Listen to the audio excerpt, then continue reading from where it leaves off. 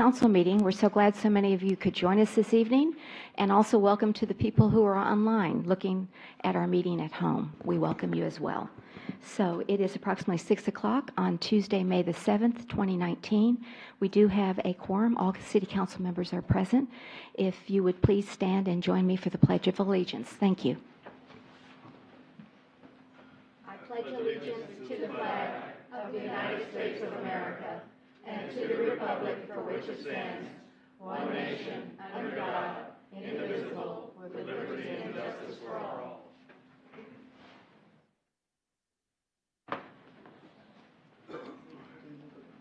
Okay. Just a few housekeeping rules, like I always like to say before we begin our meeting. If you could please silence your cell phones, I appreciate that. And then if you need to, discuss something with your neighbor, could you all please just step outside into the foyer, because we are recording the meetings and it seems to interfere with our recording. So if you need to say something to your neighbor, if you could just step outside, we'd appreciate that courtesy. Thank you. Last but not least, our local rules do encourage and enable you as our bosses to give input on any of the city council agenda items, and you do have up to 3 minutes. Let the presentation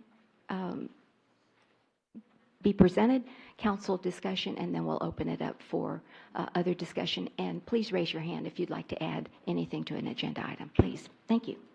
All right. Agenda item under 2, under presentations, discussion and possible action on a resolution canvassing the returns and declaring the official results of the City of Leon Valley, Texas, May 4th, 2019 general election. And Ms. Posley, I'll let you begin this presentation. Thank you.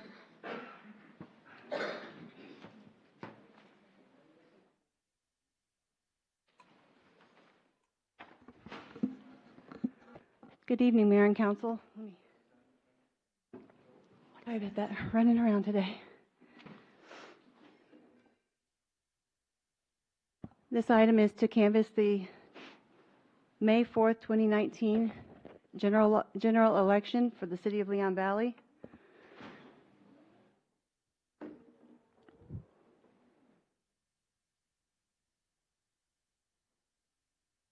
Hello. These canvass documents were prepared by Bexar County Elections Administrator Jackie Callanan. The final document was received just today in my office at 1:30. There were no mail-in ballots. There were no provisional ballots. We'll start with, thank you. We'll start with place 1. Sorry, I'm out of breath. Donna Charles. Donna Charles had a total of 422 votes. Of those votes, 329 were early votes, 93 were from Election Day, for a total of 422.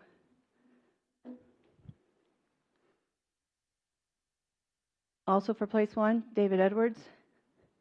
He had a total of 310 early voting votes.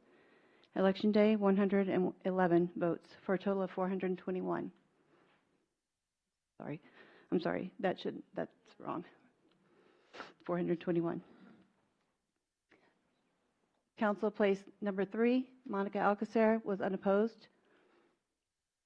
Council place number 5, David Jordan, 335 early voting votes, 83 Election Day votes, for a total of 418 votes.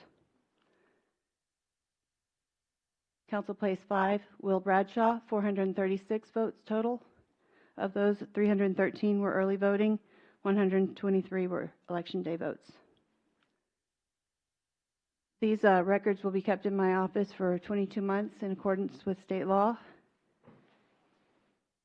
Are there any questions? Ms. Alcacer, just go ahead. I have a question. Do I have to be sworn in, or do I just get in, or what's my role? Mayor Riley? Well, due to the 2 recounts petitions that we received today and yesterday by Place 1 and Place 5, I asked Judge Lawrence Morales just to wait to where we could swear in everybody at one time as soon as the recount is complete. Well, I'm not sure whether I need to be sworn in again. That was why I was asking. Well, you think are so. still under oath, but the certificates of election will be done at the next canvass. Okay, but so I don't need to be sworn in again?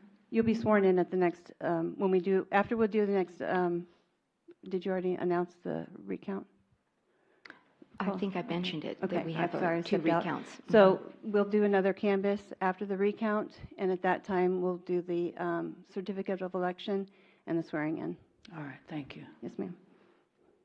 Any other questions for Ms. Pasolay? All right.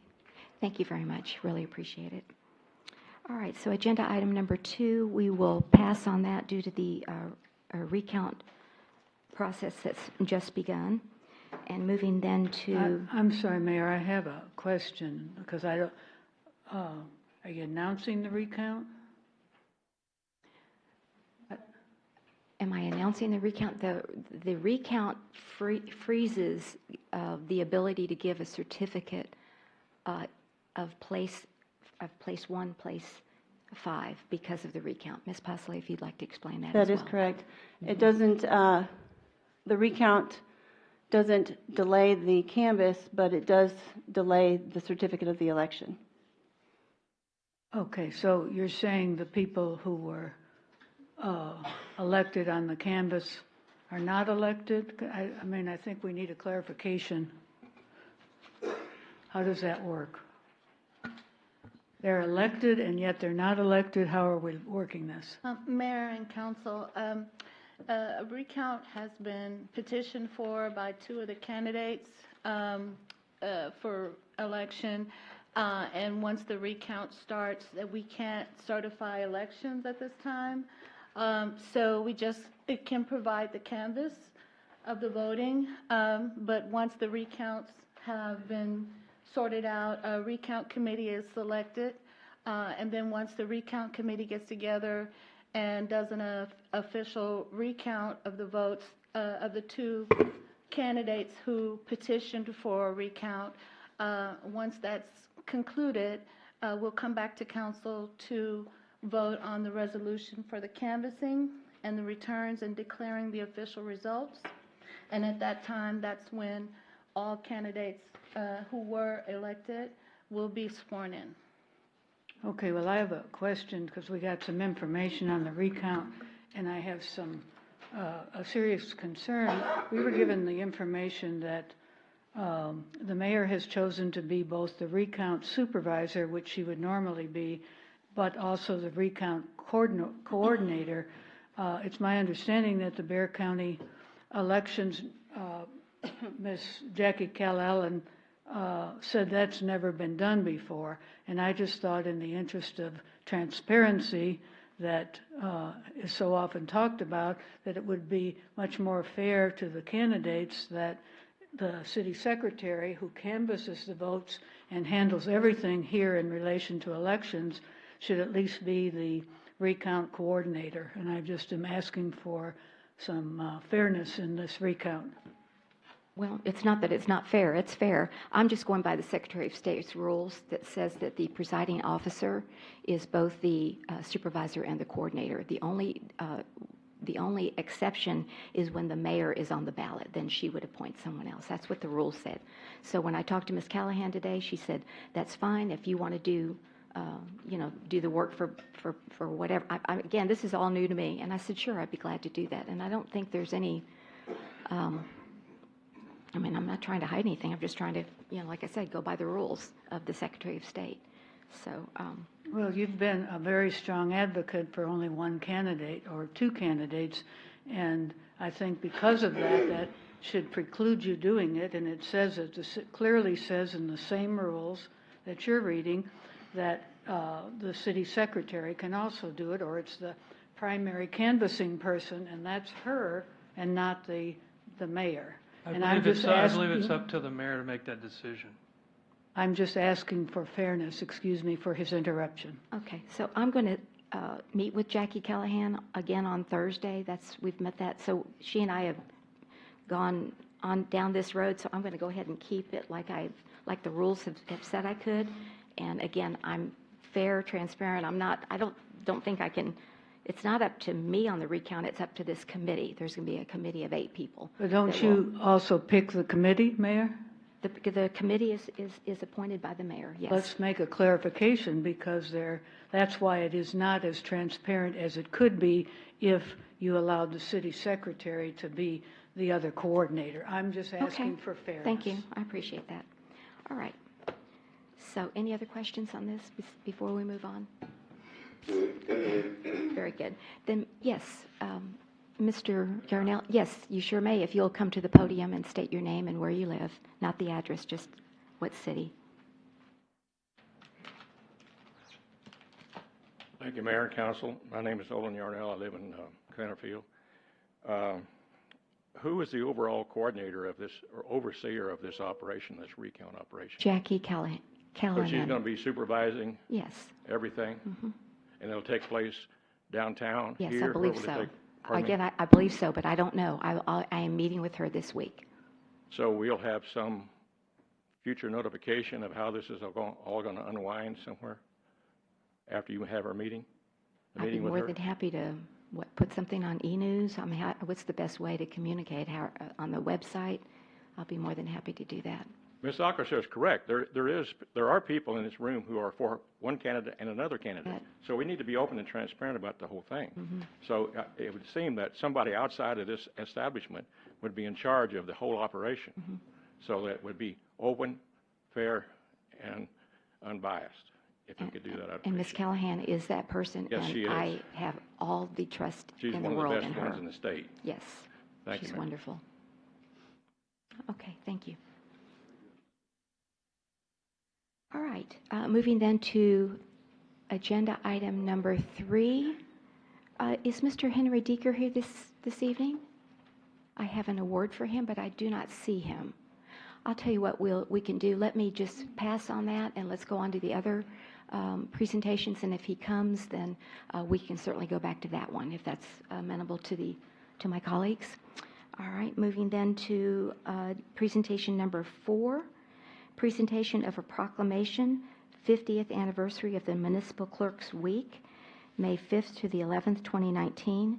And Ms. Postley, do you have that? Oh, you do it. Okay. Let me, just before I begin, I wanted to just say a little bit about what Sandra does as our municipal clerk. She has a huge job and does it well.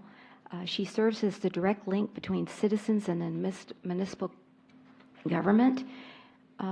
She serves as administrative director and as a member of the city's management team, attends city council meetings, prepares agendas, and records the minutes, meets all legal requirements for posting agendas and publishing legal notices, administers municipal elections, serves as a custodian of city records, including minutes, resolutions, ordinances, and community history, serves as emergency management support personnel.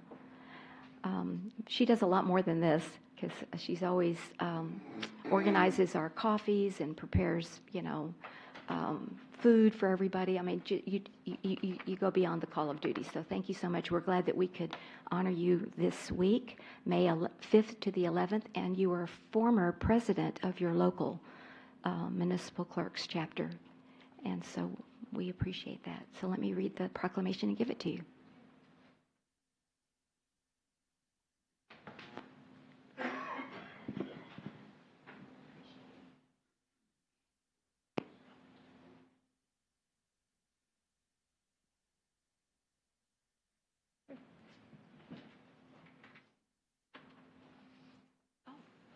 I need that. Proclamation. 50th anniversary of Municipal Clerks Week. I didn't realize it was that. May 5th to the 11th, 2019. Whereas the office of the municipal clerk, a time-honored and vital part of local government, exists throughout the world. And whereas the office of the municipal clerk is the oldest among public servants. And whereas the office of the municipal clerk provides the professional link between the citizens, the local governing bodies, and agencies of government at other levels.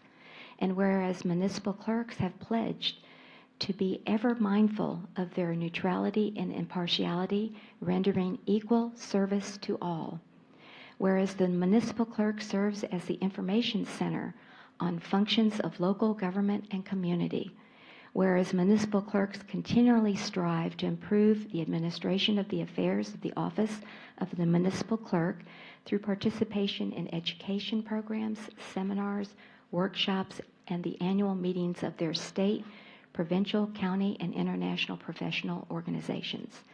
Whereas it is most appropriate that we recognize the accomplishments of the office of the municipal clerk. Now, therefore, I, Chris Riley, Mayor of the City of Leon Valley, Texas, do hereby recognize the week of May 5th through May 11th, 2019, as Municipal Clerks Week, and further extend appreciation to our Municipal Clerk, City Secretary Sandra Pasale, and to all municipal clerks for their vital services they perform and their exemplary dedication to the communities they represent. Signed by my hand this 7th day of May, 2019, Mayor Chris Riley. Let's give Sandra Pasale show her our appreciation. Thank you. One thing I love about my job, my team. I like my team. I couldn't do my job without my team. It takes a lot of support to do what I do. Because when I fail, they're the ones that pick me up, and I do fail. It's a job that you learn something new every day. I mean, I've been doing this for 15 years, and I'm still learning. Just like this recount, this is an experience that I have not experienced. So, thank you. I get to learn something new. So, yes, it's a great job. I love doing what I do. I like serving you, and it's not always easy. It's not always fun, but it is something that I enjoy doing. I like it when you come to me mad because you're fun to. I like to make you happy. So, anyway, thank you for letting me serve you, and I like working with all these folks. Thank you. Ms. Fisher, did you want to say anything?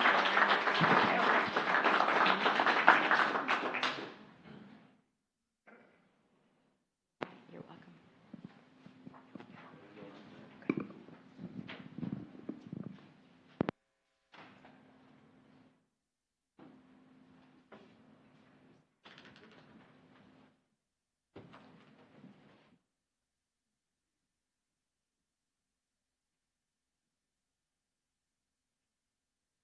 Okay. Agenda item number 5. We have our annual CAG report. John Hoyt, the chairman, is here this evening to present.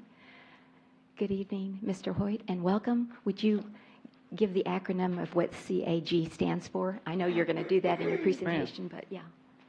All righty. Okay. Good afternoon, Mayor and Council. My name is John Hoyt. I'm a Leon Valley resident since 1986. I'm a retired guy. My work life makes me very interested in these groundwater issues.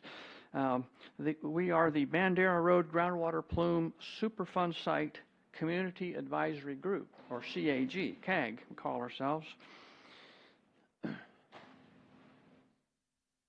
Oops, sorry. So what is the issue here? It's a Bandera Road Superfund site. It is a federal Superfund site. That means it's managed by the Environmental Protection Agency. The issue is volatile organic compounds or currently impact soils, shallow groundwater, Austin Chalk groundwater, and the Edwards Aquifer. VOC sources appear to be dry cleaners. There are at least 2 sources. The contaminant of concern, or the COC, here is goes by the acronym of PCE, or tetrachloroethylene. Tetrachloroethylene, PCE, was primarily used as a dry cleaning solvent. Is also used as a degreasing solvent in some industrial applications. These compounds are breakdown products of PCE, and toluene is commonly comes from gasoline. The site history, just in Superfund terms, was initially discovered in 2004. There's been a lot of work in the first few years, risk abatement to make sure that no one was drinking dirty water or contaminated water. They worked on, EPA picked it up in 2007. It's when it became a Superfund site. The reason it became a Superfund site is that it impacted the Edwards Aquifer. Edwards Aquifer has a certain federal designation as a sole source aquifer, and when you impact a sole source aquifer, it scores really high on the Superfund scoring process.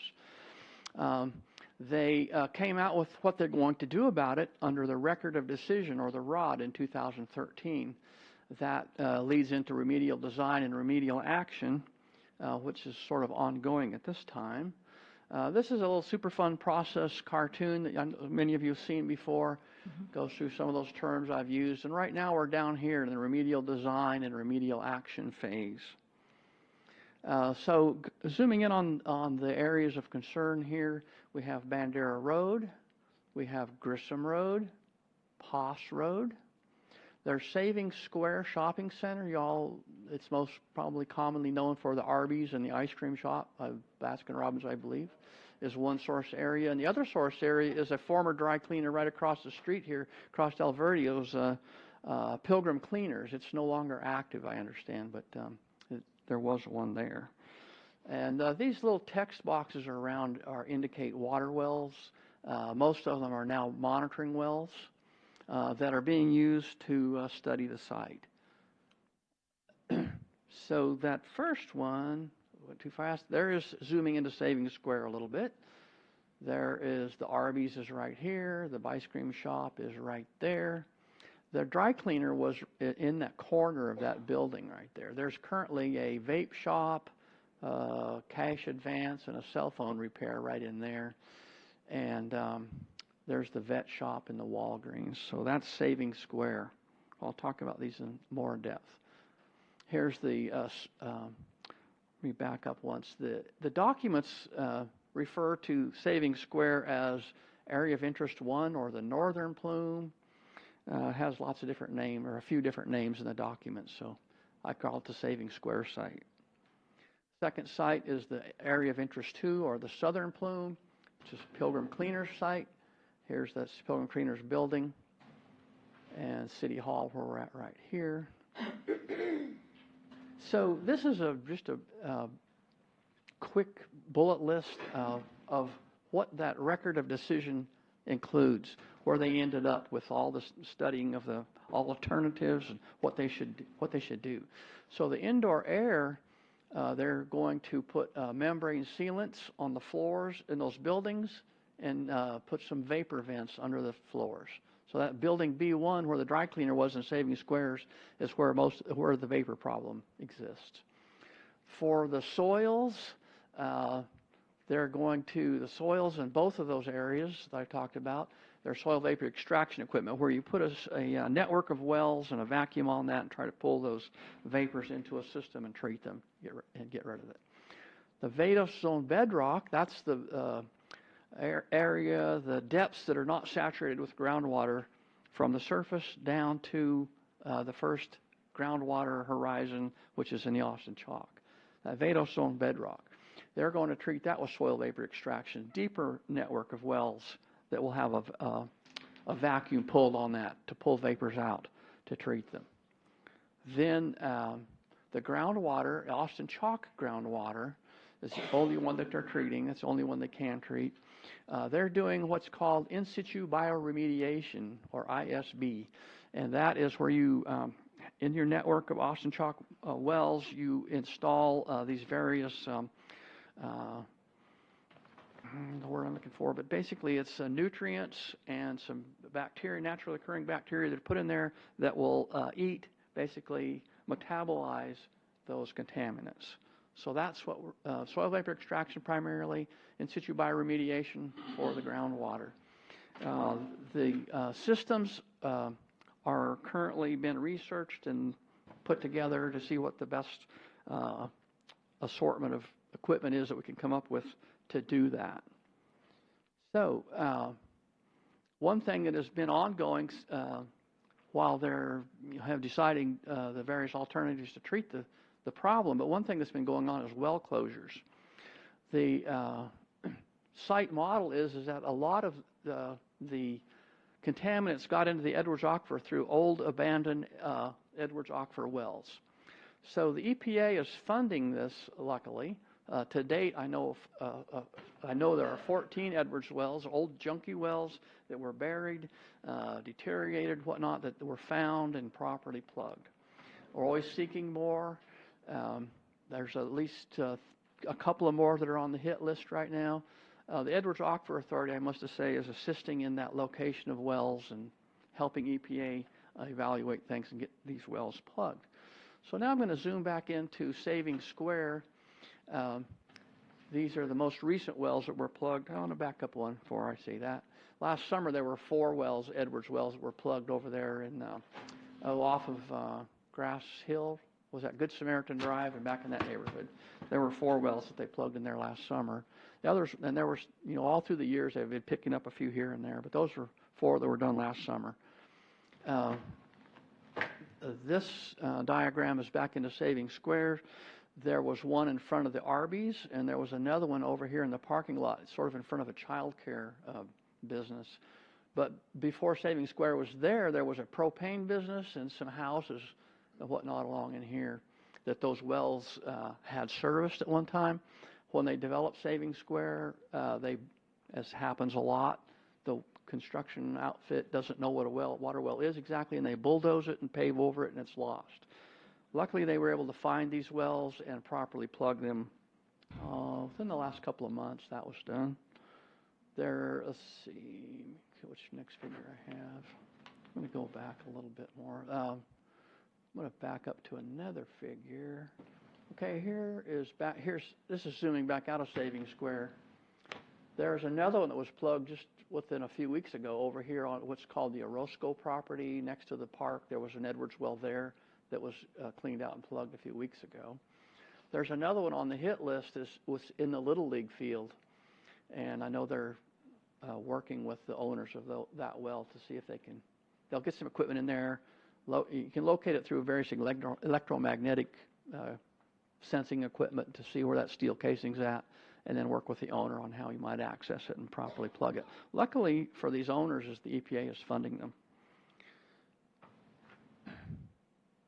So yeah, destroyed wells. So the EPA's contractors continue to monitor that network of wells. They also continue to monitor vapors in let's see, there's over at Saving Square where the dry cleaners was at, their vet clinic next door, and there's a commercial building that was a doctor's office at one time right over here across the street. Those are buildings that they're monitoring. They have problematic vapors in the building where the dry cleaners was at. It is the levels, the results, most recent results, the recent monitoring event was last February, and I got the results from that yesterday. There's still elevated vapors in that building where the dry cleaners was located. The EPA conveys all those results to the owner, and they make sure all the workers know about it. It is per EPA risk calculation methods, it's not a hazard to the workers that are in there, but it is something that needs to be addressed. So that's the kind of what's the latest with the vapors from what we just got. The groundwater monitoring, nothing really new. Pretty much the same trends that we've always seen. There are high concentrations in the Austin Chalk groundwater. It's important to note that the City of Leon Valley wells, which are Edwards wells, of course, but are not impacted by this situation. The plume is sort of between the two City of Leon Valley well locations, and the gradients in the Edwards kind of, take it more east than it does to those well fields. So yeah, when I wrote this little presentation, the results were pending, but I got them yesterday. And then, the last important note is that the EPA is always strapped for funding. They got a settlement from the owners of Saving Square in a settlement agreement, I think of $1.6 million, and that's what allows them to sort of continue to address this site. There's a lot of EPA federal Superfund sites that are lack of funding and almost no activity, but although it's very slow, we are a little fortunate in that we have some funding and some activity. And for additional information, there's volumes and volumes of information if anyone would like to review more. The city website has a lot of information on it. under the CAG committee. EPA website for Region 6 has the complete record of decision and all the administrative support documents. Our current project manager for EPA is Stephen Zone out of the EPA Region 6 in Dallas. And that's a quick summary, Mayor. Okay, very good. Thank you. Did you say that you did get a report on the vapors in the Savings Square building as well, or was it just Pilgrim that you said that they still had levels? The levels where they exceed the what are called initial screening levels, where if you see that level, then you need to understand where it's coming from. Mm-hmm. The vapor levels that exceed that initial screening level are over in Savings Square building where the dry cleaners used to be. Oh, where the dry cleaners, okay. Used to be, and now there's the okay, so it's still high levels, yeah. but not at Pilgrim then? No. Okay, no. I You know, misunderstood they don't monitor in the Pilgrim building they itself. Don't. Okay. They do monitor the former doctor's office as an example of a resident, or I'm not exactly sure why they picked those that. levels are not high? They're not. Okay, they do not exceed that screening level. Okay, very good. And what is the timeline for, finally getting this all wrapped up? I talked to Stephen Zone a couple of weeks ago asking that question, and he said, yeah, their contractors are still selecting equipment. Mm-hmm. In the summer of 2019, they plan to do some on-site work. They told me that last spring about the summer. There you go. So we just keep, yeah, okay. And they commonly say, yeah, the government shutdown just threw us completely up. Right. Okay. Told me that before. So anyway, we keep after them. Certainly appreciate your leadership at this committee, and thank all of the members of your committee as well for their volunteer service. Are there any questions from the council? Additional questions to Mr. Hoyt on this presentation? Thank you for your attention. Okay, we do have one question from the audience. So, sir, could you please state your name and where you live? William Johnson. Thank you, Mr. Johnson. Welcome. So we're doing vapor extraction from the wells. William Johnson. I live in Canterfield. We're doing vapor extraction from the wells. That's their plan. Sure. Yeah, the plan is to do vapor extraction from a network of soil vapor extraction wells that have not been installed. So we don't need to pump the water and aerate it. They do not plan to do pump and treat. They just plan to do soil vapor extraction. Correct. So the level of contaminants is at what level? Parts per billion. If some of the groundwater, I have what I have is vapor monitoring from the buildings. I don't know that I would have to go look for the vapor monitoring most recent results from some of the wells that they have. I know some of the groundwater is pretty hot at Savings Square. There's one monitoring well that has 4,000 parts per billion right there beside the old dry cleaners. So what the vapors were, in those monitoring wells that exist, I couldn't. I'd have to research that for you. I don't know. Yeah, it's probably pretty high. Would that be on the US EPA site? It would be, yeah. Okay, I'll go there and look it up. All their monitoring results are on there. Probably in some of those older record of decision support documents is where you would find that. Okay, thank you very much. Sure. You're welcome. Thank you, Mr. Johnson. Appreciate that question. Any other questions from our citizens this evening to Mr. Hoyt on the EPA plume issue? Thank you. Okay, thank you. Really appreciate it. Okay, agenda item number 2.6, Pool Advisory Committee, the annual report from Raymond Diaz, our chairman. Mr. Diaz, good evening and welcome. I know y'all have been working very hard this year with the opening of the 2 pools coming soon. We have been trying. You have. Very good. Thank you. Mayor, City Council members, thank you for having us here today. The Pool Advisory Committee is composed of 8 members, including myself and Mr. David Demeline, staff. And I would like to take a moment to thank all the members of the committee for their commitment and their constant hard work and their invaluable contributions to making our pool season a successful season. And these are the members that we have up here. The background is that the committee has met 4 times since January. The work to date includes reviewing previous year pool operations and operating costs and providing a list of recommendations for the upcoming 2019 season. The city operates 2 pools, the one at Forest Oaks, which is at 6620 Forest Grove, and the community pool at 6600 Strawflower. And just let me mention that the opening day for our pools is May the 25th, which is the week of Memorial Day. The committee sat down and we brainstormed some situations that would perhaps generate more income for the city through the use of the pools. And we came up with these lists here. There are 4 major categories in blue. They are the sources of revenue, parties for a fee, fundraisers, and special nights out. We looked at all of these, and what seemed to glare out at us was that the parties produce a good source of revenue for us.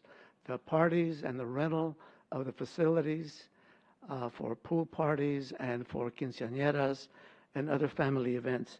So when we looked at the figures, it looks like they generate about 14.7% of our total revenue.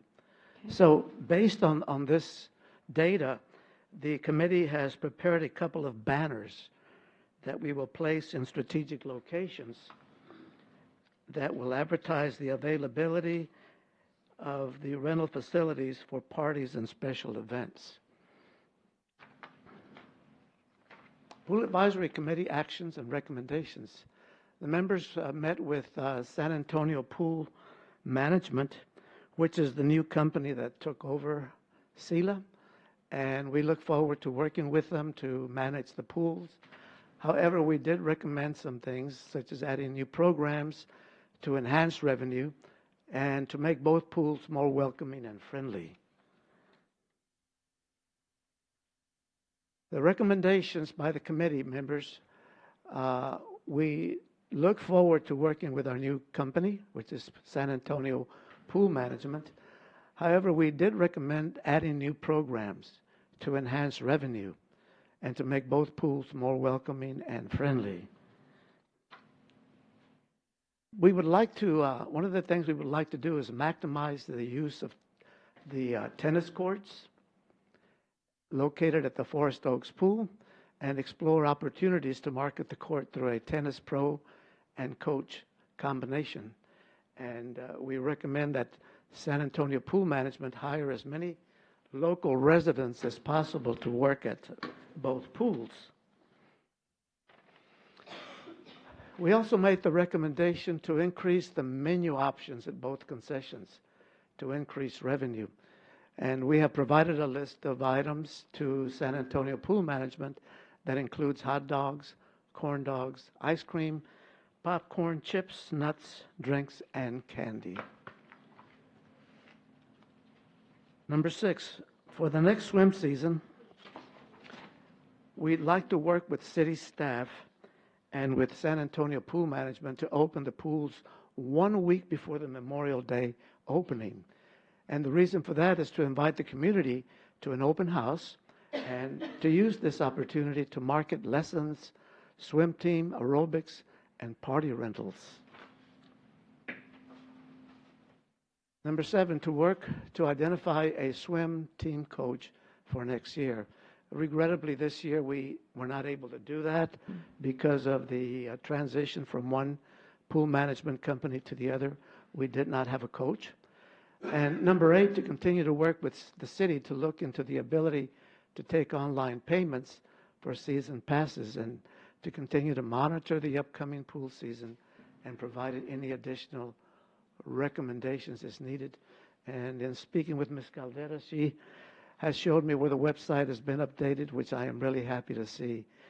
And the reason for this, for the having the visibility on the web, is when we also looked at the figures, our season passes constituted 34% of the revenue. So the more season passes that we're able to sell, the closer we can get to breaking even or at least making a profit. Our second source of revenue behind the season passes were gate fees. So we want to make it as easy as possible for our customers, for them to buy season passes and day passes. And we believe that this will increase the attendance at the pools and help us to make our pools safe, self-sustaining money-wise. And that concludes my presentation. If anyone has any questions, I would be happy to. Thank you, Mr. Diaz. Yes, sir. You had one of those items about tennis. Have you all contacted Walter Garrity in our community, since he's, a tennis guru, to see if he could maybe help? No, we have not, but we can look into that. I was just Be able to put maybe it down suggest on our that. next meeting. Okay. Okay. And then the only way you can get your season pass currently is to come to City Hall and pay, because we don't have any online at this time. I just want to clarify that. As far as I understand, that is the only way. Okay, all right. But you will be able to pay cash at the gate for a daily Correct. gate fee. So You that's will be that's able to do different. that. But we're just looking at the, especially the younger people, they like to use their phones to make their reservations or buy their tickets. Sure. And I hate to admit, I'm getting there myself, so. Yeah, there you go. So I think it would be a great benefit for the city, and I think we're getting there. Okay. And any possibility of water aerobics at all at one or both, or at least one of the pools that's always offered? I mean, even if the people came together and kind of did it on their own, or how should I Okay, good share with question. them? We discussed that with Mrs. Contreras from San Antonio Pool Management, who will be the person that would be overseeing their management here. And she will try to get something going on that. So we do have to enter into additional discussions with her. Okay. And even if there's an extra fee, is what I'm understanding. I Sure. think that was up there on one of the fee Right. charts. Right. Okay, very good. Thank you. Okay. Those are all my questions. Are Any other questions? Nope. Counselors Thank have a you. question? Okay. Anyone from our Thank you so much. Appreciate it. citizens have questions for the pool? All right. Thank you very much, Mr. Diaz. Do appreciate your help. Yes.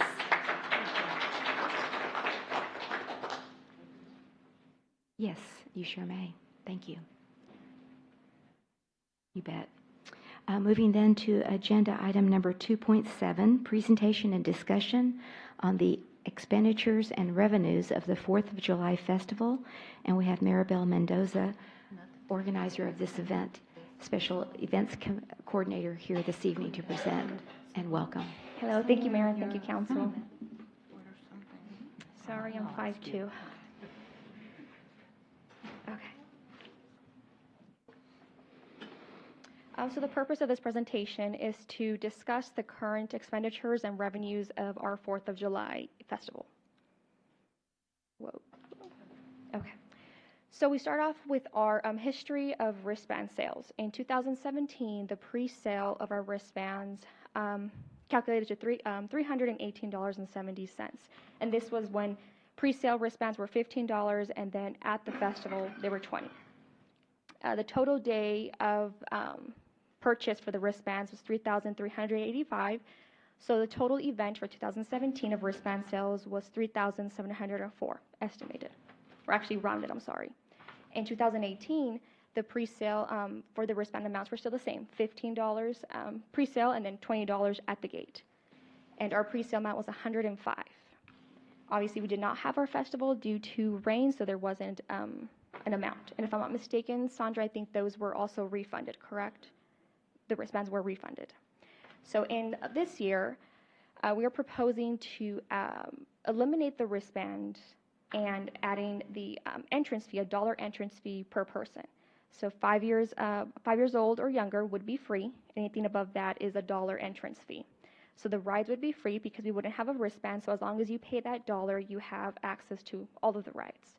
And just an estimated amount, if we expect between 10,000 attendees at the festival, then we expect $10,000 in revenue. And that would also help us keep an amount or a quantity of how many people attended our festival, rather than having the clickers that might not work, or maybe we just don't use them properly. We go into our fiscal impact. So City Council approved $46,000 for our 4th of July this year, and these are our revenues. We have $16,250 from our Leon Valley Economic and Community Development Group, and that's still pending City Council approval. We have Encier's sponsorship of $10,000. Smash Lemonade, they're also our sponsor. Leon Valley Storage is still pending. I have been in contact with the owner. We're just still communicating on the amount and when they can get the check. So I didn't want to add that there just because we don't have it yet. We have Randolph Brooks, $250. Booth rentals as of today, $2,530, and then estimated beverage sales. Again, I got those numbers from last year just to show an estimate of revenues. And then if we do end up having the $1 entrance fee pending council approval, I added the 10,000, just saying that there was 10,000 attendees for our 4th, just to show an example. And our total estimated revenues would be $41,548 with 0 cents. So when we do the math, we have the approved 46,000. So total spending for our 4th of July, including our revenues and the approved budget, would be 87,548. Our expenditures are as follows. So we have our music and entertainment, our festival rides. So we had a 20% discount because of last year's event. Fireworks, we had a credit from last year, so we don't have to pay anything this year for them. Stage and sound, estimated staff overtime, advertising and signage, shuttles, our misting fans and tents, fencing, restrooms, generators, lighting, our booth setups, and just miscellaneous items like decorations and more printed material if need be. So our total expenditures is $74,731. And when we subtract that from our revenues, we have a total remaining of $12,816 left for our 4th of July. And actually, that $12,000, I just got an update. It should be updated. I just got news yesterday that Tiger Sanitation and Miracle Body and Paint also donated for our sponsors. So that $12,000 should actually be $16,316 with 37 cents. We had 2 more sponsors coming yesterday to help us with our 4th of July. And then our Grand Marshal options. I know I sent an email sometime last week asking our council to help choose and select our Grand Marshal or any options for our parade. And it does apply with our C statement. Any questions? Okay. Yes. Did the Grand Marshal have to be military since it's military theme, or could it be? It's first responders themed, including military. So all first responders is what our theme is for this year. Okay, just a question since I wasn't sure if it could be, like we have a new county commissioner. I thought maybe he'd like to be here, but anyway, that was just kind of a thought that I had. And actually, a new state rep too. A lot of politicians like to come out for the 4th of July, as we all know. So, anyway. Any other questions or comments on the Grand Marshal? I guess we could take that first, and then I do have some comments because I ran this idea of the charge by one of the committees that I'm on, and I wanted to give that. Okay. Yes, Councilor Alcacer. I didn't really have it on that, but I can make one. We have a lot of police officers and fire department people that have gotten commendations, and maybe using our own this year, since the first time like that, might be a good idea. Okay.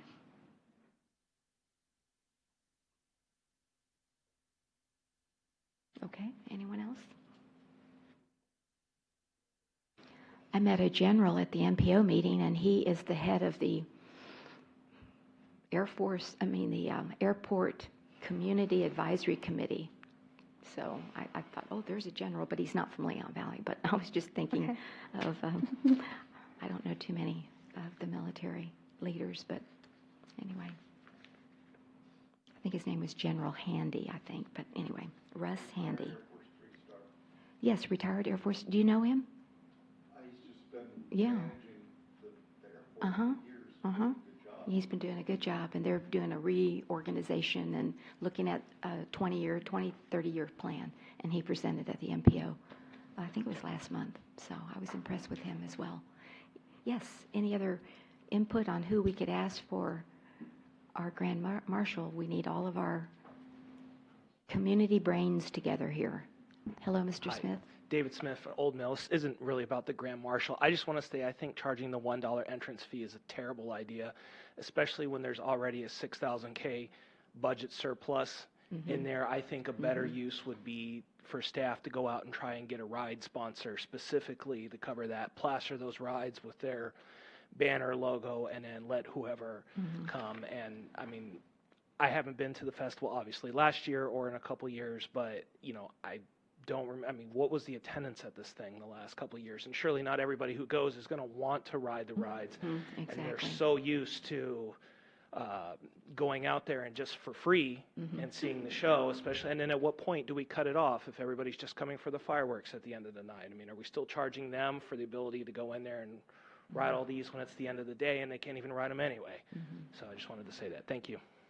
Thank you for that comment. That was what I had heard from, I had run that by the Earthwise Living Committee. Yvonne was there, and they did not like the dollar charge as well. They just said it's, you know, it's always been free. And what about in and out? How do you do that? Do they have to pay again to come back in? And then what if you don't want to ride the rides? I mean, you're saying it's $1 and then you could ride the rides, but what if they don't want to ride the rides? So they had some issues, and that it was always free as well. We've never had to charge for it. I had a really quick comment. I know there was a concern last year with just hearing from that the $15 was too expensive for some families that have 2 or more kids. So that was a concern why we recommended the $1 entrance, because some families weren't able to afford, you know, $60 in wristbands and having all their kids being able to ride the ride. So that was, I guess, just another solution for that, where it's just $1 per person, and having them being able to ride the rides for free after that. I think also to answer Mr. Smith's question, it's 26,000 was the 26,000. attendance. Oh, in 2017. Oh, in 2017? Oh, wow, I didn't know it was that large. Wow, okay. All right. And then also taking credit cards and an ATM machine. Are you going to have an ATM machine on the premise? Most of these, like I went to NIOSA this year, they have ATM machines all over, and so people were they were asking about that, and I said I would bring it up. I don't know how much that cost or anything like that. Yeah, go ahead, Sandra. Anyway, I can take that Yes. for her. great. Last year, we could not get them because they stopped doing that in this area. We couldn't get them. I mean, maybe San Antonio can afford it, but we could not get them last year. I don't know if you've tried this year, but No, I have not, because we of were that unable reason. to. I even recruited Vicky, like, call your bank people, and couldn't get it. Because it was too costly, or I was just told that they don't do them for those events because it's too costly, and it's, I guess, a risk for them. all right. I don't know. All right. Well, okay. I liked what Mr. Smith said about, you know, getting a sponsor for that, and support you on the no entrance fee. That's what I would like to see. Just, I think it's encourages our citizens to come and not have to worry. And what about the handling of the money at the gate? All these dollar bills. I mean, I was wondering how you would handle that. Ashley is also part of the coordination for 4th of July, and we were going to discuss that logistics with her and seeing how we handle it. And also to mention how we handle people coming in and out was with a stamp. We were going to provide a stamp at each gate, so when they pay, they have a stamp on them and they're able to come in and out. Okay, very good. Yes, let me go ahead, Mr. Martinez, and then Ms. Alcacer, just to hear from a variety of people. The best way to kill a fantastic event is to charge $1 admission fee. That is a terrible, terrible idea. 26,000 people came. That's something we use to attract and show off our city to people. We don't want to discourage them from coming to Leon Valley. Oh, no, I don't want to go there. They charge now. Because you can go to Woodlawn and watch fireworks show for free. There's a lot of places in town you can watch it for free. So why would we want to charge? Okay, thank you. Ms. Alcacer? I would like to see some way, I mean, the best thing at the festival is the music and the fireworks. And look at the music cost versus the rides.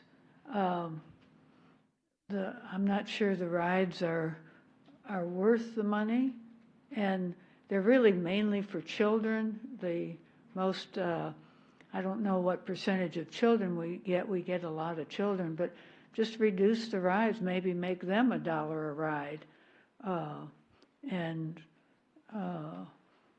That means that somebody can ride for 5 rides with children and, you know, something like that. But I tend to agree the dollar entrance fee looks like we're just trying to collect money.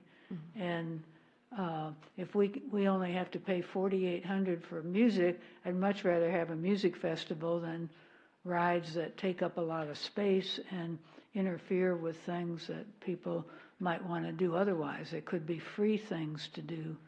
But anyway, I'd just like you to think alternatively. Thank you. Anyone else? Yes. Councilor Edwards.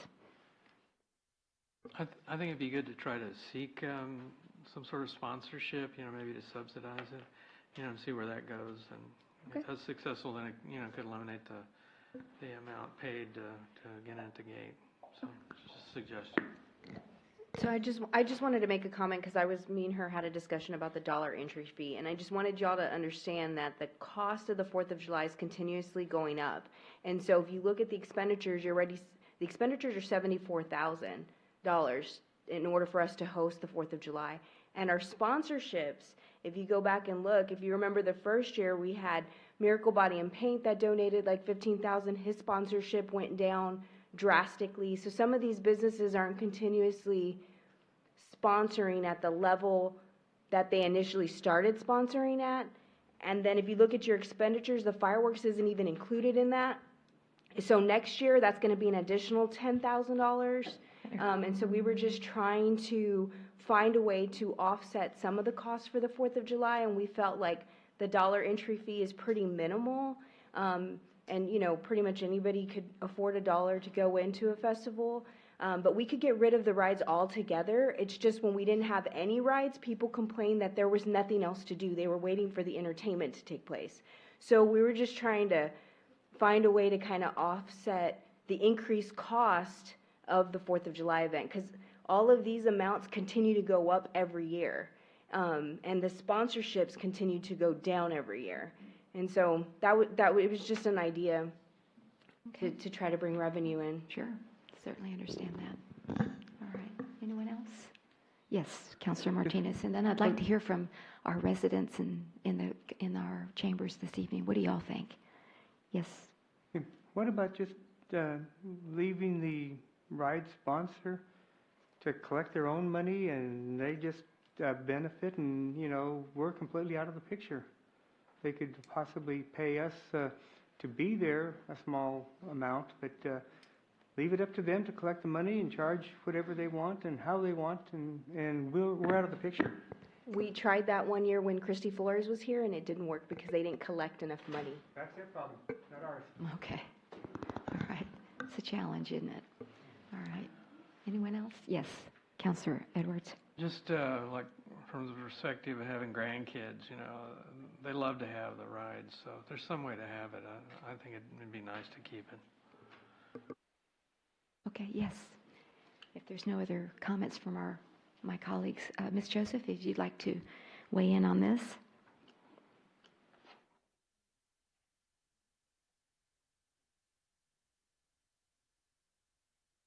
Good evening and welcome. Good morning, councilors, mayor. Lynn Joseph from Canterfield.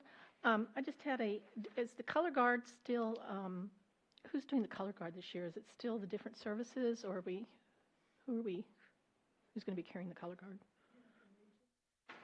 Sheriff Legion does?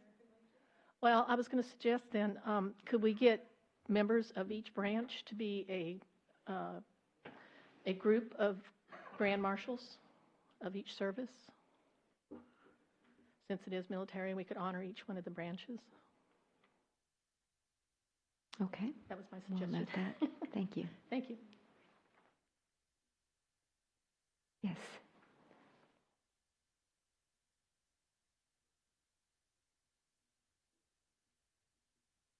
Mr. Bradshaw, good evening and welcome.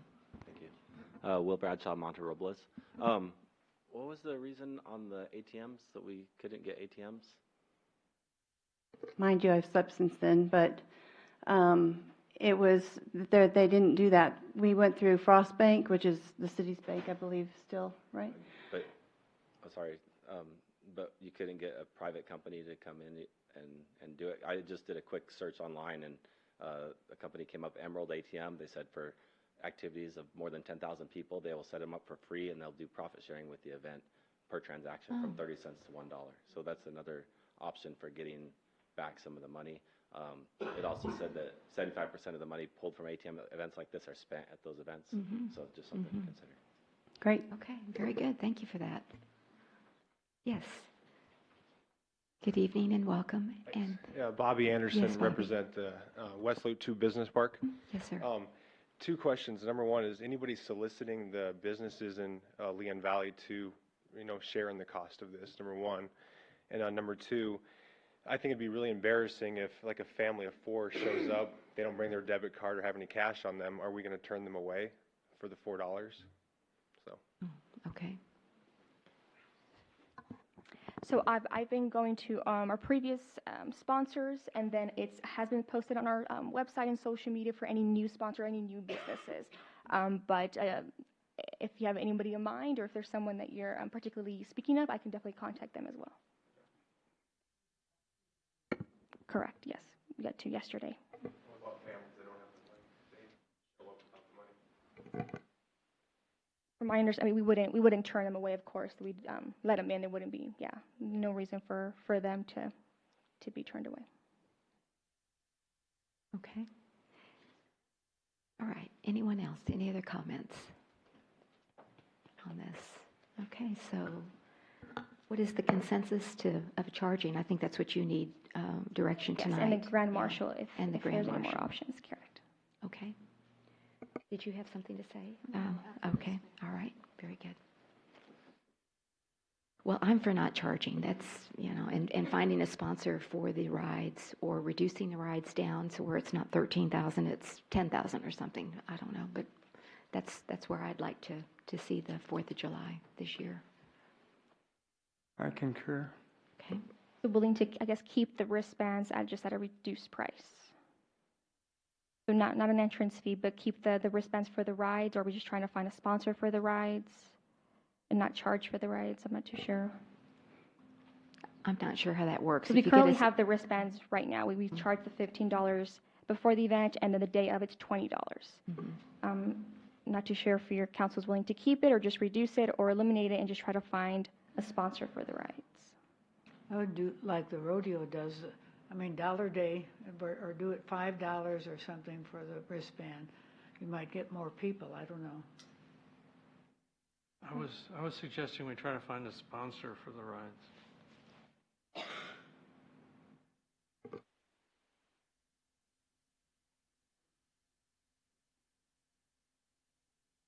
Okay, anything else?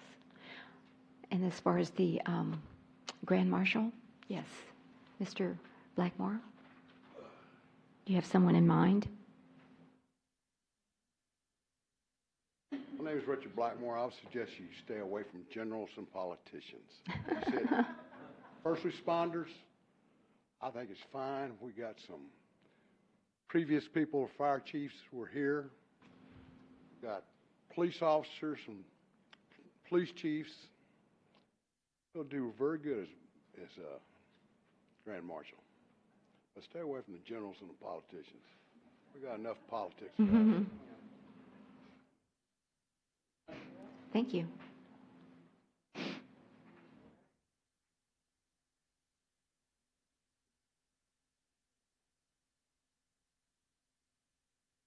Okay. Other suggestions? Is the council concurring that we should just go with the first responders? Is that what I'm hearing? That's Local. what it's That's about. acceptable to me. Yes. Okay, very good. So we'll do it that way.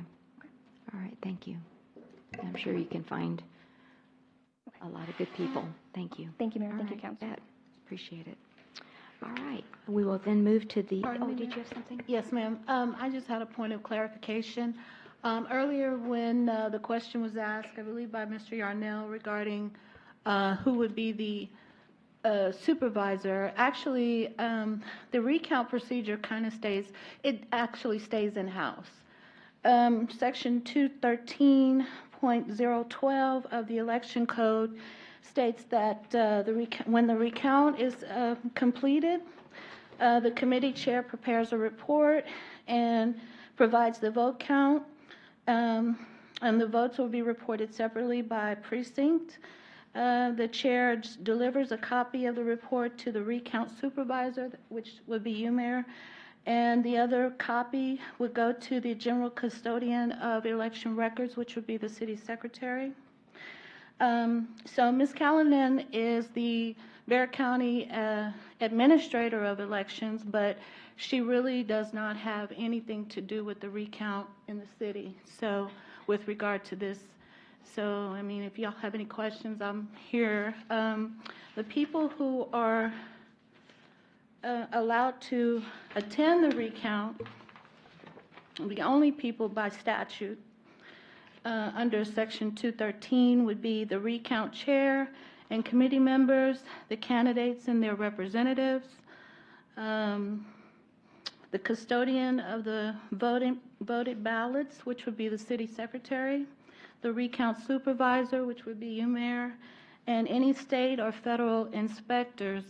If you're going to have a state inspector or a federal inspector, they have to be you have to petition the Secretary of State before the election. So there won't be that person there, because we didn't do that, as far as I understand. So I just want to make that point of clarification so that people don't get the wrong impression that Ms. Callanan will be supervising this recount, which she will not. Okay, thank you. All right. I have a question. Yes. Are you saying the recount happens here? Is that what you're saying? Well, I don't know the location of where it's going to be. I'll have to check the statutes to see if there's a particular place where it's supposed to be, but it's done in-house because the committee is selected by the recount supervisor and the recount coordinator. And the mayor is going to be both of those. Excuse me.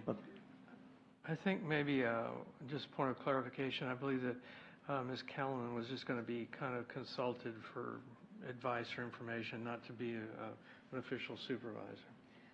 Well, yeah, I was just trying to make that clear because I believe Mr. Yarnell did ask that question specifically, whether she was going to be over it, and she will not. She's just over the elections in Bexar County. But the specific recount is done in-house. Okay, thank you. All right, so we'll move then to the city manager's report. Ms. Kinsler, if you'll begin, please. Yes, thank you, Mayor. Thank you, Council.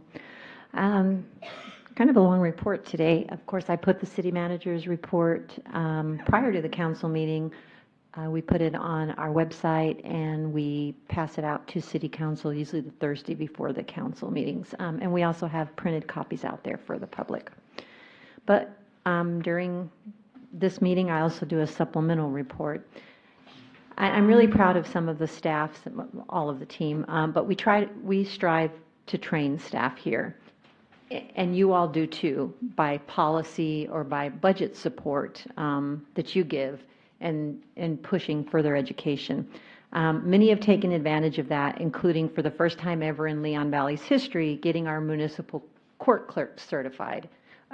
So that's happened over the last couple of years, and you all have given us budget to do that. You were the only city that didn't have that done, so we're really proud of that. We just got 8 of our directors certified to respond to emergency by their completion of the CERT class, which is the Certified Emergency Responders team. And we've got 1, 2, 3 council members that also have taken the CERT course. It's 20 hours of instruction plus an exercise. And we're the only city, according to the Bexar County Emergency Management Department, that has done this. So very proud of our staff and the continuing ed and the training that they're doing. But in addition to this, we also push our staff to continue to college and grad school if that's what they decide. With that said, I would like Chief Salvaggio and Ashley Wayman. Would you please come up here for a minute?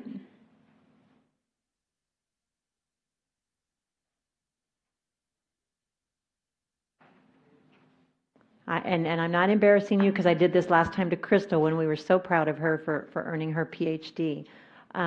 So this May, we have 2 more MPAs in Leon Valley. Ashley Wayman from Texas State and Chief Salvaggio from UTSA. They will both graduate in May. Ashley is your Assistant Finance Director, and of course, Chief Salvaggio is your Police Chief. I actually went to support Chief Salvaggio when he was defending his research project, which happened to be on red light cameras. And I have to say, he represented you and these citizens very well. It was very impressive. I wish I could have seen Ashley's.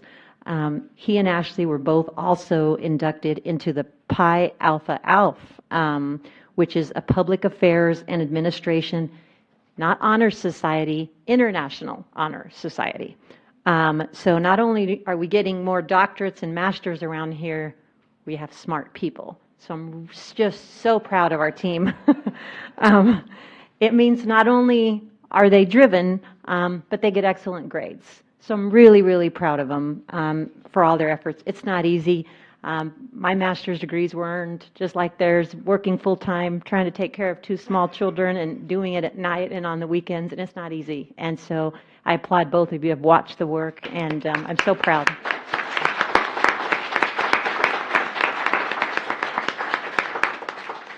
Thank you. I've had a couple of questions about the pink flags that you see in front of City Hall. Literally, if you'll drive down 410 all the way to 1604, you're going to see a lot of those flags. What you're seeing is a utility assessment that's being done by Half and Associates for the Bandera Road project that Mayor Riley and I are both very involved with. We're going to have to just mow around them for a while because they're probably going to be there about 30 days, and we're okay with that because it's just going to move that Bandera Road project, on faster. The Leon Valley Police Department participated in the Special Olympics 50th anniversary of the statewide games this past weekend. Chief Salvaggio was the keynote speaker. We're very proud of that, and our officers participated by the many. I participated last year, and I also was a judge in their beauty pageant, and it was precious. It's really an honor to be associated with this group. We all appreciate the civic involvement and the giving back that our team does. Speaking of keynote speakers, I actually will be the featured speaker at Texas City Managers Association Annual Conference regarding the support that was given to the police department during our trying times with the First Amendment auditors. And I'm also going to be leading UTSA's team for the first ever Intercollegiate Public Administration Bowl. They're going to be competing against 8 or 9 other colleges. So that's going to be a first this summer. And the students are going to have to play academic games, such as it's like in the format of Jeopardy. They do a research project, which they've been running by me. They're actually doing theirs on the homeless population in San Antonio, which is really near and dear to a lot of their hearts. And then they have interviews with city managers from all around the state to prepare them for the world after grad school. Not all of them are already professionals like Ms. Wayman and Chief Salvaggio that you saw. Scores are tallied up, and then the winning school actually gets scholarship money provided by the Texas City Managers for these students. So if any of the council or any of you that are on boards want to help get UTSA's team ready, let me know, and I will invite you to come with me. We'd love to have as many people question them as we can, get them ready. We're competing against UT Austin, A&M, UT, what's the northern, the one in North Texas State. Yeah, North Texas State, so St. Mary's, so it's going to be fun. The Texas legislature is in full swing, and I sent you all an email earlier today to the council asking that you email our senators and representatives to let them know of TML's opposition to House Bill 3535 by Representative Felon. It's on the calendar for you today. It's on the calendar for the legislature today, I'm sorry. And I don't even, it could be being heard right now because, you know, they go late into the night at this time. But what it does, it allows companies that allow telephone and video services to stop paying the lesser of its statewide telephone access line fees or franchise fees. So I had Vicki look it up to see what the lesser was for Leon Valley. The lesser is $36,000 revenue loss to Leon Valley. So I don't know how many of you got that. As soon as, you know, when I get them, I try to send them to you, but we don't have a lot of time when they email us. I also was able to get to TML to use in their report to the legislature the loss to Leon Valley. So our numbers are included in there and our name's going to be mentioned today. House Bill 2, or what you know as the budget bill, is still very much alive. It's been amended. It lowers the rollback rate to 2.5% from the current 8% for all taxing units except independent school districts, community colleges, emergency service districts, and hospital districts. So basically everybody but city and county. And we've shown you the pie before to show you the small amount that city and counties actually take up of the whole piece. It allows certain districts, including cities and counties, to bank unused revenue growth as long as they average below 2.5% over 5 years. There are two key provisions in this bill that I think probably most people will like. One is it's expanding opportunities for property owners to protest or appeal their appraised values through after-hours protests, and requiring notices from appraisal districts to be issued electronically now.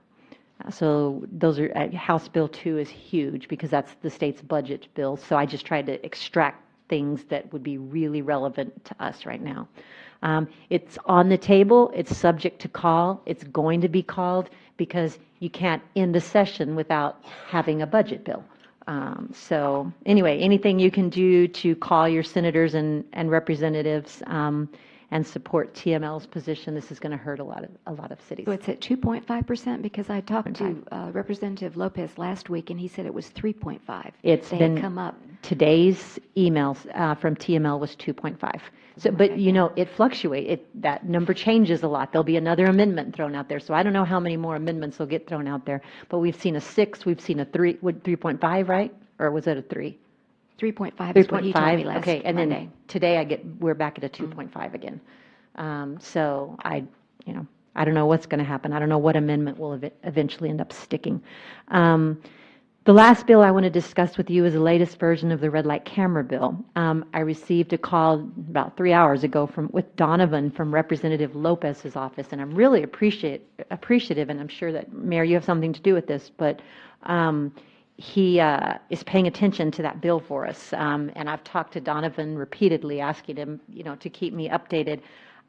He said that there is one that's got a lot of momentum and it's pushing through right now, but that it's got a grandfather clause, that Representative Lopez will not support it without the grandfather clause, but how we would feel about him supporting it with the grandfather clause. And I said, if we're being selfish and it's about Leon Valley, then, we would rather have that than not. But we don't support it at all because it's working in Leon Valley. And that's TML's position. They wanted to know how long our contract was for and whether or not we have extended it. I told them that we had a second reading today. I told them we were proposing an extension to 20 years and then automatically extend for 5-year terms. And then, of course, you've seen the contract. We can also terminate it under the non-appropriation clause, or if we're not generating enough revenue to pay for the cameras, which is actually, I guess, all of our hope eventually for that to happen because it means the program's working. I looked back on my emails to TxDOT, and I'm really, really happy with this. We have been asking for sidewalks from TxDOT by the Walgreens for 3.5 years now. Finally got them to tack it onto another big project is what they did. And you see the construction out there right now. I know it's a bit of an inconvenience right now for people traversing Bandera, but once the sidewalk is complete, it's going to be a huge win for mobility in Leon Valley. And The second it's complete, I plan on starting to work all over again and trying to get another strip of sidewalk done, tacked onto another project, just like we did this one. And I really wish Mr. Deeker would have made it tonight, because a month or two after I got here, I walked this thing with him, and that's when we started the advocacy for that piece of the sidewalk. And so his advocacy and constant reminder have been great. He's been a true advocate for the community and for pedestrians. The next regular city council meeting is Tuesday, May 21st at 6:00 p.m. We have public awareness class. Get familiar with the AEDs, which you see one sitting right out there. It's going to be hosted by the Leon Valley Fire Department Saturday, May 18th at 9 o'clock in the morning. The City of Leon Valley Ethics Training, the first one, Fostering Integrity at the City of Leon Valley. The first session is Monday, May 20th from 2 to 5, which will be held in the Conference Center. The second session is Tuesday, May 21st from 9 to 12, which will be held right here in the council chambers. As Mr. Diaz reminded you earlier, Leon Valley Swimming Pool is open Saturday, May 25th. Summer reading kickoff with that big rig and the petting zoo. The kids loved the Public Works big rigs last time, and Public Works is going to bring more. That's Monday, June 10th from 10:30 to noon at the library. There's going to be a children's recording artist, Joe McDermott, concert June 18th at 10:30 at the Conference Center. Then the next two coffees with the mayor and council, the next one is July 27th from 9 to 11 at the Conference Center, and the fall one is scheduled for October 26th from 9 to 11 at the Conference Center. And with that, I stand for questions. Okay, thank you very much. Yes, ma'am, I had a question. Will the ethics training seminar be videotaped for those volunteers who cannot attend either one of those sessions? Mayor, City, Okay, Mayor, sorry, I was looking Council. at the manager. Yes, we are preparing for whoever cannot attend. We're making preparations for that. But I'm not quite sure at this point what we're going to do with regard to that, whether we'll have whether we'll have a videotape or whether we'll just hold another session. Well, if we're going to have it in this room, which I think I heard you just say, we could just videotape it and put it on for people to look at their I didn't want to own give home. people that opportunity before they signed up for the sessions. I want them to try to make every effort to come out to the sessions, the live presentation, and then for those who can't make it, we will make accommodations for those. Okay, because I'm hearing from some people who can't make it, not that they don't want to, but it's just they've got conflicts and they wanted an option. Right. So. They can just email me, contact me, and let me know. I'm going to send out another notice for everybody to respond to which day they can come and whether or not they can come. And that's when they can let me know who's not going to be able to come, and then I can respond to those people. Okay, thank you. And then also, just a follow-up from the coffee, will we be including a survey of the questions that we polled at the coffee in the Lion's Roar? Mayor, we have actually some confusion on that, because staff heard that we were supposed to ask the animal questions in a survey and that they were supposed to be sent out to everybody. But your note said questions from all things. I wasn't sure which one, so that's why I brought it up. Yes, so it was at the conclusion of the coffee, the notes from the coffee say the animal questions. So they will be included in the Lion's Roar. Was that everybody else's understanding, just the animals and not the scooter? Or I guess it was really just those two. I don't think we had any questions on the economic community development. I don't see why all the questions couldn't be sent out to everybody, just so we're more open and people can find out more of what's happening in our city. Right. So I thought they were going to be sent out to the people, not just the Lion's Roar.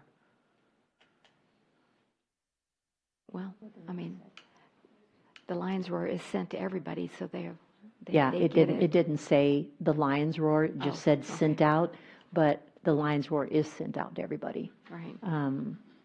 So we could do it separate, or we could do it with the Lion's Roar. And I don't think we didn't do enough on the scooters to even work with that. It's the animal thing that we need to work on.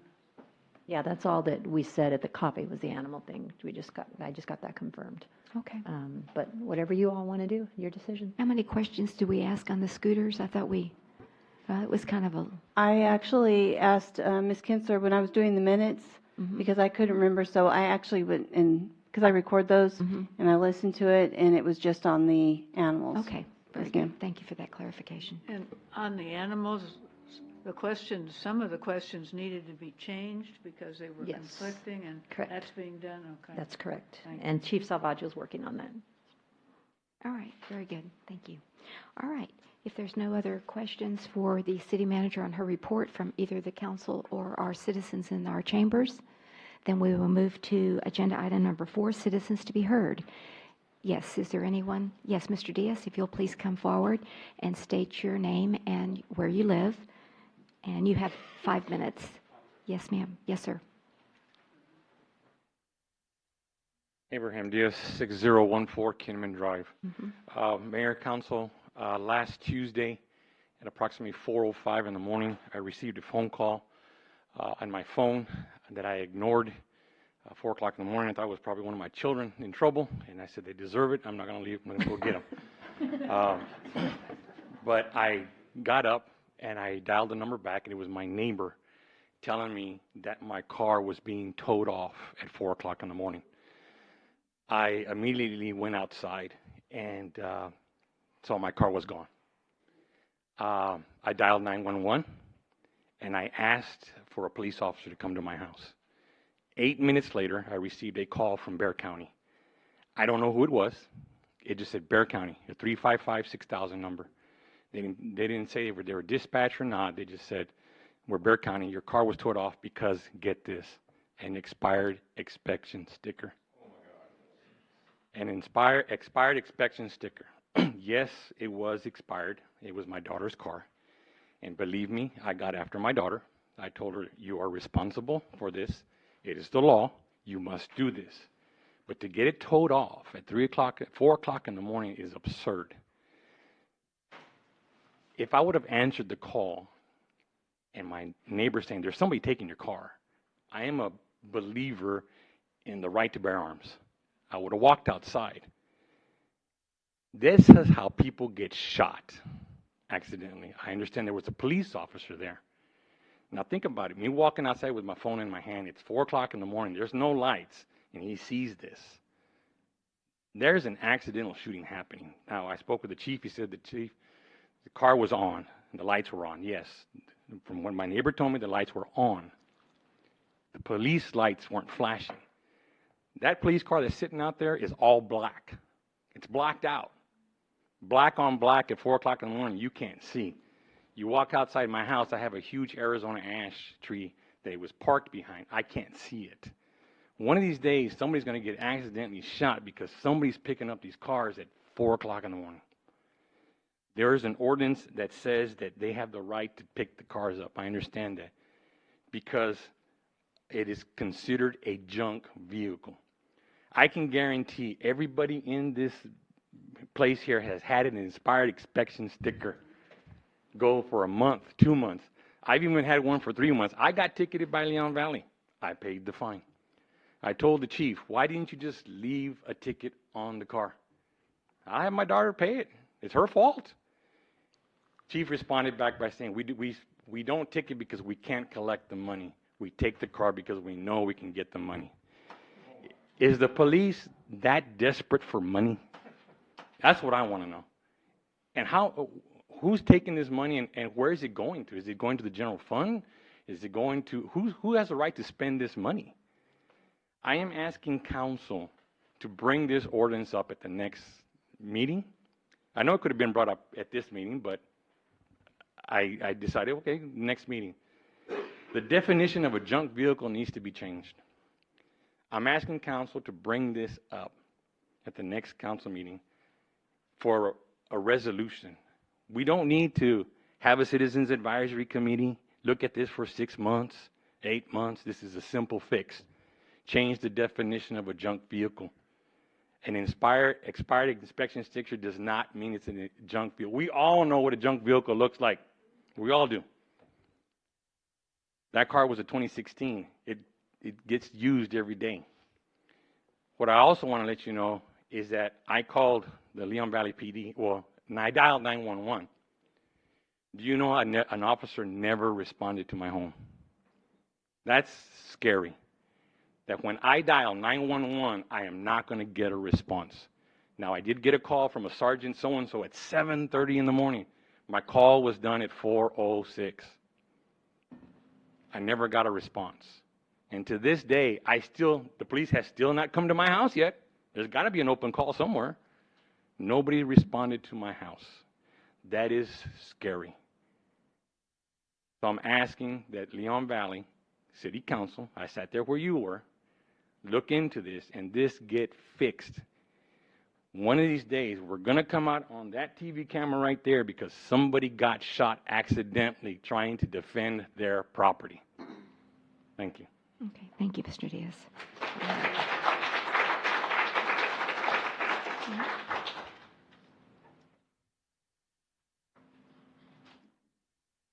Good evening and welcome, Ms. Joseph. I just wanted to kind of support what he said.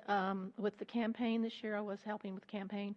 There were more citizens that made comments to me about what is going on with the police. They're coming and towing my car away at 2, 3 o'clock in the morning. And my question to them was, did you get a notice? No. I feel that they should be given a 15, 30-day notice that your car is not falling within the law, needs to be I know when I first moved to Leon Valley, I had an expired, and that's just where I was going, was to get my inspection, but he gave me a warning. And I think we got to be giving people at least some kind of notice to hurry up and get it done, take care of it. Anyway, thank you. Okay, thank you. Yes, sir? Because I think Mr. Diaz will agree that his daughter received a notice and scraped it off and ignored it. And it wasn't 2 or 3 weeks expired, it was 4 months expired. And so she did receive notice. Had she abated that and dealt with that like it should have been dealt with, then this wouldn't be an issue. But she ignored it. And so they did give notice. She had 24 hours. The state law has been in effect for vehicles in the street. Nothing's different in our ordinance from state law and the law that's always been. So 24 hours in the street, if you do not have if you have expired registration or anything that's wrong with that vehicle, it has been law for many, many years that it would be towed. And so if you guys want to change that, awesome, not a problem. But I'll tell you, think of all the vehicles that have been on y'all streets that have been set there for years upon years, and all of those things have been cleaned up. It's not about the money, Mr. Diaz, and I told you that before. We're not getting anything for that. I don't care whether or not the city receives money or not. What matters is that we abide by the law. And if the law is there, and instead of ignoring that warning that we gave, Ms. Joseph, we shouldn't ignore those warnings. That's your opportunity to fix that problem. In the past, people might not have gone back and checked that problem. We do. That officer will set 24 hours or 30 days if it's in the driveway, when we give those notices, and we will go back on those dates and check to make sure they're abiding by it.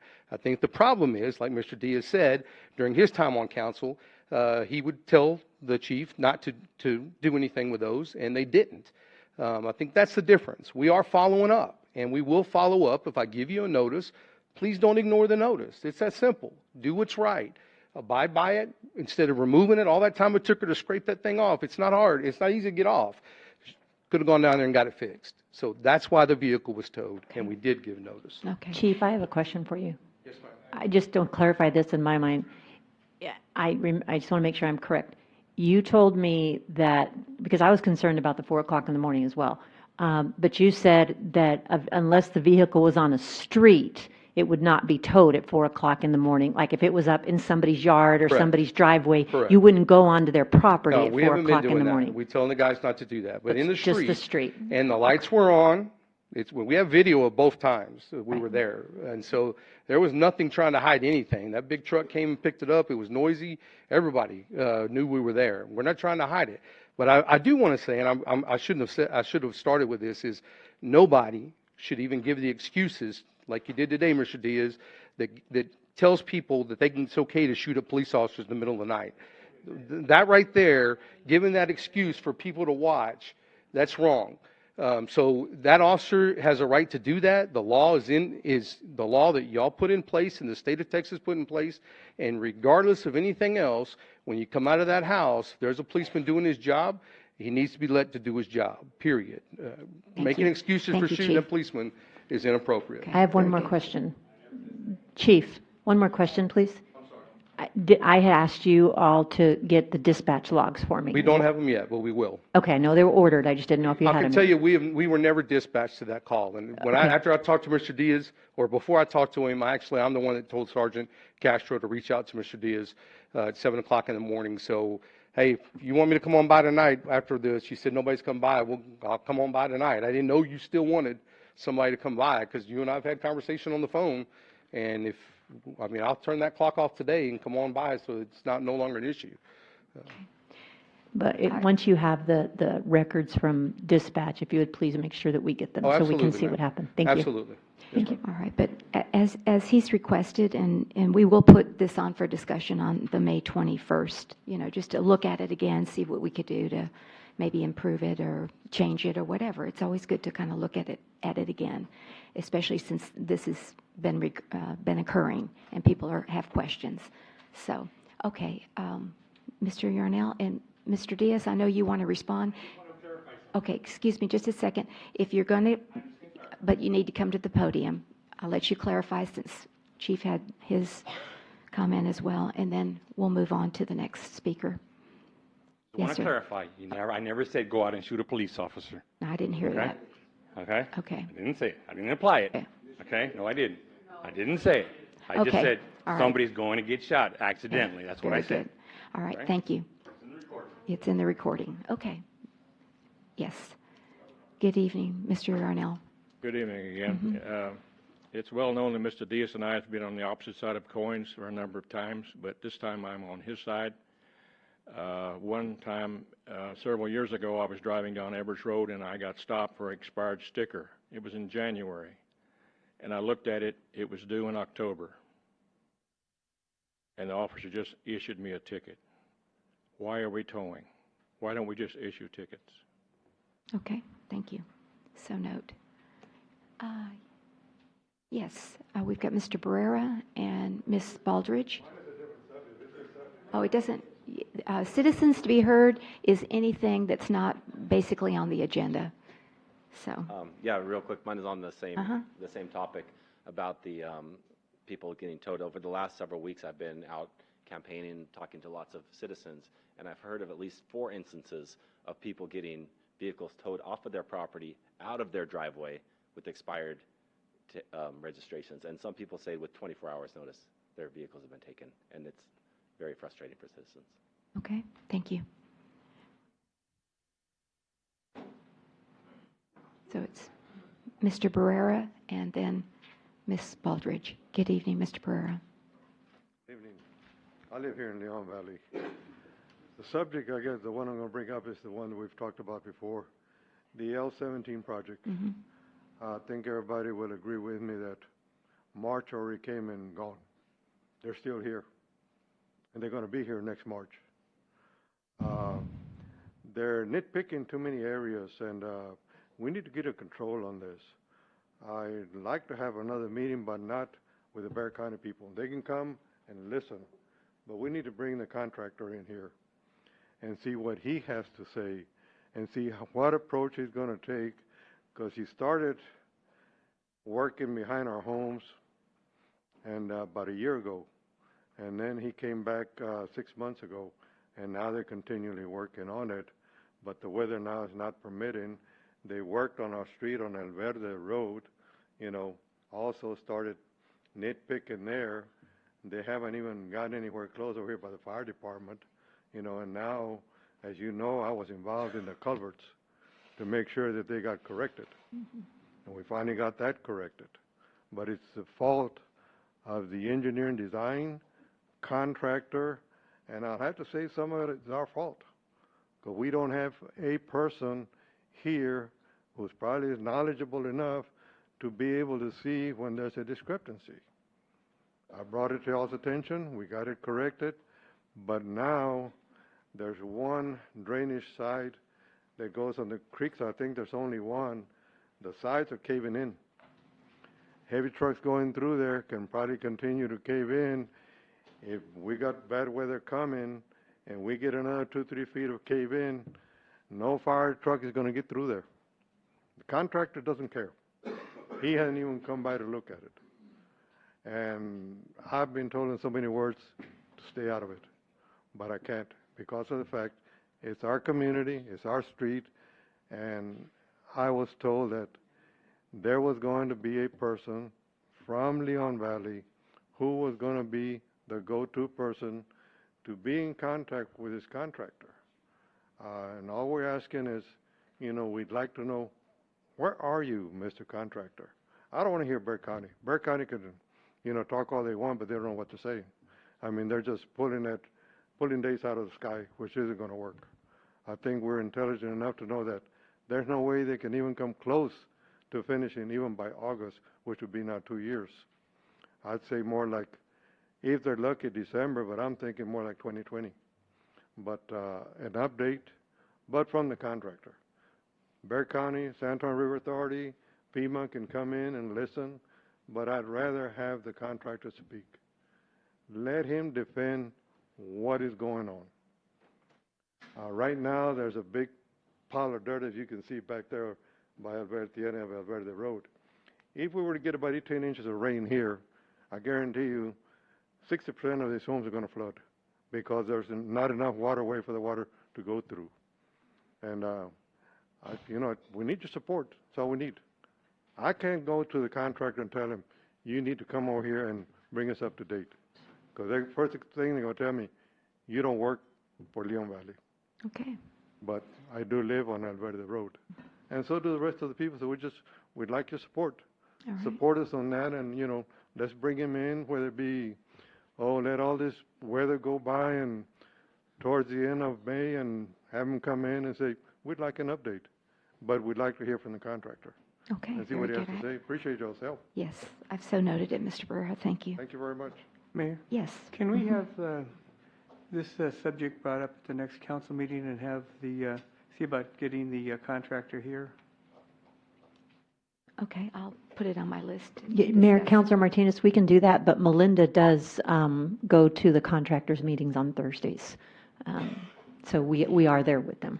And I thought they were almost done. Wasn't that the last update that you gave us? They've had rain delay after rain delay Okay. after rain delay. And so this week is not helping either. They're not going to get hardly anything done this week. But they have gotten the sewer portion of the project that's on the other side of the bridge is just about complete there. Okay. And then they're still working behind the homes on Alverde Road. And he gives us an update, which I send out to the city manager about once a week. So we're in contact with him, and he's progressing as quickly as he can. He's now expecting the first part of August if we don't have any more rain delays. Okay, very good. That sounds like the Evers Road Bridge project. Remember that, y'all? We finally got it done, though. Okay. Mrs. Baldridge, good evening and welcome. My subject is more pleasant. Oh, good. All right. My subject is, and maybe some of you have noted it, but I wanted to tell everyone that the Forest Oaks Garden Club is hosting their 45th year operating in Leon Valley. And there's going to be a special sort of community party on May the 14th at the library. Right. And there'll be refreshments and just everyone getting together and enjoying the efforts of the club. It's not so attractive in being noticed now, but years ago, the city didn't do any beautification. The club members dug the flower beds, planted the plants, and some of those plants are still there. So I just thought I'd bring Great. that up. Thank you for that. Please try to stop by and celebrate. Do appreciate it. Thank you. Yes. Ms. Baldridge, what time is that so we can? It's at 5. At 5:30 p.m. 5:30. Okay, thank you. There'll be refreshments Okay, and great. conversation. All right. Yes, Ms. Macias, welcome. We haven't. Glad to see Good you this evening, evening. Mayor Riley and council here. I just want to bring to your attention, and I know I get you all tired of hearing this. There's a house at 6622 Hebner Road that's been empty since we moved here in 1983. I don't know what's going to take, but if you folks could just take just a drive over there and look at the house. It's falling down. It's making our neighborhood at Old Mill Place look bad, and that concerns me. We try to keep our houses and our grass, everything nice, but I don't know what it takes for you folks to really look into it, or have they paid their tax? How come the house been empty that long? We passed by there. It's an eyesore, and I know you've seen it, but it's worse now. So I just wanted to bring it to your attention. 6622 Hebner. Go over there. There's even possums this big. I thought it was rats. I didn't know. Two. And it's just getting worse. You go there, the front porch, the ceiling right there on top of you, it's falling down. It's bad. So please, just take a second or whatever. We'll do Just that. drive over there. Thank you for your time. Okay, thank you. A question, Ms. Macias? May I ask you a question? I just put it in the audit system in case it's fallen out, because I don't remember that address. I feel like it fell off the system. But is that the one that we cleaned up for the neighborhood renewal when we volunteered on that Saturday? No. Which one is it? I'm confused because I felt like I knew which one it was. It's to the left of that house, 6622. Okay, I just put it in the system. Okay, thank you. Thank you. Yes, sir. Yes. John, good evening and welcome. Good to see you. Mayor, Council? Yes. I just wanted to And your, publicly thank if you'll state your name for the record. Paul Yes. Canterfield, resident and homeowner in Leon Valley since the last millennium, I guess. Mm-hmm. It's been a while. It's been a while. So I just wanted to publicly thank Mr. Diaz and the Pool Advisory Committee. Back in the 70s, I was a pool rat at the Four Strokes Pool, and many memories have been made at the Leon Valley pools, and I just wanted to suggest to council as we approach the summer season that if y'all and the citizens involved, if we could all do what we can to keep our Leon Valley pools a safe haven for our students, as the students, as they finish their schooling, they're looking for things to do. And oftentimes they look for a safe and healthy place to be. Mm-hmm. And the pools here in Leon Valley have been that safe haven for many, many decades. And I just hope that y'all could consider keeping those afloat, as it were, and being able to keep that a good place for many memories and many generations to come. So. Thank you. Really appreciate that compliment to Mr. Diaz and the pool committee. All right. Anyone else for citizens to be heard? Yes, Mr. Anderson. Bobby Anderson, represent the landlord at 5407 through 5419 Bandera Road. I just wanted some guidance or comments on the certificate of occupancy process when it's involving multiple businesses within a space. Mm-hmm. We have Express Care ambulance that, Express Care paramedics that moved in, and they put up 2 other stickers, I guess, of their other LLCs they have. It's Wounded Care Solutions and Express Logistics.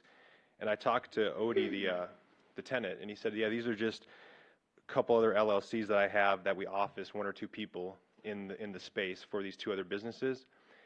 But because they put these stickers on the door, I guess the code enforcement stopped by and said, hey, you have other businesses on the door, so we're going to put a stop work order for these 2 other businesses, which all they're doing is just having 1 or 2 people in the office for these other LLCs.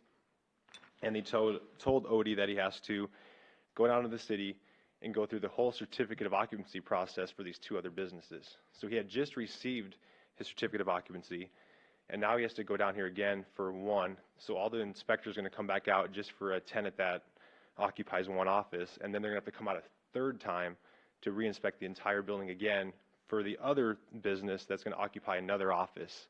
So I was just curious if there's any way we can expedite this process in the future, because it's costing him money, it's costing the city time to inspect a space 3 times in a row with the same inspectors, all because we have two other LLCs in the space that are operating out of one or two more offices. It just doesn't make any logical sense to me. So if I can get some guidance on that, and also maybe next time if we have multiple businesses. Oops. Okay. Oh, from the last person. Maybe yeah. if we next time have multiple businesses, we can do the certificate of occupancy all at one time, so that the inspectors don't. I mean, they're literally just doing a walkthrough. Like, they'll walk at the space, they'll approve one certificate, they'll literally have to come back the next day and do the whole thing again, just going through the motions, and we have to pay an extra $65 for that one, $65 again. They're literally walking through the motions because of this tenant having, one or two more LLCs that are just occupying one or two offices within the building, within the space. So just want some guidance on that. Okay, thank you. Would you like to give the guidance, Brandon, or would you like me? Because the first piece of advice would be when you apply for a certificate of occupancy, you need to put all the businesses there. You can't just put one, because this is exactly what's going to happen. But it doesn't matter. Every business has to have a certificate of occupancy. Yeah, that's absolutely right. And I think it's important to keep in perspective that, you have to look at things over a certain amount of time. If say 2 years go by and somebody's added to it, it's always important that we're investigating and going and looking at every single space to ensure that it's being used properly. And if somebody wants to add more people to a new space, yeah, it's always important to use those opportunities to go make sure that our building codes and our fire codes are being observed. Okay, but is there a time frame? It sounded like you all just moved in and then you added, excuse me. I mean, I just was curious I can see over years, but was this like a 30? Oh, Mr. Anderson, we need to go to the podium. Yeah, that was just. My comment would be, if it's the same type of use business, instead of going through 3 certificate of occupancies where you have the fire marshal coming out on Tuesday to do the inspection, he approves the one LLC, then the next day he's coming out to look at the exact same space to approve another LLC, and then another day he's going to come out again for the third business to approve the same exact space, nothing's changed for a third LLC, when these other LLCs are literally just office use within the space. So I'm wondering if we can just put all 3 businesses together on one LLC, do the inspections all once, and be done with it, because it's just wasting the inspector's time they're just going through walkthroughs. I mean, they inspect the space, they approve the first LLC, then they go through it again, and again, what's the point? Okay, all right, Mr. Brent. Absolutely. I mean, we take every single case on a case-by-case basis. So I haven't had this conversation with Mr. Anderson yet. This is the first I'm hearing of any interest that he has in, potentially certifying multiple businesses at once. So definitely, when these things come up, I definitely encourage you to reach out to us and ask us the question to see how we could possibly streamline the process. Yeah, certifying multiple businesses, as long as you disclose there's multiple businesses, that's no problem at all. That's definitely just. No, not one C of O, but we can do 3 C of Os in one inspection all at the same time. You just have to tell us that there's 3 business there. You just can't add them. Yeah, but if you tell us, we can do one inspection for all 3. Yeah, in this case, it's something we just, we're doing our jobs, going out there looking, and we observe, okay, we have 3 businesses, only 1 CO for 1 business. We need to do something about this. So, it's part of, hitting these things head on when the unique circumstances arise, rather than trying to fix it after the fact. But absolutely, we're always looking to streamline our processes and make Thank you for bringing it to our attention. More business friendly. Do appreciate it. All right. Thank you very much. Thank you. All right. Did you have anything, Chief? Okay. Anyone else? All right. Then we'll move then to the announcements by the mayor and council members. Let's see. Councilor Edwards, do you have any announcements this evening? Yes, just thanks to everyone for coming out this evening, and I've enjoyed being a city councilman in Leon Valley. I'm involved in a recount. I'm down by 1 vote, so who knows how it'll go. I hope to continue to provide service to the community, but if not, thank you for the opportunity to serve this wonderful city. Thank you. Thank you. Councilor Rodriguez. Just thank you for everyone coming out tonight, and we get some good rain coming in. Okay, very good. Thank you. Councilor Alcacer.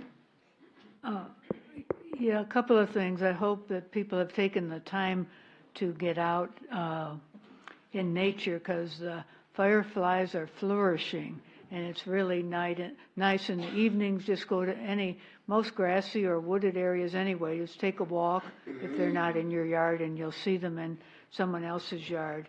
And just request the people who make comments on things like next door.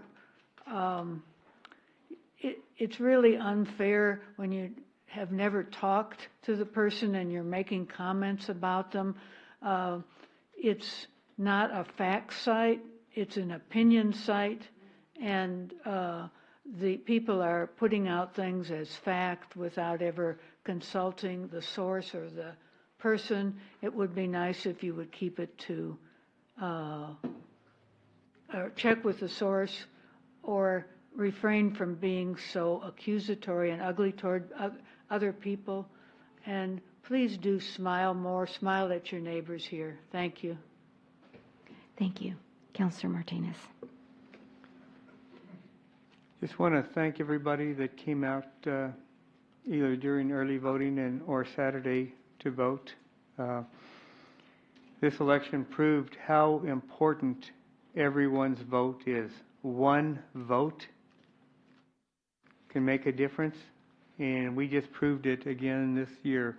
So when anybody says, why should I vote, or how, I don't, just 100 excuses, you can tell them your vote does count. Thank you. Thank you. Councilor Jordan. Yes, I'd like to thank everyone for coming out tonight, and have a good evening. Thank you. All right, very good. I just have a few things. The Bandera Road Corridor meeting, which was on Monday, April 29th, I did report on it in the Lions Roar. I just finished it this afternoon. But we had over 600 people from the city of San Antonio and Leon Valley come out, and it was an excellent introduction. They were just gathering people's opinions about Bandera Road, like what one word describes Bandera Road? Ugly. I mean, I'm serious. I mean, it was, what one thing do we have too much of on Bandera Road? Car lots and fast food restaurants, that kind of thing. So it was very interesting. What do you want to see in its place? And so it's just a compilation. It's the beginning base. And so it was a very good meeting and well attended. And we will continue to work towards a preferred option that's still not on the horizon right now. But I do want y'all to be watching out for, I don't know how we're going to get this out, e-news or the website, but there will be a meeting, a second public meeting from TxDOT. They're going to be hosting it in June. And this is where if you really want to get, nerdy, but it's true, traffic data, origin and destination, right away, all of that kind of technical information will be shared at that meeting. So, but we'll keep you posted on that. Mayor, if I may, as a follow-up to what you're saying, they recommend, I don't know if you put it in the e-news or in the Lions Roar, but they recommend going onto a site, and if more opinions were heard, because there were a number of people from San Antonio who were asking for the flyover. Yeah. So make your voices heard, and hopefully you included that site. Well, I included it last time, and I think it's still on our e-news as well. I can always add it again, but they're ending the survey at May 30th. So by the time I get the Lions Roar back out in June, the site won't be available. But I'm glad you brought that up, because at our meeting prior to the Bandera Road public meeting, this is a great statistic, and that's why I love Leon Valley and all of the citizens that comprise it. Out of 400 surveys received, and that was before the public hearing, the public meeting, which was last Monday, the 29th. Out of 400, guess what the percentage was of Leon Valleyites that responded? 63%. I was just knocked off my side. I mean, I just thought that was just wonderful. And it showed how much we care about what happens to this corridor. Now, from last Monday night's meeting, they've added another 100, so now it's 500. So I haven't seen what the breakdown is. But yes, let your voice be heard, because we did get the word flyover pop up more than I liked. They just want to get the cars out of here.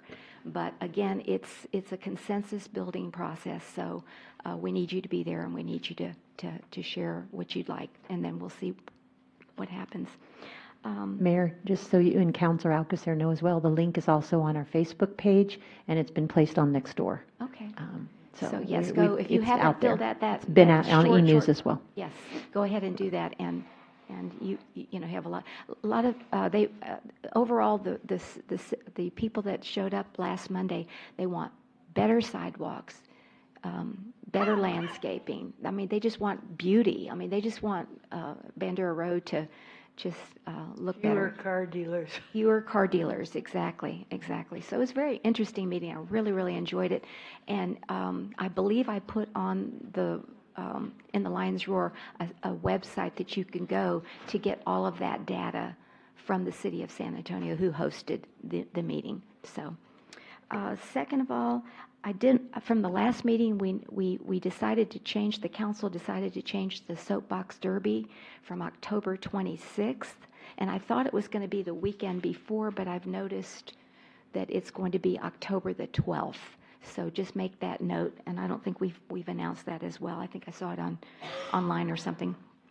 And then lastly, I received a letter from the Texas Commission on Environmental Quality, and I haven't had a chance to share it with the manager or with Melinda, but Melinda, we got a superior public water system rating for our city. So congratulations to our enterprise.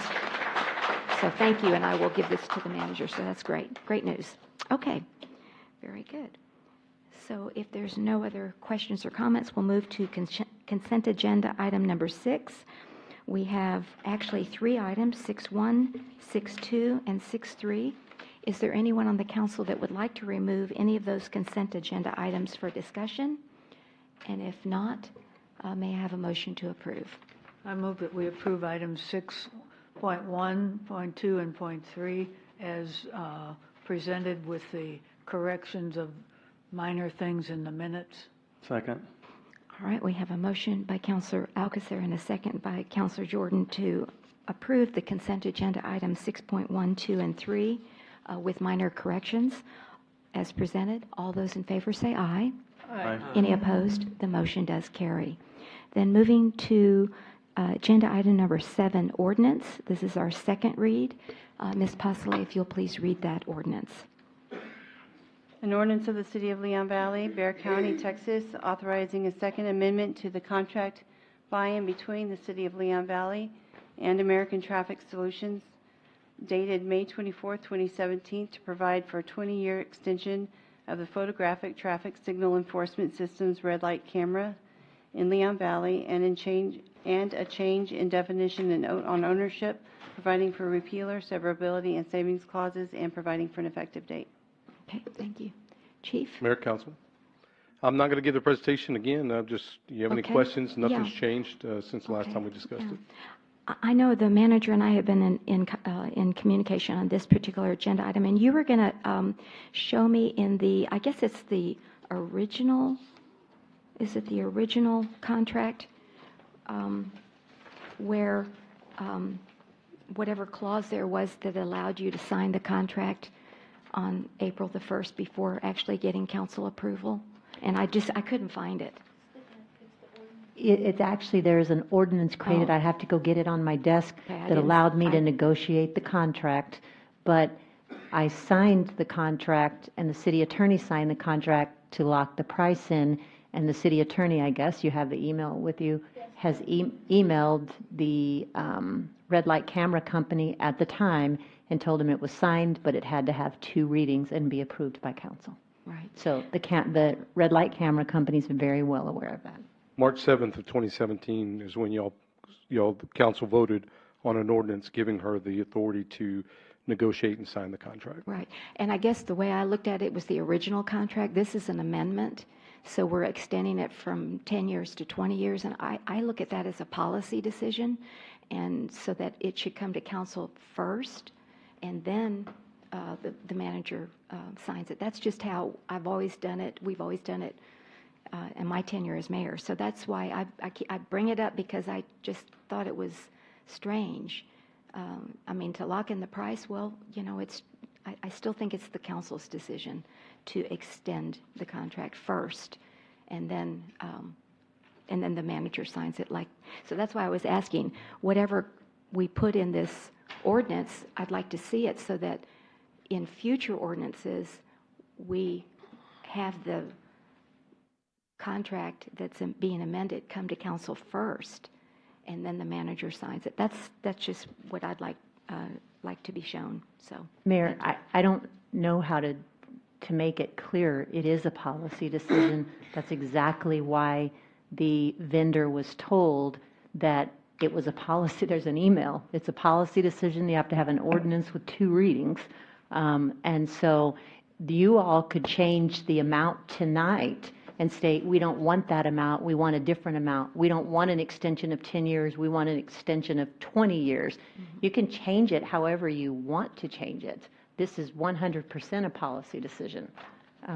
Please have that email read so it's more clear. Nobody was from the council or the mayor was copied on that, though. That's what I'm saying. That's correct, and that's why we're having 2 ordinance readings, because it's your decision, not ours, in my opinion. I sent an email to Justin McDowell with Vera Mobility. I said, and I quote, "Hi, Justin. Attached is a fully executed amendment. We need council approval on the amendment. Therefore, we will be placing it on the next city council agenda on April 16th, 2019. It will require 2 readings, so it will not be final until April 27th, 2019, which that date was a mistake because I was looking at, I believe, the coffee with the mayor or something that was happening that week. And then I followed up and corrected the date. And then Ms. Kensler followed up and my email to him was on April 1st, 2019 at 3:27 p.m. Ms. Kensler followed up on the same day at 3:31 p.m. to me and Mr. McDowell, copying Chief Salvaggio. It actually will not be final until May 7th, 2019. And Mr. McDowell responded with thanks. So I took that to mean that he was fine with that there wouldn't be a problem with getting council approval before the contract was fully executed or fully able to be performed. And I did talk to him on the phone about the same thing, that it was not final until after May 7th on the second reading. And you and Councilor Alcacer and I had a meeting, and you asked me to get it on the agenda because of the pending legislation.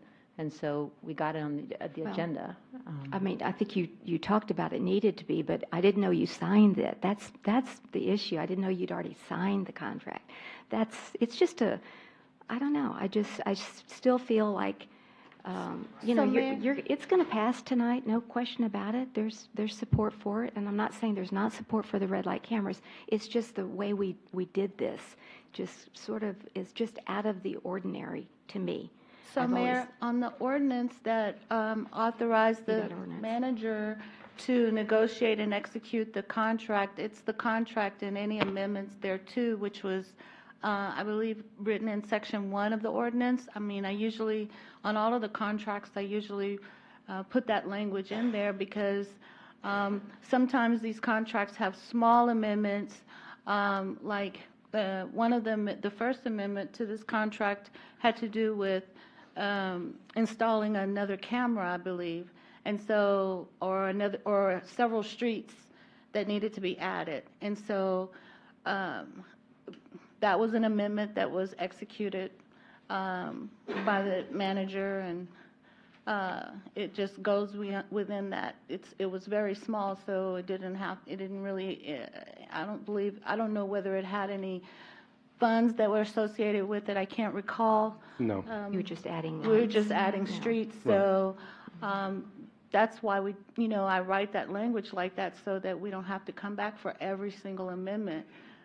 But we can definitely change the language in future contracts and I was the one who wanted to come back for this amendment because it was too large. I didn't feel comfortable with it. Millions of dollars, yeah. Okay, now we also had a discussion about termination, and so is it the Second Amendment that governs now right? I guess it does because it's the 20-year. So it says, this agreement will automatically extend for consecutive 5-year terms. So every 5 years, we extend it 5 years out to total 20 years? Is that what that means? No, it's going to be 2, or it's going to go 20 years, and then there's options for 2 5 years on top of that. Oh, so this is 30 years. Could be 30 years. That's up to y'all. It's, Whoever's here at the time, 20 years from now. Mayor and council, that's the term of the contract. That's different from termination clause. The term of the contract is, this amendment will extend it another 20 years, and it'll be at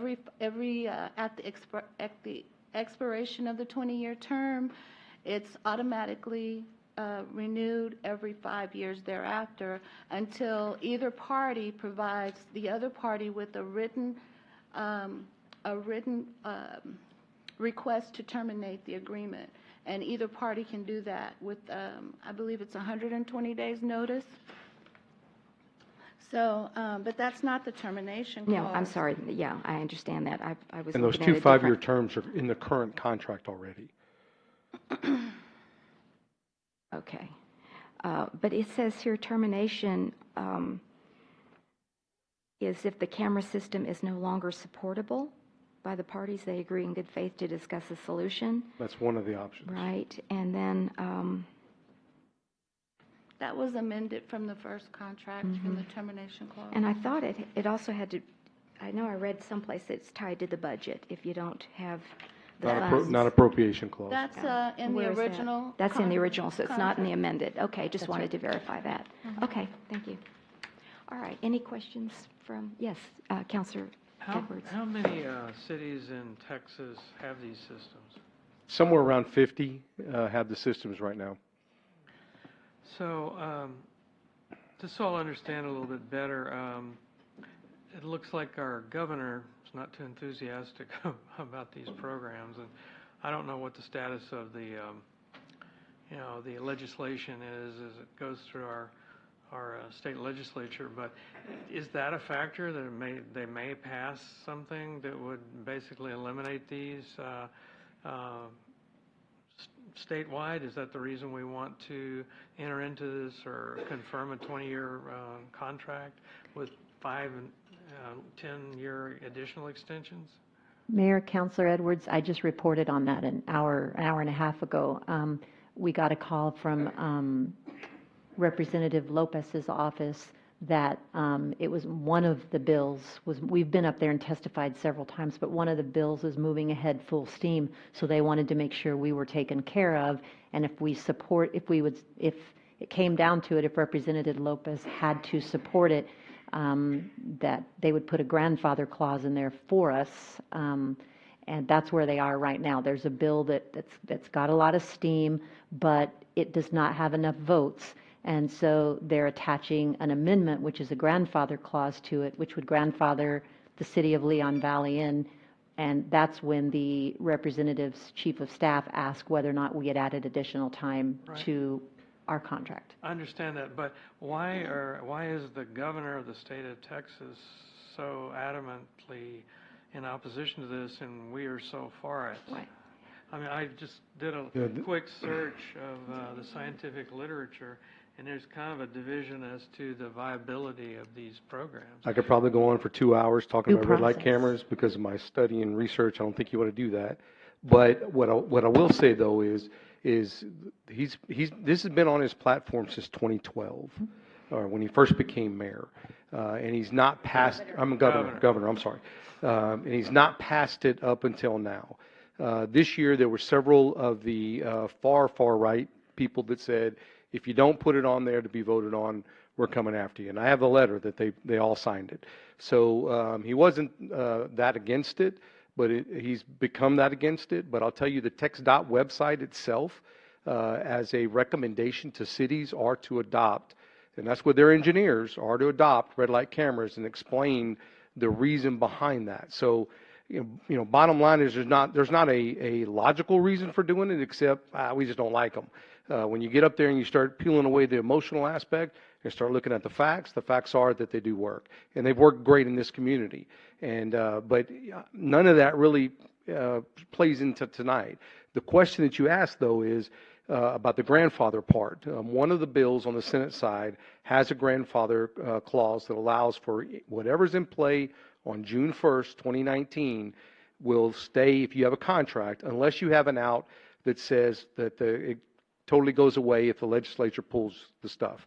So if that Senate one goes forward instead of the House one that they pulled that language from, because both of them used to have it in there. There was 4 bills filed, and 2 of them had it in there. And so that one that's gone up on the tonight for the representative side, it's been stripped. And so they might put it back on, we don't know, but if the Senate continues with the one they had, it had the June 1st date on there. And that's why it was imperative that we couldn't waste time and needed to get them in front of council twice so we can get those things approved. It was ultimately your decision. If you decide no, outstanding, 20 years, whatever the community wants to do after that, I mean, they just go away. I mean, it's definitely still y'all's vote, bottom line. Okay. Thank you. Any other questions? Yes, Councilor Martinez.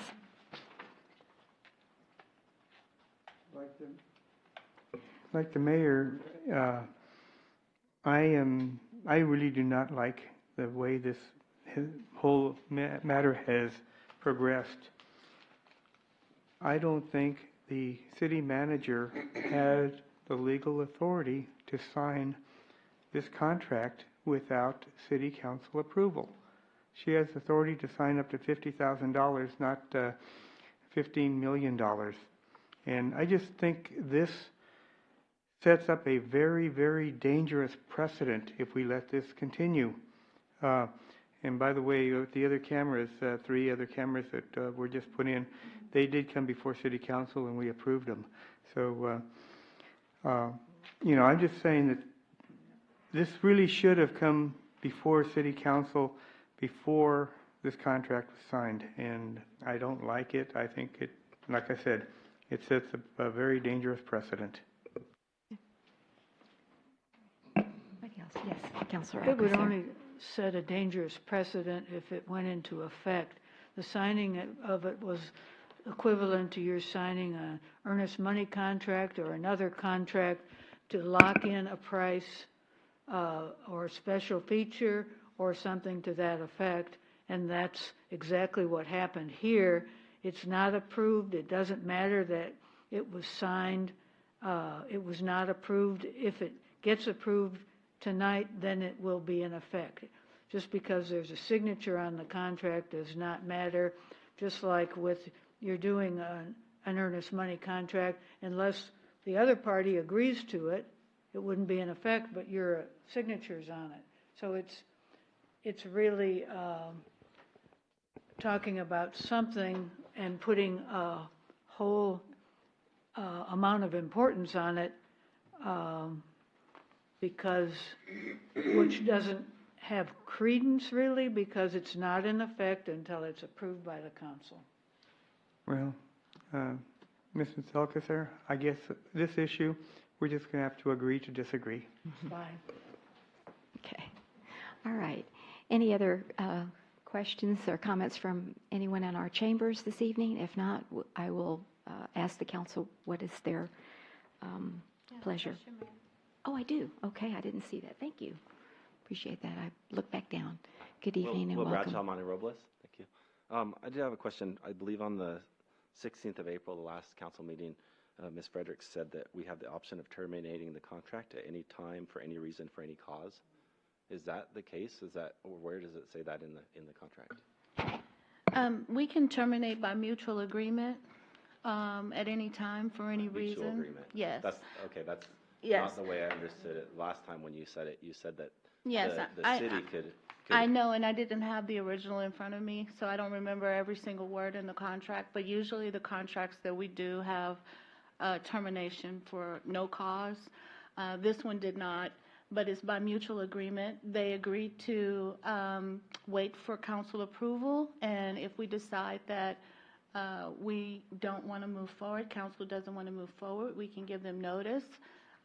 They'll agree to that, and we can have a mutual agreement to terminate the contract. Okay. And then the other thing that tonight that I heard is that there's 2 5-year extensions possible on this contract. So it's already a 10-year contract plus the option of extending another 10 years to make it 20 years total. Well, Is that correct? no, it's a 20-year extension. It was, This is a 20-year extension you're talking about now. I'm talking about the current contract. it's 10 years. It's 10 years with with 2 5-year extensions on Yes, it? yes. So that would be 20 years. So why not just leave it at that instead of add to 20 years with 2 more, make it in essence 30 years contract? That was not that's a decision by. I just don't Okay. think it's a good idea to extend a contract that long. And let me help you out one thing on that, Ms. Frederick. There's a lot of ways more than just the non-appropriation clause that we can get out of the contract. Basically, if we have an issue and they don't agree to deal with the issue, which would be the only reason we're trying to get out of the contract, then we can get out of the contract. So it's not just they're allowed to keep us in the contract forever and ever. It's not. There's multiple ways of getting out of the contract. But I will tell you that that's really the last thing we're trying to vote here. We're trying to stay in the contract for as long as we can for the people of this community and for the safety of this community. So focusing on getting out of the contract has really got nothing to do with what the presentation was. Presentation is about extending the contract. So I'd hope that that's what our concerns are, is more than who signed what and everything else, and keeping this thing for the citizens who have given you a 94% thumbs up at Town Hall in how things have gone. So that's ultimately what we're here to do. Yeah. I think that Mr. Bradshaw's question was, why did we extend it when we already had 20 years? And there's a reason for that, because of the legislature saying that if we, as long as we're in the contract, we can do the contract even if the law changes. So the longer we have the contract, the longer we can have the program. As soon as the contract is up, expires, then we no longer can be in the program. So. And I can tell you the studies show that when you remove them, when you remove those camera systems, that the accidents quadruple within 1 year. Quadruple, times 4 within 1 year. We've got a 43% reduction in accidents at this point. So for y'all's sake and for the citizens' sake and everybody else who drives down Barrendero Road, we'd like to keep the systems. But if you don't want them, I mean, that's definitely, or you don't want the extension, by all means, that's fine. But we were asked to put it up here, and we're here. And with regard, just one more thing, and with regard to the 5-year automatic renewals, that doesn't count with regard to the legislation. So it's really would only be a 10-year contract, because once the contract expires, we're out of the program if the law changes. Okay. Councilor Edwards. I'm sure you're probably familiar with this article. Scientific American 2018, P.L. Fisher examined several large cities, and they basically have a totally different view from the one you're presenting.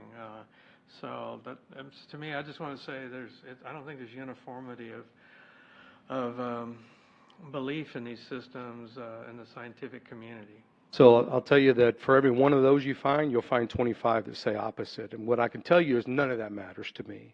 What matters to me is what's going on in this community and the difference it's changed. 65% reduction in angled crashes, which are the most deadliest. 38% reduction in the amount of rear-end crashes. So you can't tell me that it's not working when we're seeing a reduction of 55% in the amount of incidents of red light running from last March to this March. 55% less people are running those lights. That's huge. And a 66% reduction in the amount of citations that our officers have given. So 94% of the people do not get a second red light camera ticket, meaning that we're changing their behavior.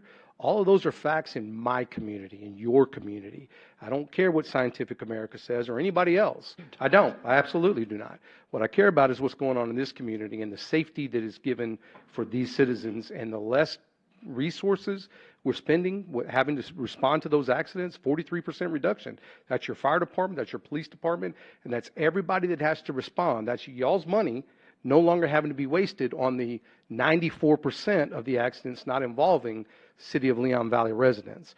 So this is a great way for the city of wherever they're from, who are causing the havoc in our community, to pay for the damages they're causing. I think the difference in the study is you're looking at 1 year's data, and this is like for like 15 years. Sure, I've looked at data from studies that were over a 20-year period, 5 different places, 5 different countries, Singapore, Australia, and the U.S. So we can go on and on with studies. It's not relevant to what I'm trying to explain here. It's not. You don't see me talking about studies except the what's going on in this community. And it's exactly what I said at the state legislature. Anybody can pull something up on the internet, right? The internet, everything's always true on the internet, right? So I don't care about those facts, and that's what you think the Scientific American prints bogus research? I don't know. I've never read their bogus research. I don't know. I just tell you that right here in Leon Valley is what I'm talking about. That's what's matters, and that's what should matter to you in this community, in this council. What's going on in this community, and how has it made us a safer community? I don't care about Scientific America, not at all. And actually, Scientific America is not a journal that anybody would really use for their studies. It's not. It's not a proper research study that we would utilize in today's world. I don't know when you went to school, but Scientific American's not a top-notch absolutely journal? not. It's not a peer-reviewed journal, and it's not wouldn't even be utilized. That's why it wouldn't come up on my research. Thank you. Mr. Blackmore had said he wanted to say something. Richard Blackmore, Forest Haven. I sit on a police advisory commission as one of the members. When I first heard about this from the chief, I was highly against these cameras. I mean, highly. I talked loudly and strongly against them. But I've seen the stats on this. In the short time that we have had them in, they have done a wonder of good. And talking about scientific community, I don't believe half the stuff that half the scientists come out with. But like I said, I was convinced, I was with the governor, pull these darn things out of here, we don't need them. But I'm convinced now they're a good thing, especially for this community. If we can pull out of it later out down the road because of something that comes up, so be it. We'll pull out of it then. But keep them in now because they're doing a world of good. Thank you. Thank you. Yes. Ms. Callahan and then Mr. Johnson.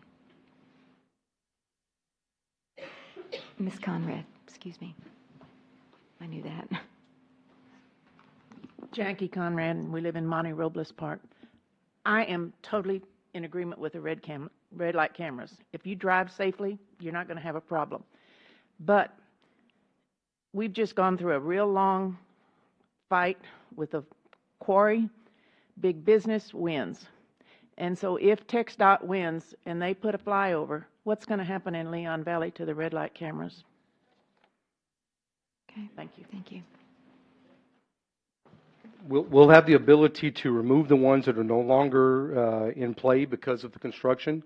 We'll have the option of moving them to other places that would support the red light cameras. A lot of people don't realize that it wasn't just the original 11 approaches at the intersections.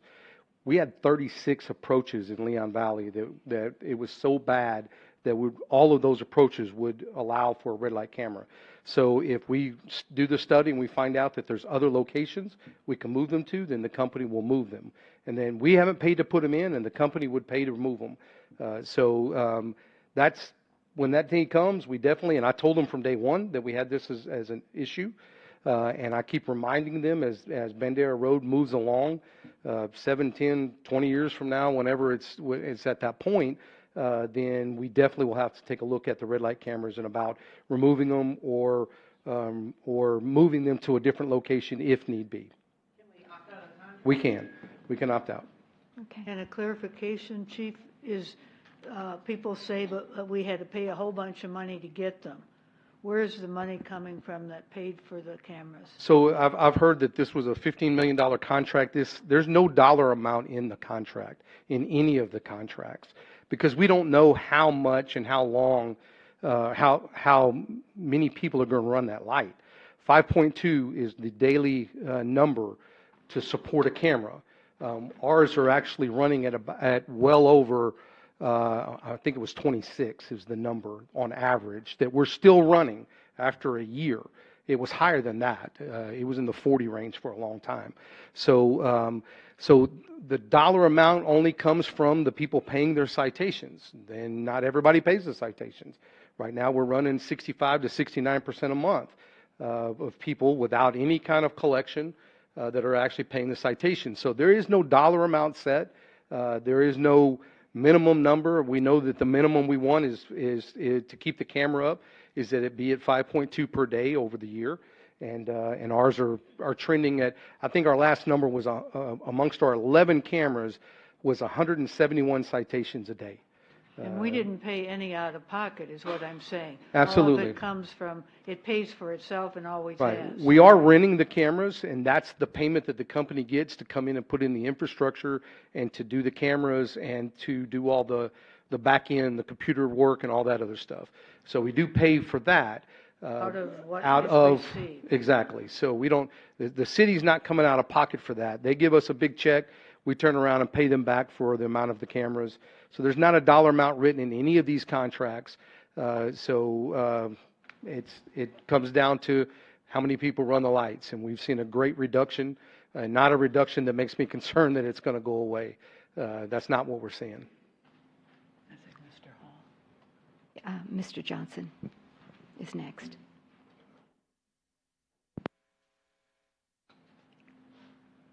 William Johnson, Forest Oaks, Canterfield. I'll say that when the red light cameras first came out, my wife and I were kind of ambivalent towards it. And then she ran one and swore she didn't. And, you know, there's a little button on there where you can watch it, and by gosh, she ran the red light, and so we wrote the check and paid it. And she hasn't done it since. I must admit there are times when I've pushed the light myself in the past. I don't do that anymore. I'm much more careful about timing on intersections. So we are very supportive of the red light camera project here in Leon Valley, and I'd like to sitting as an observer, I'd like to summarize a little bit here. The mayor and a member of the city council are concerned with the way at which this progressed and the image that it presents and the precedent that it might present. And that's very concerning. It could be egregious, but in this case it's not. Given the timing concerns of what's going on in the state legislature, the events had to happen now in advance for us to be protected in the event that the law is changed on the 1st of June. Without the foresight of the members of the city staff doing what they had done, we wouldn't have that option. If this were not already in place by the 1st of June, provided that the state legislature passes a new law, we'd be out of luck. We wouldn't have any option at all. When the 10-year contract expires, that would have been it. By them being proactive, it may have stepped on some toes. But nothing was done that was illegal from what I'm hearing from the city attorney. The people that acted within the scope of what they had been authorized to do, and that puts us in a position of being able to take advantage of the fact that we can protect the city of Leon Valley and their investment in the red light camera process for a longer period of time, but we also have the option to bail out if we wish to. Several concerns have been raised to me about some of the issues with the red light camera. project that if you don't stop for 3 seconds behind the white stripe that's on the street, well, there are places where you can't see the intersection if you stop before the crosswalk. And if you do stop before the crosswalk and then pull slowly into the crosswalk and then continue on through the intersection, you can still get a ticket. However, every ticket is reviewed by a police officer. What you can see on film is reviewed here before the ticket is sent out. So that gives me a certain amount of assurance that that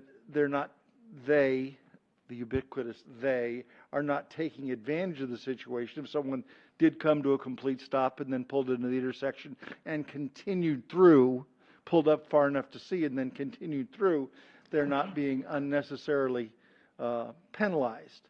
So we're faced here with, we've got displeasure among the council about the process that has come before us, but offsetting that is the necessity of fairly rapid action by members of the city council or by members of the city staff to make sure we have that Yes, option. sir. Okay, thank you. So I appreciate your comments. I understand your feathers are ruffled. Mine would be Well, too, but thank you. I appreciate it. We're just trying to keep it within the time limit. And Ms. Caldera says your time is up. But, you know, you brought a good point up, and that is if we weren't going to pay for these, and Ms. Alcacer did too, why did we have to sign the contract to lock in a price when we're not paying for it anyway? You know, I mean, it's just that respect, that hierarchy, you know, that it's the citizens and you elect the mayor and council, and the mayor and council implements the policy, and then the staff, they set the policy and the staff implements it. That's all. I'm just trying to keep that rather than the staff, it's coming from the staff to the council, and that's the way I looked at this. And so it's just, you know, like Mr. Martinez says, we agree to disagree, and I'm not against the red light cameras. I've heard a lot of positives out in the community, but Chief, there is negativity. Absolutely. Not everybody is 100% or 94% in the neighborhood on board with this. I did hear some grumbling about the red light cameras. Primarily, sometimes it was constitutional issues. Sometimes it was they received two red lights camera. You know what I'm saying? I think one family had 3. So you know, but that's all. I just anyway. Okay. I move that we approve 7.1 as presented.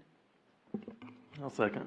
All right, we have a motion by Councilor Alcacer and a second by Councilor Jordan to approve the red light camera extension contract as discussed in 7.1. All those in favor say aye. Aye. Aye. Any opposed? No. No. The motion passes 3 ayes and 2 nays. Okay, thank you. Thank you. You're welcome. Oh, you had a question about this? Okay, yeah.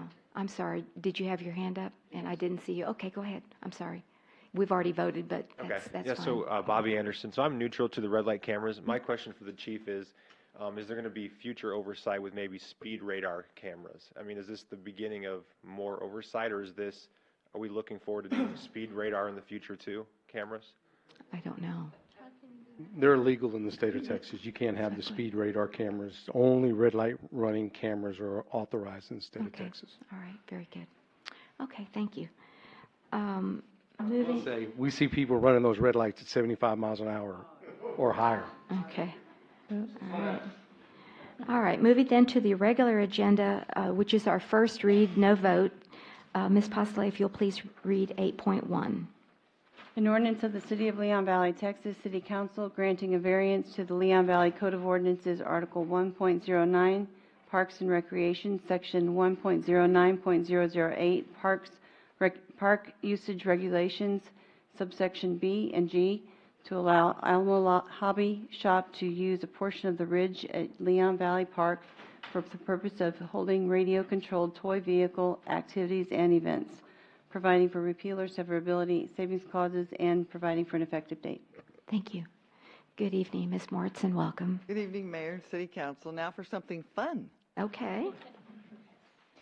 So this is to consider a request by the owner of the Alamo City Hobby Shop for a variance to the park code to allow a portion of the ridge at Leon Valley Park to be used to conduct radio control or RC toy vehicle activities and racing events. We received the request from Mr. Rodriguez to use the portion at first at Raymond Rimkus Park for the toy vehicle activities. They have since modified their request, and they would like to use the ridge at Leon Valley Park instead. The hobby shop is located here in Leon Valley, and they sell the radio control or RC cars.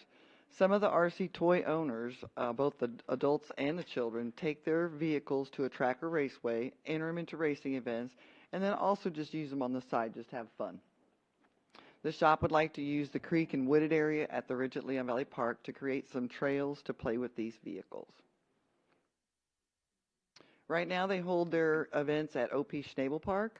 They want to use our park instead as their shop is here, and if they break a car while they're out there on the tarmac and they don't have the part in their big vehicle, they can run up to the hobby shop, get the part, and run right back, so they don't have to spend a lot of time on the road. They intend to use the park daily in the late afternoons and then once a month for a heat, or what they call a race.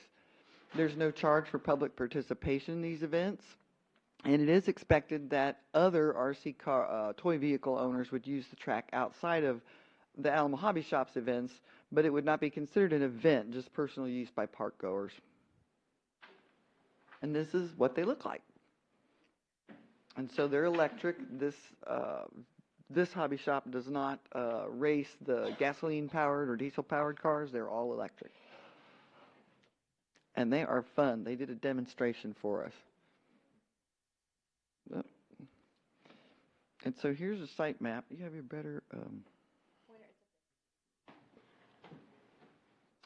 So this is Grass Hill, and this is where, if you go straight up the street, you'll hit the our well site. So if you come down Grass Hill, this is our new park, the ridge at Leon Valley. And there's a little stream that cuts right through, and they want to use part of that stream bed and part of that wooded area to hold their events.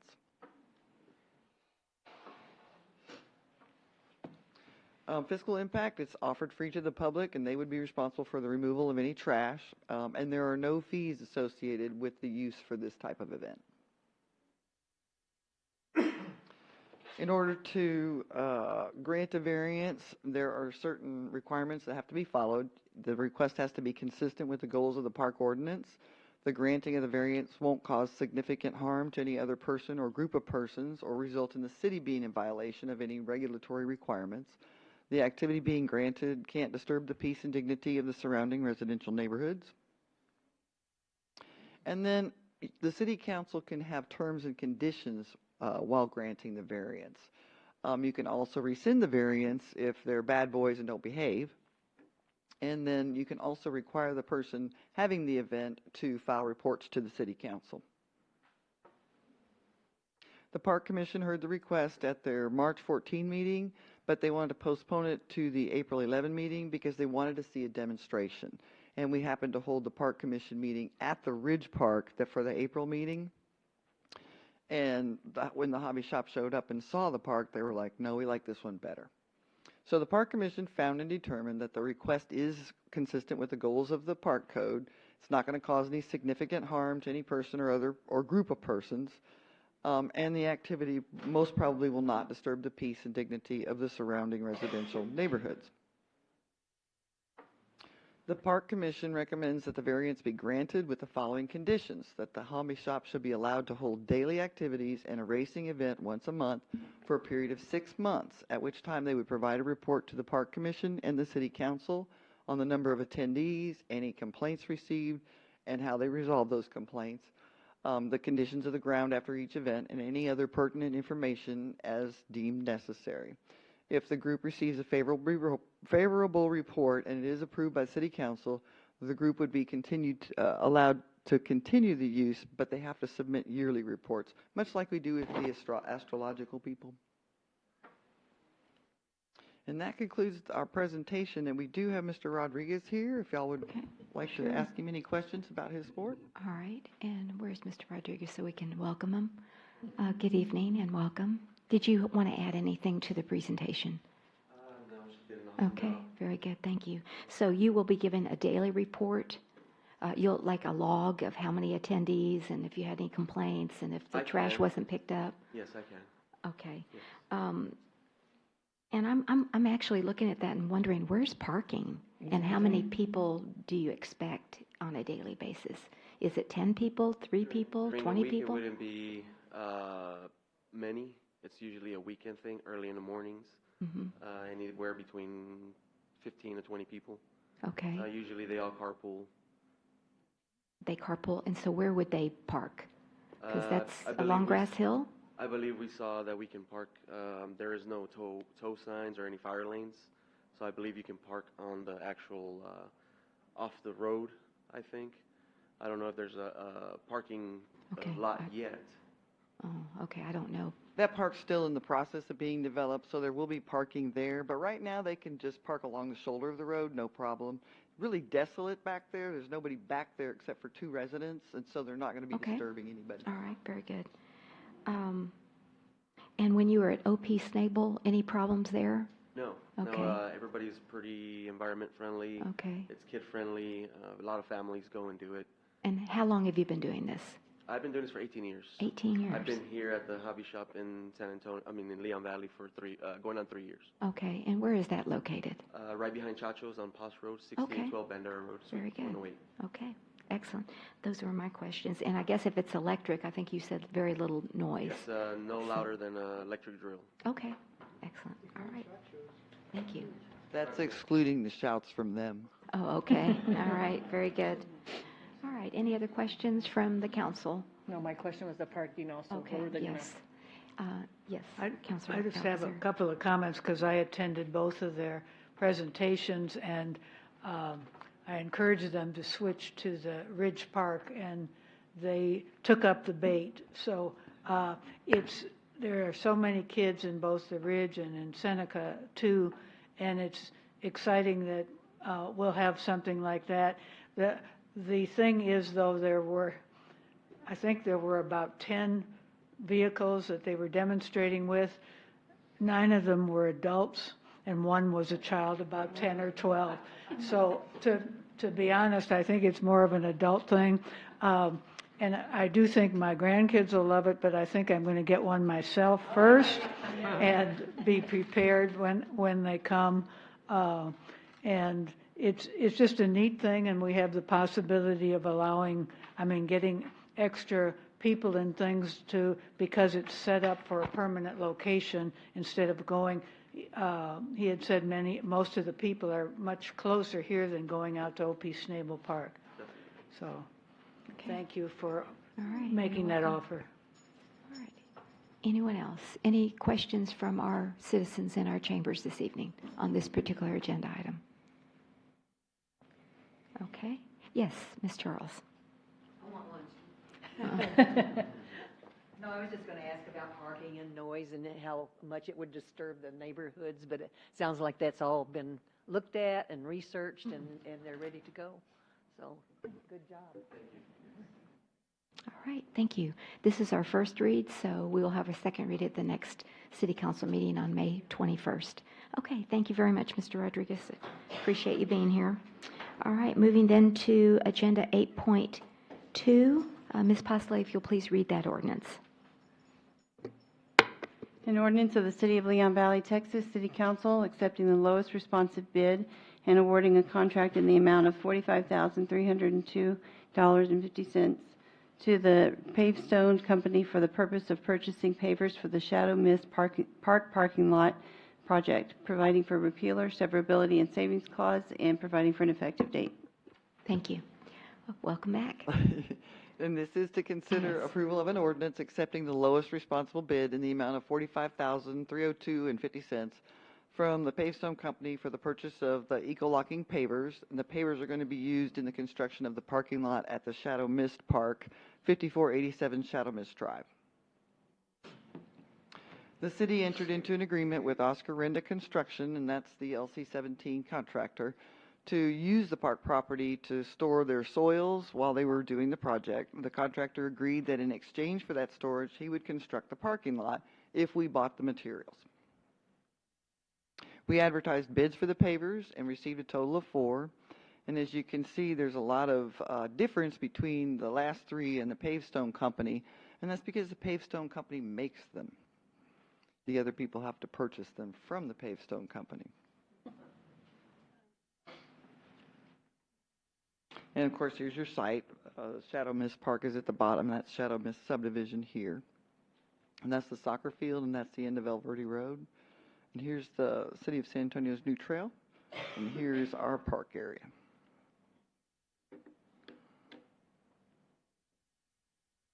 And this is what the proposed parking lot would look like. It gives you 126 parking spaces. These lighter pink ones are the going to be the red pavestones, and the dark red ones are going to actually be white pavestones in here. And so this part here is going to be asphalt. So you get to this flume, which is a drain that comes down from Shadow Mist. This will all be a concrete flume that'll lead down into this area here. So you got asphalt around here, but all your parking spots are pavers.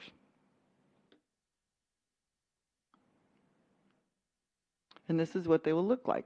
And you can see this picture. It's really hard to see, but there's gravel in between each one of these. These pavers lock, but they leave a space for the water and other effluents to get down in the soil.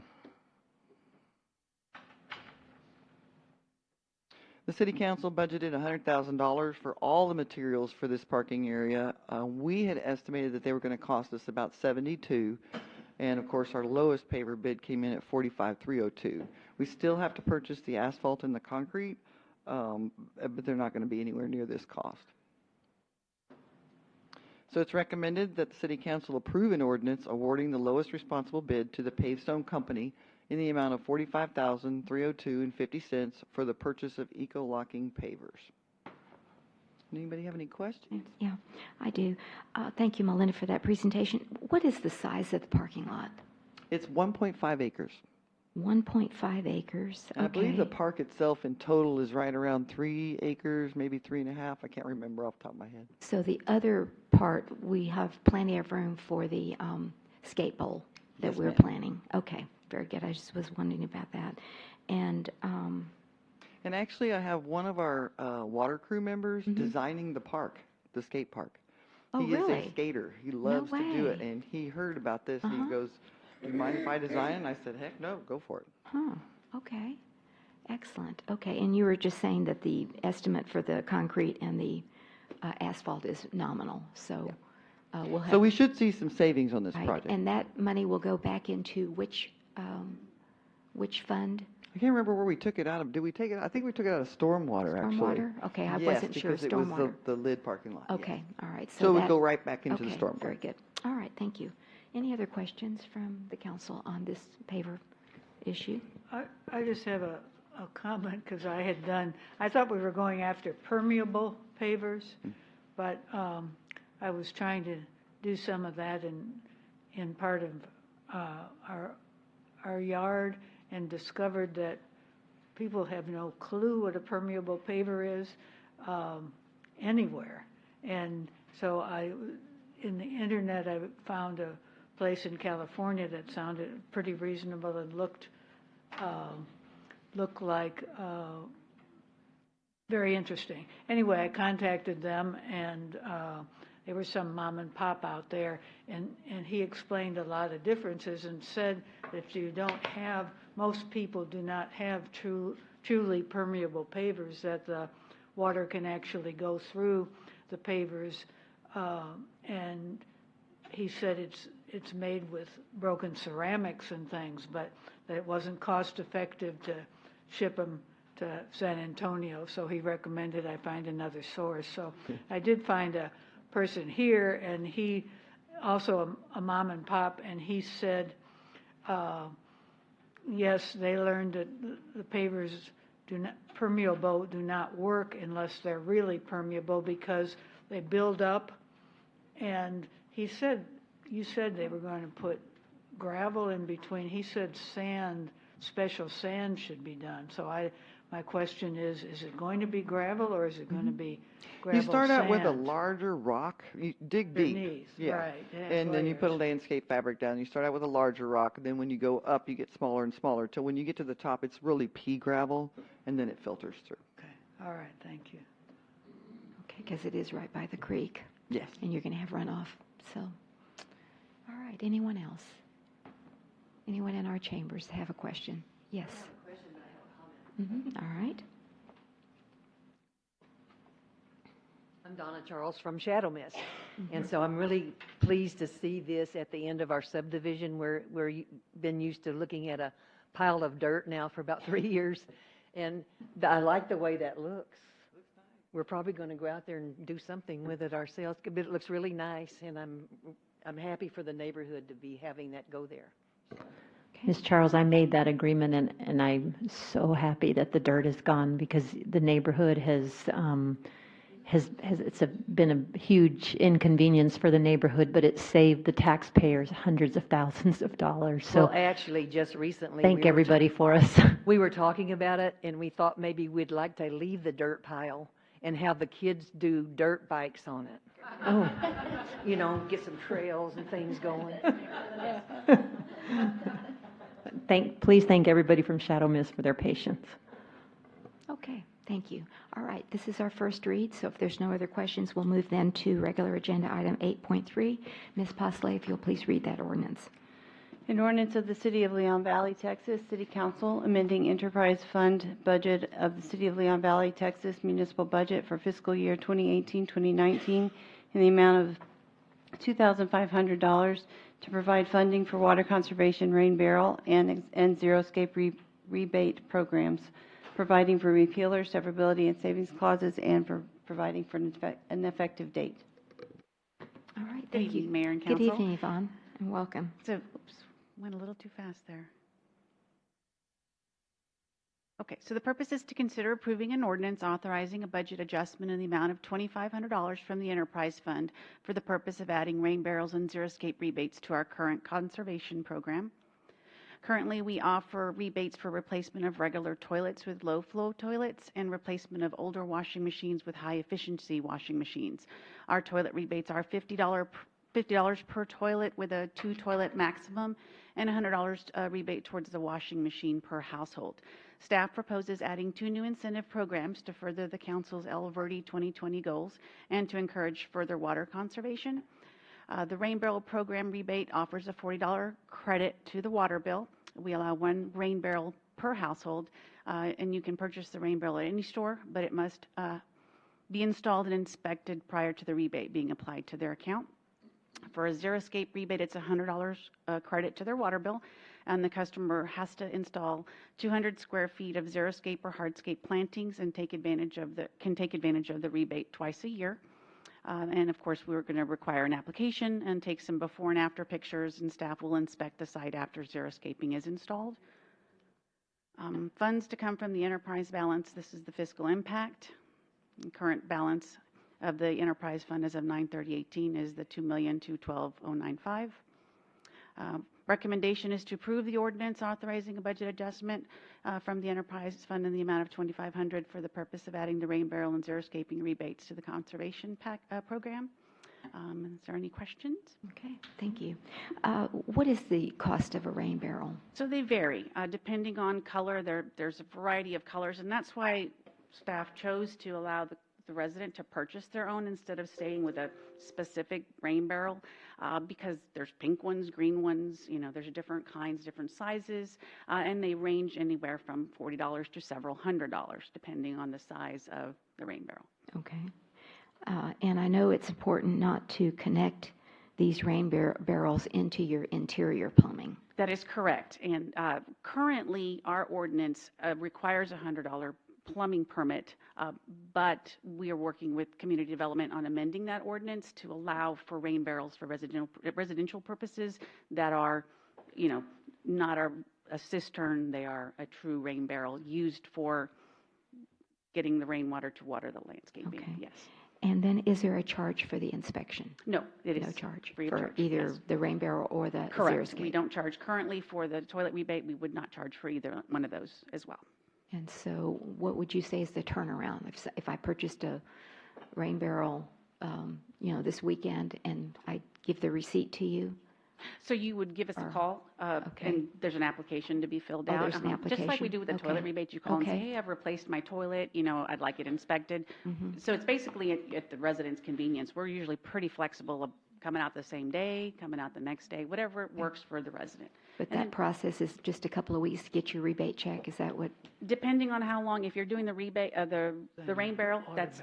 Oh, you that's go buy right, it it goes and- on your water bill. Right, That's it goes I'm on your not water the bill. So Valley you Rock just water. buy the rain barrel, That's however long it takes you to install it. The zero escaping is going to take a little longer, obviously, Sure. with the work involved, but Okay. same process. We're really flexible about coming out for inspection. And how many people are estimated taken advantage of the prior plans with toilets and washing machines? So would you say? currently, for this fiscal year, I have 4 toilet rebates and 1 washing machine rebate. Oh, That's okay. all that we've had so Okay. far this fiscal year. All right, very good. And so will you, if this passes, not today, but in the next meeting, will you put something in the water bill to inform the? Yes, I have plenty of very good of advertising. Mhm. Excellent, thank you. Yes. Really appreciate it, and thank you for that Sure. extension of the El Verde 2020 goals. Thank you. We used the toilet rebate, and they took the toilet too when they came to inspect, so they Yes. took the old one, so that was very helpful. But I had a question regarding the toilets, if that's okay. Sure. Is after a certain number of years, can you get another rebate, or what's that? So we only allow 2 per the lifetime of the account. Okay, Mhm. all right, thank you. You're welcome. Okay. Anyone else? Anyone else in our chambers have a question for Yvonne? Yes, Ms. Martinez.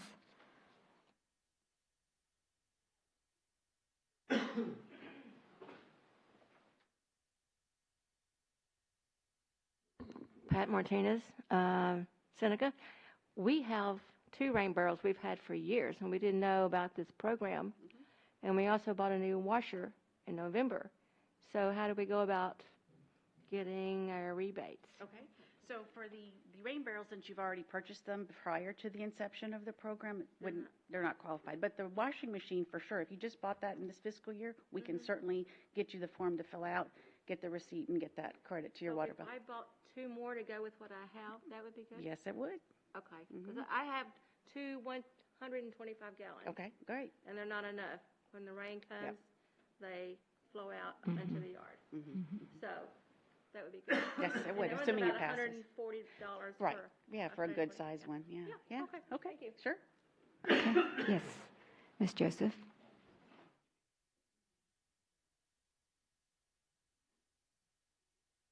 And Joseph, I have a question about where you purchased them, and then could you please repeat, we were discussing back here about the $100 charge that you had mentioned. I'm sorry, I didn't catch her question on the mic. The first question was, could you please tell us where they can be purchased, the colored ones? And then the second one is, we were kind of discussing back here about the, excuse me, the $100 charge. So they can be pretty much purchased in any, local hardware store or online. Amazon even has them. I looked I looked at Home Depot, and they had all kinds of different colors and sizes. So they're pretty much anywhere that you can think of that you could buy.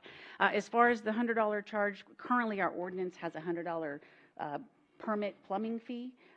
Correct, but we're going to be working with community development to amend that ordinance, which could take this process a little longer to make sure that we can differentiate between the barrels, and currently that's not in the ordinance. Okay. Very good.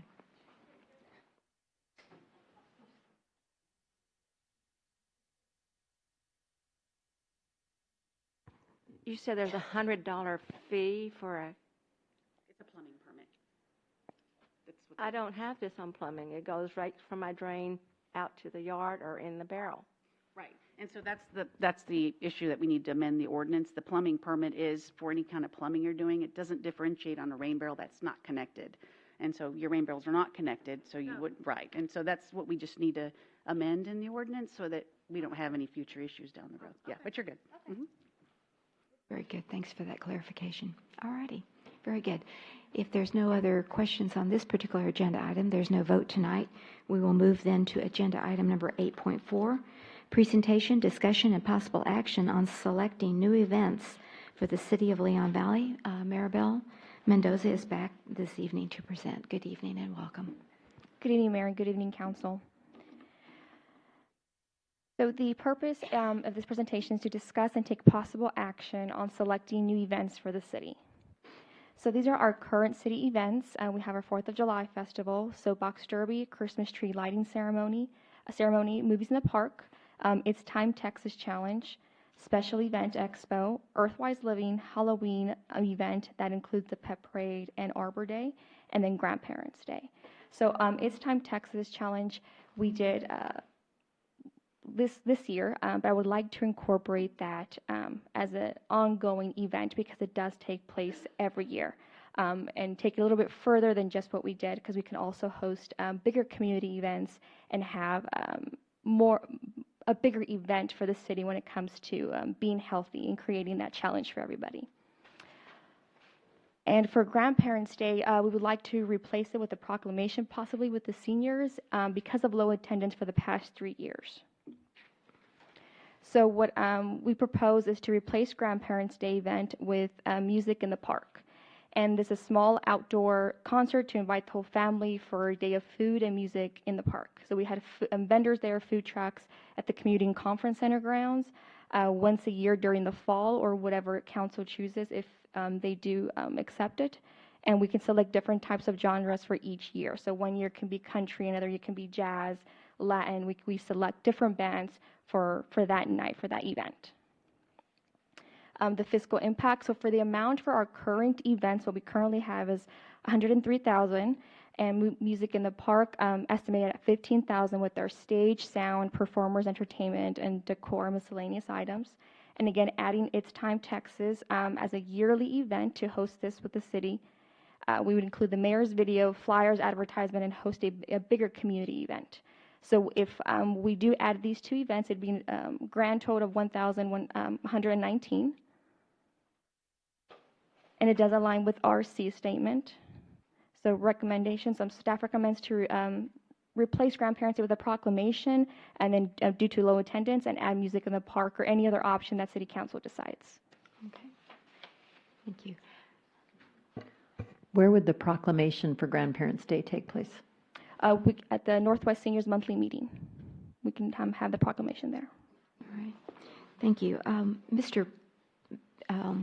Benson came by my office today, and he said that he was talking to you about the Beethoven Band doing a concert in November and wanted my support on that. And I went, oh, and I had not had a chance to review. I've now reviewed it, but I guess there's a disconnect on the Beethoven Band. It was a discussion that he was giving me dates on when they're available, but we haven't set a specific date or which event he would like to play. Okay. But I did speak with him, and that he was more than welcome to play at any of our events. We just haven't sat down and came up with a specific time frame or specific event that we currently have. Okay, because that's a free band. They don't charge. Correct. Yes, and ma'am. they also, I think many, many years ago, we designated the Beethoven Band as our city band. And some proclamation or something, I remember. But we used to always have them at the Grandparents' Day concert, which was, it wasn't like 500 people, but it was probably 100 people. Mm-hmm. But over the last 3 years, we've not had them. And I think we just kind of did not have that connection. And but we had other music. I think one time we had a rock band or something. So I don't know if that was the reason for the lower attendance. Plus, I think publicity. That's one of the events that we don't really publicize a lot either. Okay. So I don't know, but they're offering their services, the Beethoven Band, and I just, hate not to take them up on it. So I didn't know what he was referring to, like on the November. He said November 28th or something. I wasn't sure, and I said. And we also had discussion of speaking with Chief Salvaggio of possibly doing, it'd be a free event. It wouldn't cost the city besides the community center, of a Blue Santa event. Yeah, sometime in that's what November. That was what he was talking We were about. The Blue thinking, again, Santa we event. still haven't spoken to Joe or gotten all the details, but have a Blue Santa event where the Beethoven Band plays and people are more than welcome to stop by, see them, and then bring a gift for Blue Santa. So to just be That's what it was. all in one. Right. Okay. All right, I don't know about the Grandparents' Day. I mean, I know it's, and you want to replace it with another event, which is the music, which is, I think you have $15,000. Correct. Budgeted for that. So, anyway, what would the council like to see? Yes, Councilor Ben Martinez.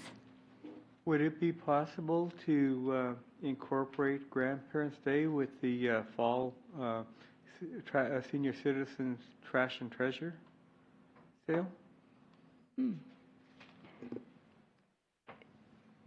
don't know. Grandparents' Day is the second. Exactly. It's Sunday in September. Correct. And so trash and treasure are different the times fourth. and things. And why Grandparents' Day fell apart was actually because the events committee fell apart. They were the only ones working on it. They used to make the things for it, and they were taking everything out of their own pocket and making things, and we got some funding for them to, at least pay for the things that they were making, and they would get the music and the stuff. But without them, it kind of fell apart. Okay. And That's right. I forgot they were a big part of the Grandparents' Day, and they would get door prizes right. and flowers so and stuff like it was fun, that. and there were incentives and things, but and it is very different from the seniors. I don't know. The seniors come for a purpose of playing bingo and having food, but they are. And a I lot would of them are say, grandparents. at least half of the seniors don't live in Leon Valley either, so. But I think even more, but if we're trying to concentrate on our seniors, so that's But all I do would like say. the music idea. I'd love to see it twice a year. And I think I'd like to see more variety. People come for variety and not rather than one kind.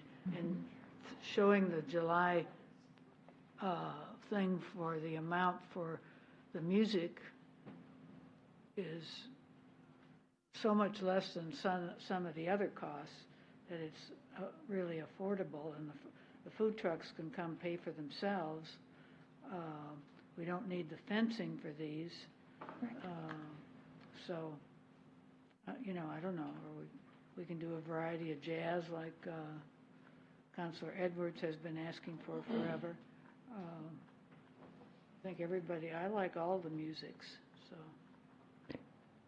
I think last year at Grandparents' Day that it was a high school band, and then I know the Folklorico girls danced as well, so we had two. The mariachi. The mariachi Correct. band, the high school mariachi band.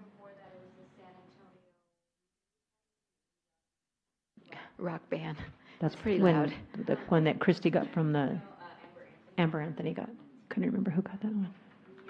After that, or the year before that, we did have debates. Ms. Caldera, can you use your mic? Thanks. But you're right. I mean, after the community events committee, it's a fairly small event. I've done the event the whole time I've been here. We've never had a huge attendance to that event. No. It's a pretty minimal cost event, but I mean, it's completely up to the council and what y'all want to do. This is getting ready for us to get prepared for the budget. We're getting the budget prepared, and so that's really all this is just to get an idea of how much to put in the budget for next year, and listening to the council wanting an extra event. We were looking at a music festival, and with the 4th of July entertainment was $4,800. We don't have really like huge headliners, but if you would like huge headliners to come, they're a little bit more costly. And so I just told Maryville to give a good estimate, conservative estimate on how much that would cost.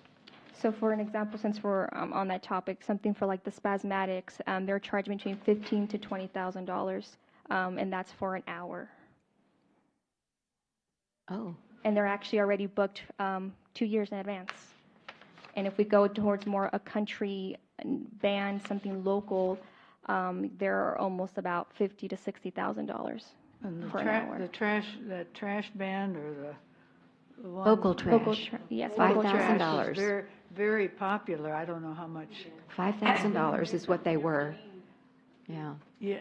But those that bring bring people to the event, huge attendance. I mean, you'll get some people come for the trash, but you're going to get a couple hundred people. I don't know how many people you want at the event, Well, just a starting event, I mean, so you see what attracts people, but a good band, they don't have to be a name band, or they could be an up and coming. There's a lot of local bands that are really good.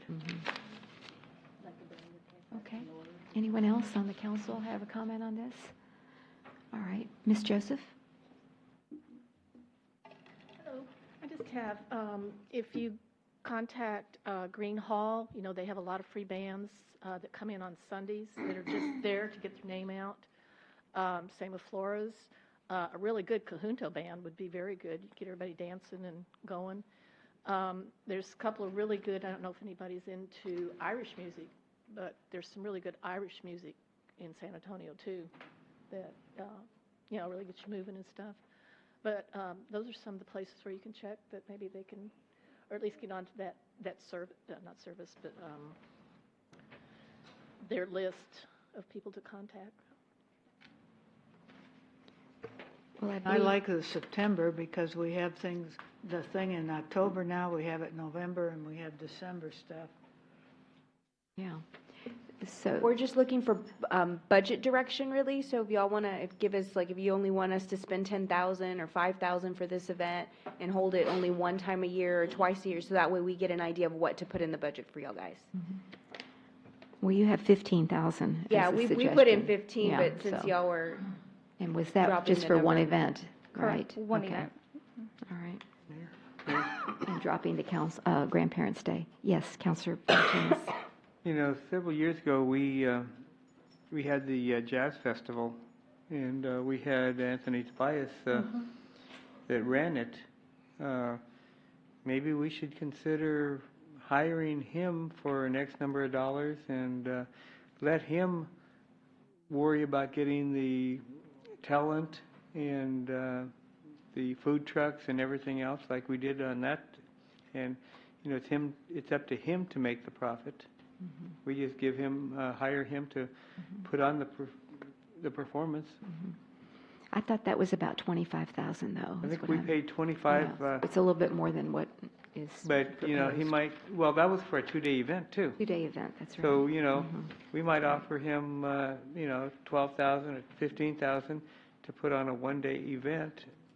And it's up to him to get the talent. It's up to him to do everything. And if he makes a profit, he makes a profit. Okay. Doesn't it have to be shared out throughout the community to other event planners that does that, and not just recommend one person to do the event? You mean So- like do an RFP or something? Right. Yeah. I mean, you gotta be Yeah. careful just recommending one person and saying give them X amount of dollars to do the event when we have other people that are equally qualified. So give them an opportunity to at least present. Bid on it, yeah, I agree. Okay, anyone else? All right, so we haven't said how much in the budget. Want to just keep it to Correct. 15? Is that for right now? And we can always do a budget adjustment if we need to, but 15 for next year. So it would be the bottom line that you had, which was 119,000, I think. Total, yes, and that would be Total. adding Go back the, to the screen. do you have? With the additional events, 119,094. That's what you said. Yes, and that's adding the It's Time Texas continuous year and then the music in the park. Okay. All right, one event. Correct, one event, yes. All right, very good. All right, thank you. you. Appreciate that. All right. And did we get consensus on Grandparents' Day? I'm sorry. Yes to Grandparents' Day, no to Grandparents' Day? This is a first read. Oh, okay. Okay, Yeah. just Oh, for that's next right. time. This is not- it's No, not- this is no. not a first No, read. you're This is right. we Okay. do need to give action, and we do need to have a motion. Gosh, I don't know about Grandparents' Day. Let's try one more year. Let's try it one more year, and let's try to advertise it a little more. I mean, the Beethoven Band just said, give me the date, and they Yeah, they we can don't definitely do charge that. us. Okay. But who would actually organize that since we don't have a community events? I do. You I will do. organize You'll it. do. You would do it then. You'd get the door prizes and stuff. Correct. I don't know. What do y'all think? If we advertise it, it might work. It's never been really heavily advertised. I saw this brochure one time when I went to Kyle. This was many, many years ago, but I don't know where I was. But in Kyle, Texas, they had like a, what do you call it? Just like one of those The trifolds? yeah, trifold. There we go. And they had all of their events listed for the entire year, and where it was, and if there was cost or if there was free. That could be something we could possibly do to advertise all of our events, at the library or, all of the, anyway, just a thought. I thought that was a really good way of kind of succinctly saying what this town represents and stands for. So they had a lot of different things. So Fredericksburg does that too? Yeah. Okay. So there is action on this item, so is there a motion on this particular agenda? I move that we take action. I'll second. Okay, so along the lines, there's nothing specific, so it's hard to move on it, but along the lines of what you said, and maybe consider, like if the Beethoven Band is available the second Sunday in September, that we do what Councilor Martinez suggested and include that. But I think we need more input, and I think we need to see what an RFP would come through with, and so the actual concert, right. the music in For the the music in the Right. park. Yeah. Okay. Okay. Mayor and council, if I can just give you a point. Yeah, hold on, that was a motion. You want to rescind it? Because, Well, till after she says what to do. okay. So my suggestion would be to go ahead and make a move to pass the things that you've already agreed on, like the $15,000. What was it, Grandparents' Day? Did y'all all agree on that? And what was it? Something Actually, else? I don't mind rescinding, but I would like to not even put, until we get an RFP, not even put a cost, just maybe postpone this You can with table the this too? guidance, yes. So you can make that motion, or you can, Okay. did she, you didn't really make She a has to take motion. back though. yours. There wasn't a second. No, my motion was a Wasn't a joke. second. But she seconded it. So I rescind my second, that's motion right. to take action, and she You can rescinded her. rescind your second. Okay, I rescind my second.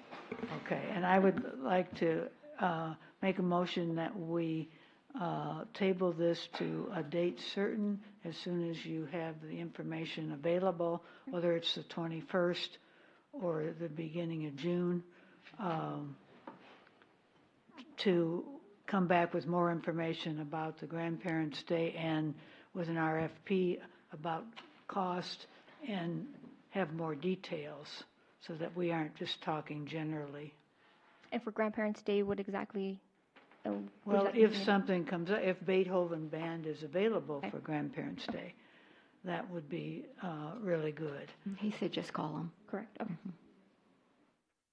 Counselor Alcazar, you said you wanted it a date certain. Can you give us the date? Well, I said either the 21st of this month or the first meeting in June, whichever that they have the information available. Thank you. So an RFP, if they want us to go out for an RFP, it will not be available May No, 21st. that's correct. Would you be amenable to having it the second meeting in June so we have time for the RFP? Absolutely. Is that okay? And we'll still get it done then before the budget? Okay. And so just for our clarification, you want us to do the RFP for the music in the park, and then determine whether or not the Beethoven Band is available for Grandparents' Day. Those are the two pieces of homework that you want done before this comes back before this body. Is that correct? Yes, ma'am. Okay. All right. Thank you. Do I have a second? Mayor, Yes. One other thing. You mentioned that trifold from Kyle. I'm sorry?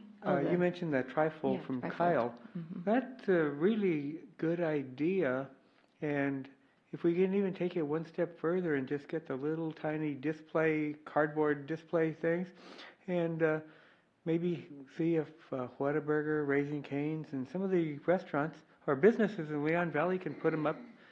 And you never know, since we have a lot of transitory people coming through, maybe they'll pick up a flyer and it'll bring people to some of our events. It's a good idea. It's a great idea. The only issue that I see with it, approving it right now, is that we want to wait and see what you approve for the budget, and then we would print that.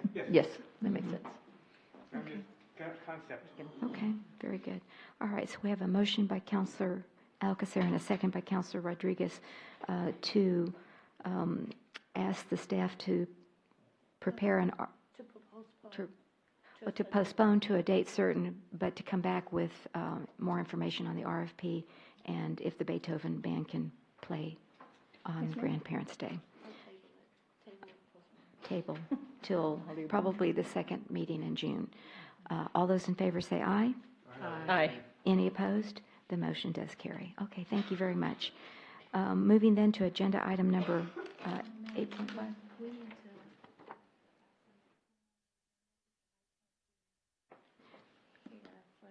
Well, they don't get up. This is for a general. This is a general discussion on the, On what? on the, yeah, is the Code of attorney here? ordinances. Or Mr. Henry, is he here? Is he going to be here for this one? No, Mr. Henry said he is available by phone he thought he was just needed for executive session, but if he's needed No, here, I mean, that he's available by I phone. just was asking. Okay, so agenda item number 5 is a general discussion that I understood that all council members could participate and all citizens on developing these protocols that are related to a 312 hearing. So let me read the agenda item. 8.5. Yes, I think Mayor, someone it's has an to ordinance. read it. Oh, that's right. It's an ordinance. First read. I had Mayor here. Doggone it. It's you. Very good. Thank you. For some reason, I put my name there. Thank you. Go ahead, please.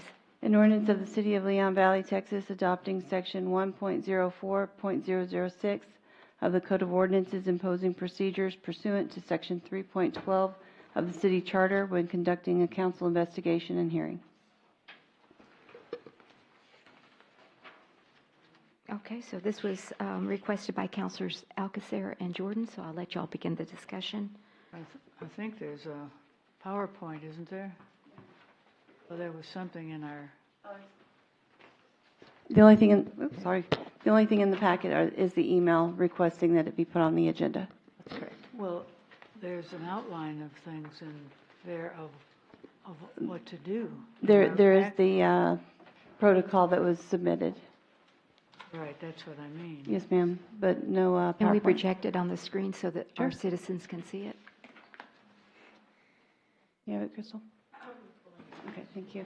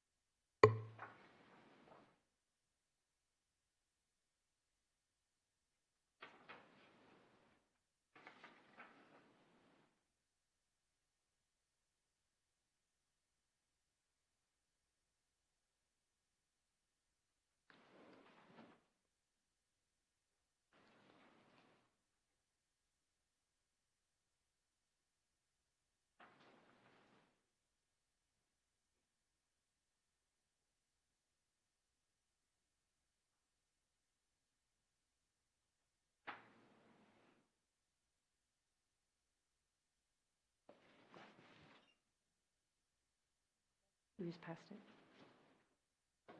We're done.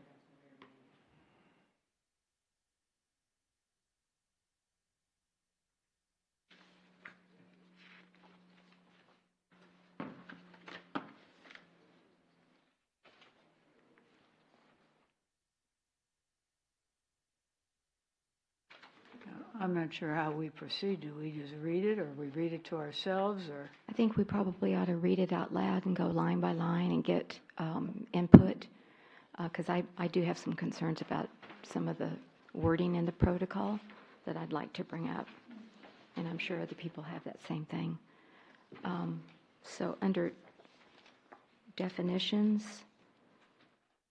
for purpose of the meeting held under 312 of the Charter, the following words, definitions of words and phrases controls. Designated officer shall mean an individual designated by the city manager or city council to examine any complaints filed against a city employee or official. In the absence of an official designation, the city manager shall be considered the designated officer. So is this the investigator, the attorney investigator? Is that who that is? I didn't write it either. So. Who wrote this? The attorney investigator wrote this and sent it to you. Yeah, I know, but I have questions for Mr. Henry, and he can only answer, like, how did you develop these protocols? Did you borrow from other cities? What Would you like research him did on the you do? phone? Well, I don't know, but Okay. I guess we could do that because I heard an I would, but I didn't know which one of you said that. Oh, okay.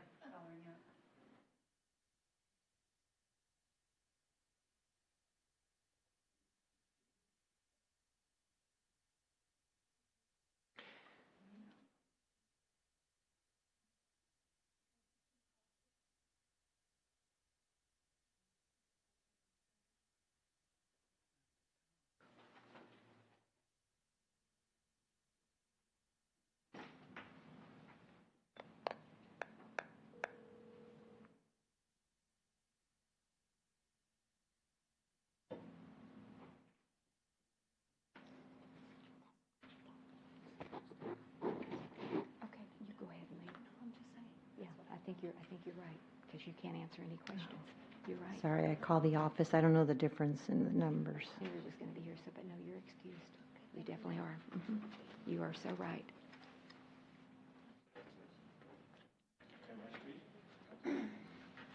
No, we're not ready Well, yet. hang on just a second.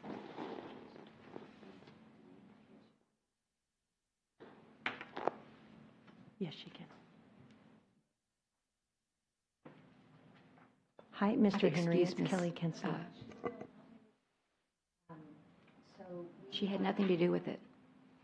We were at the point in the council meeting where we are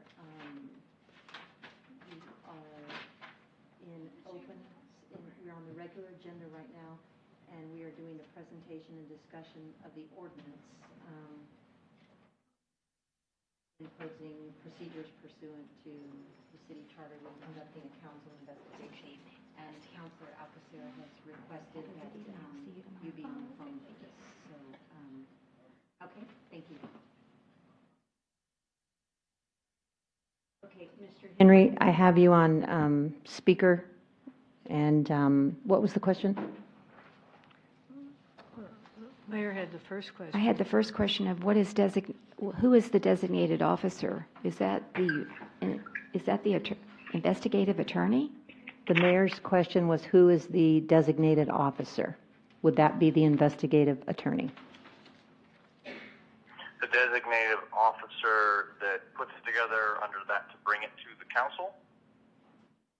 The section, do you have Is that the what you're- do you have the ordinance Point in one. front of you? Yes, hold on. Okay, that way we can refer by section. It'd be easier. See, that's completely different than the presiding officer that comes a little later.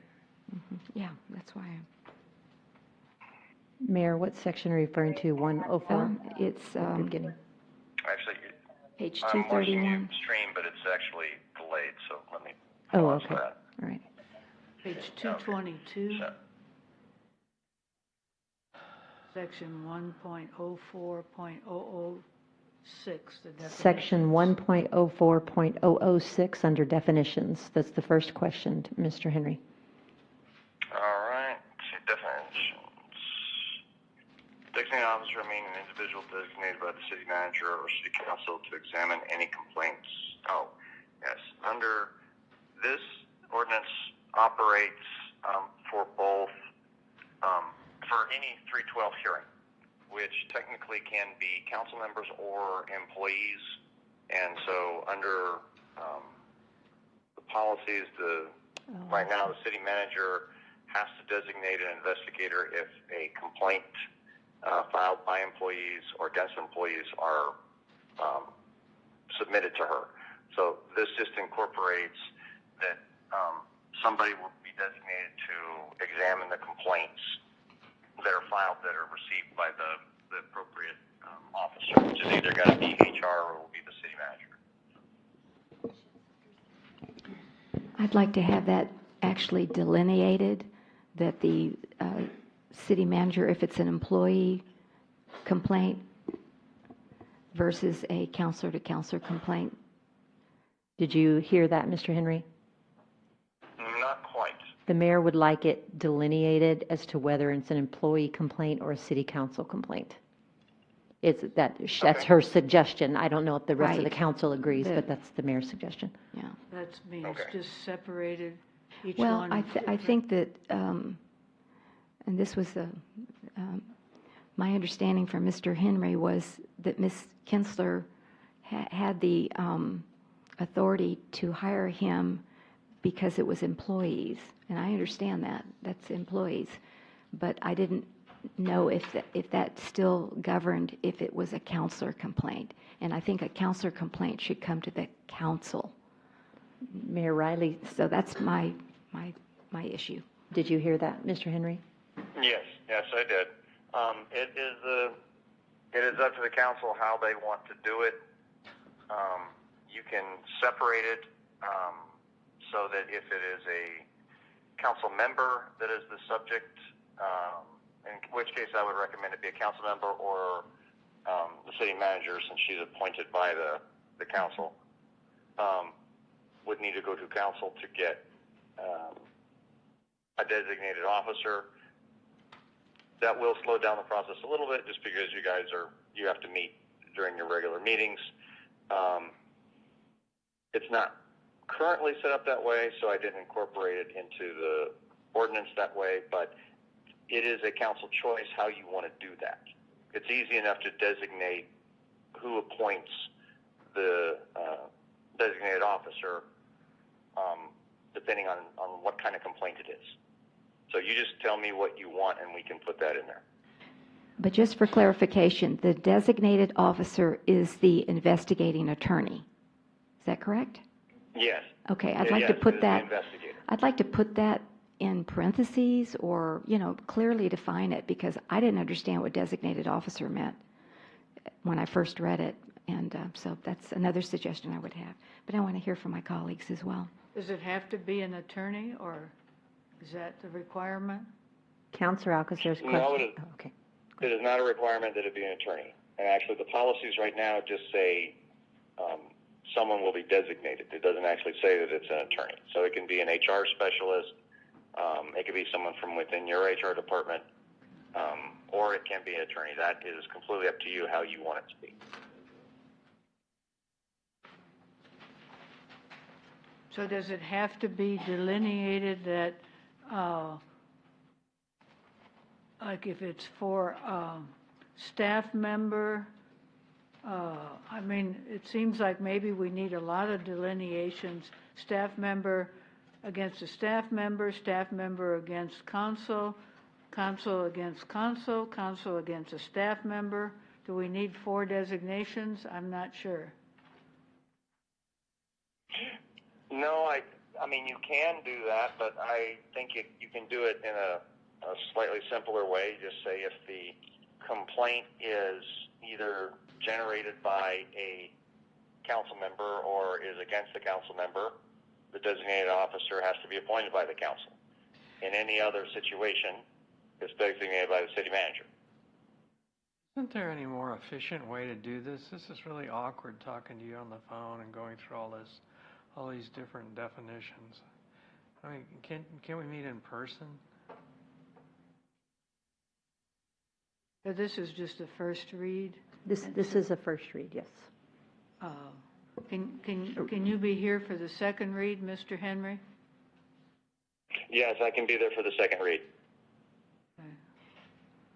Well, but I think we need to kind of hash out some bases tonight.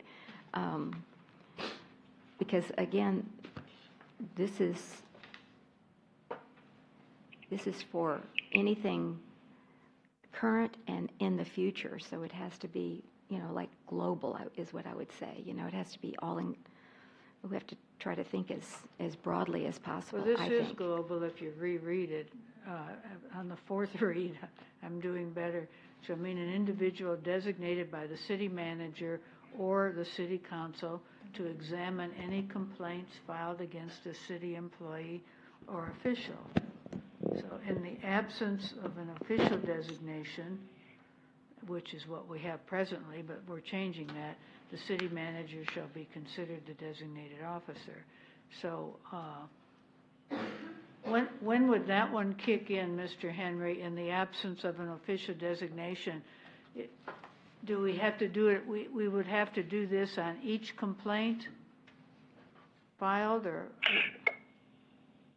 No, that sentence is more of a catch-all just in case we end up in a situation where we didn't envision who would end up being the complainant and who wouldn't. So it's basically the one that catches a situation that we aren't contemplating. It's a backup is all. But let's say it's we get a complaint from one vendor against a designated official. Let's say in the future you guys actually recreate an EDC, separate entity. So if you create something new or you do something new in the future, this ordinance is really designed to kind of adapt around it. So that's why that last sentence is in there, to just be a catch-all.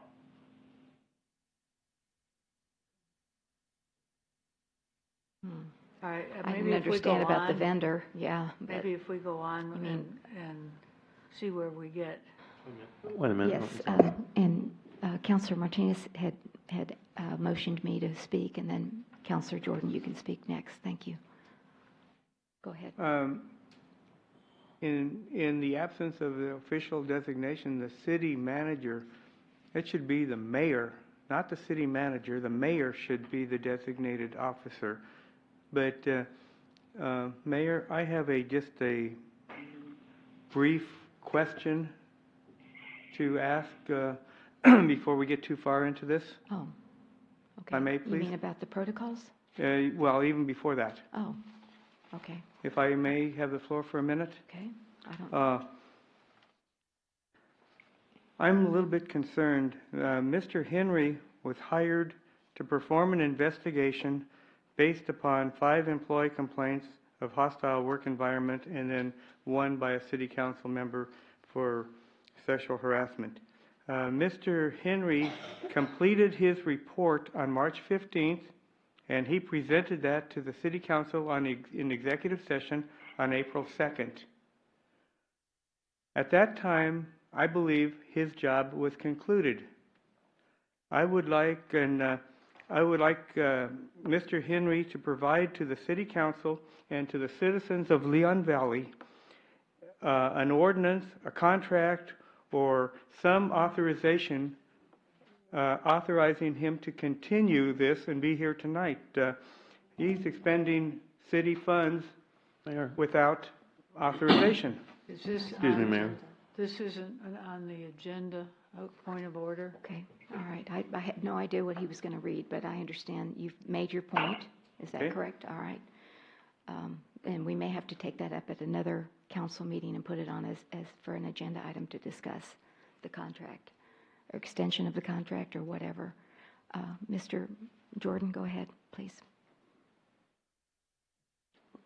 Trying to go back to the definitions, and right. when a designated officer was appointed, Mr.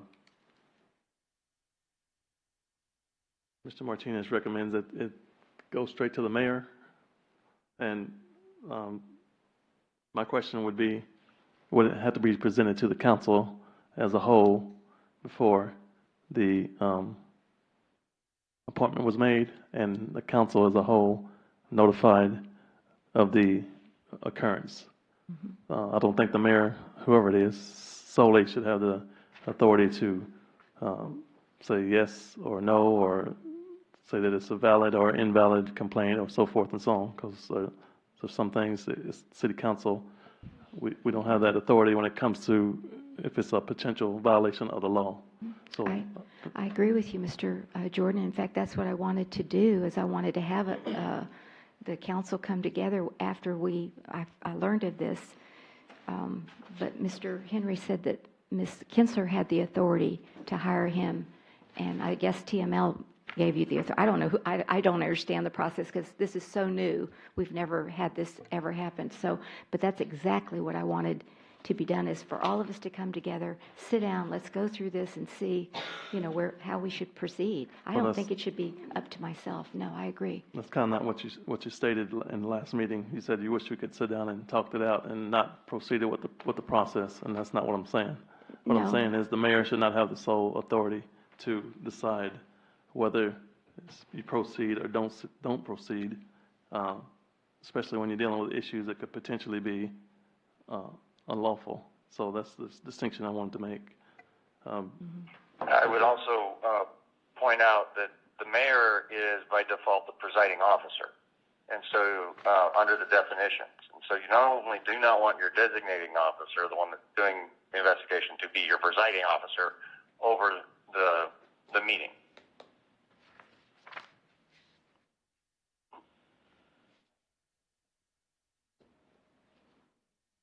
Okay. So what changes, if any, to A.1? Are there going to be suggestions? I still think we need to delineate it a little bit more. Designated officer meaning, is it the investigative attorney or what? I guess it is. I'd like to put that in parentheses, just so it's clear. He said it doesn't have to be an attorney, and Okay. that's why I use the term individual. Designated individual is what he said, I believe, right? Individual designated. Yes. by the Well, it city, says individual. which is what it says. We've done one of these before without an attorney, with just an expert in the field. That is correct. So, but you'd have to, I think it needs maybe going with the mayor's suggestion.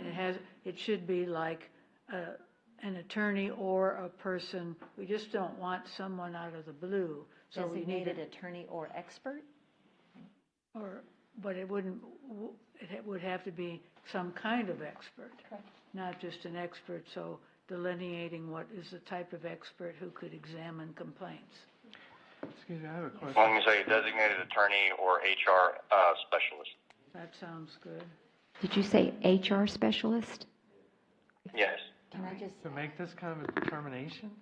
So can I just speak really, because I've done several harassment complaints over the years, and we've had committee members offend staff members, and it's always of the best interest. TML always recommends either a personnel attorney of some sort when we bring forth a harassment complaint, no matter who it is, just because there's a lot of legal ramifications dealing with whether it's sexual harassment, hostile work environment, bullying in the workplace.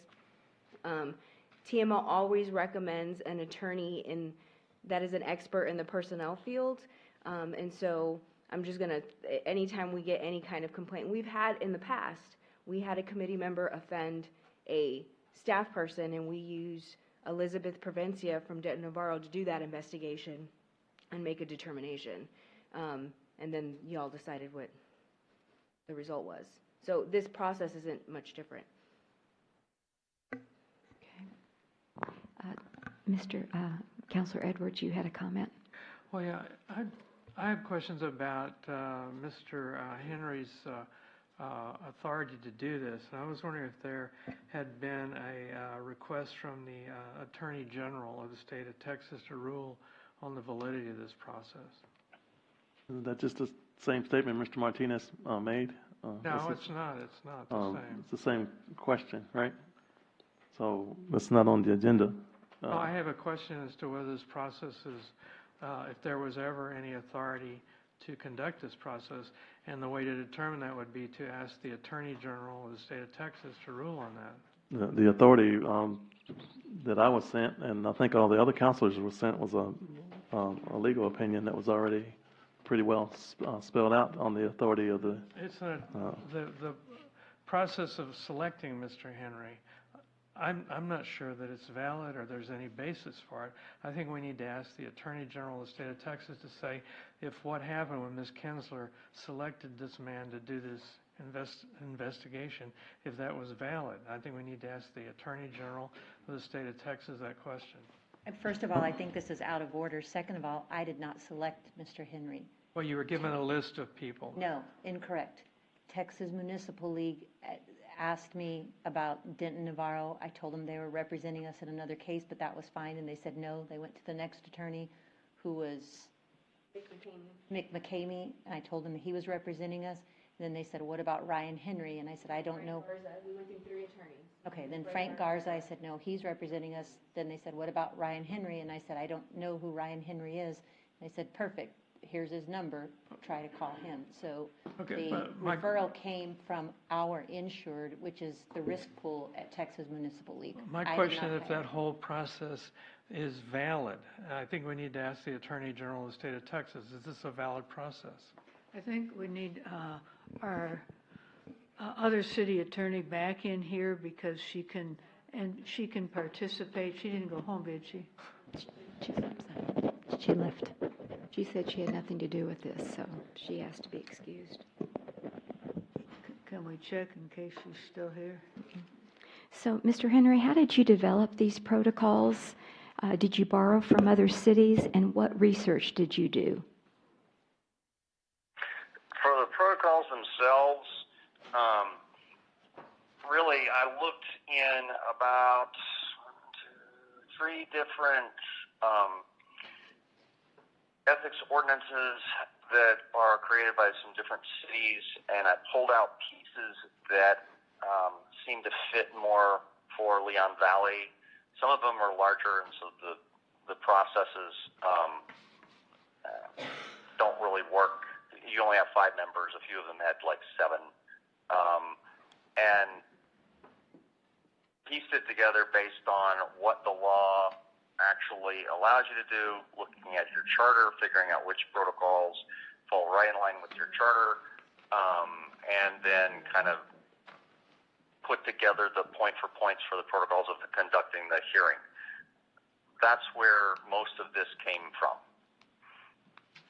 And if you'll note, a lot of the sections, like in the general process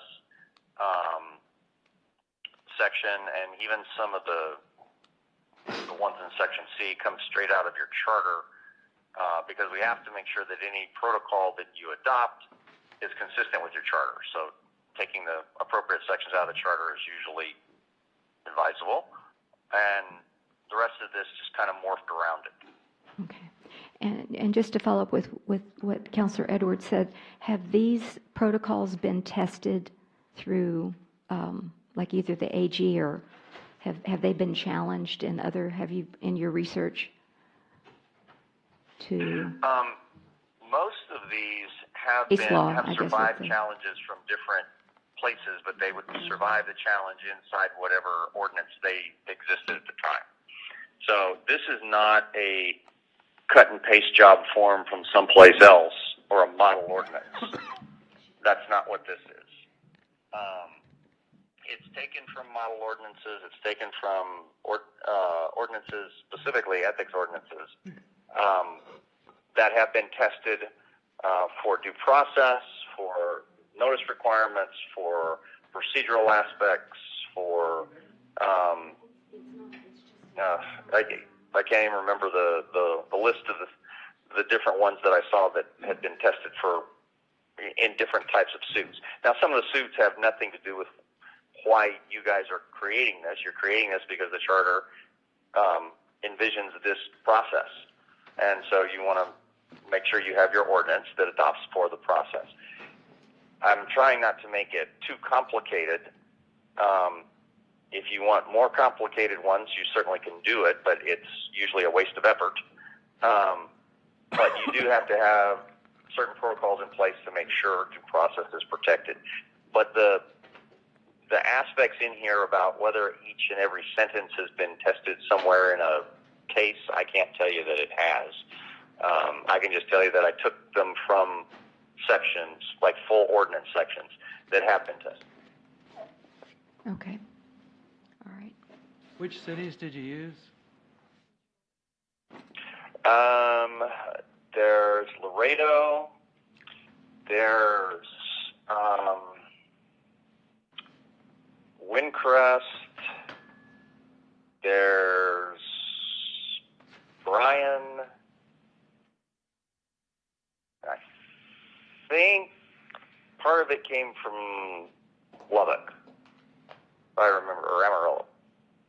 I'd have to go back and check my notes, but and there were some sentences that didn't appear in any of those. They're just necessary because they come from your charter.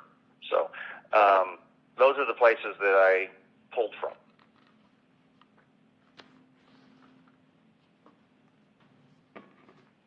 Okay. Can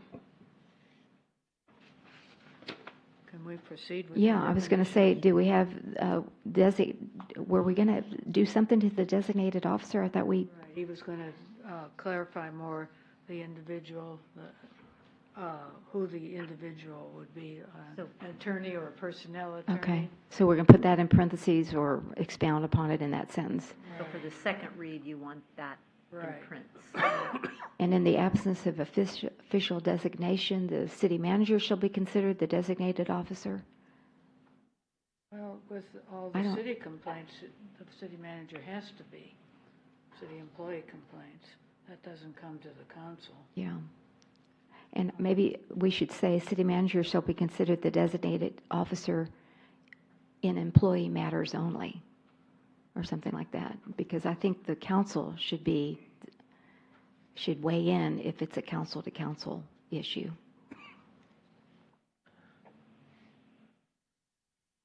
Right, but if it's staff to council, then it has to be that would be the employee complaint. That would be the employee complaint. So that's what I'm saying, employee. But council to council, I think, should be the council, should initiate the 312 process. Is that normally done, Ryan? I didn't quite hear that. You're talking about separating and out based on whether it's against a council member or an employee? That's correct. Yes, in the absence of the official designation, the city manager shall be considered the designated officer if it's a city employee complaint, and the council or the mayor will be considered the designated. Go ahead.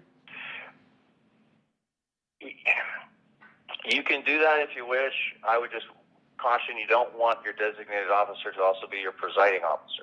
Yeah, I don't have a problem with dropping the mayor and just putting the council in there if it's a council to council issue.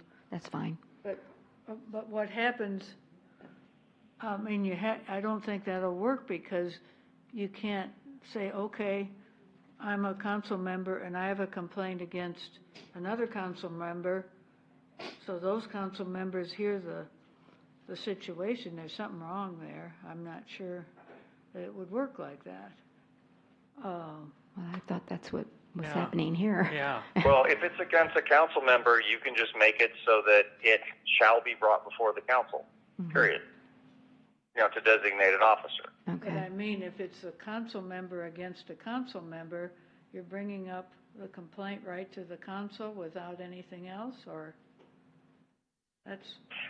It's you bring up the complaint and said a complaint has been filed. It is against a council member. You need, those of you that are not conflicted out, you need to vote on somebody to be the designated officer.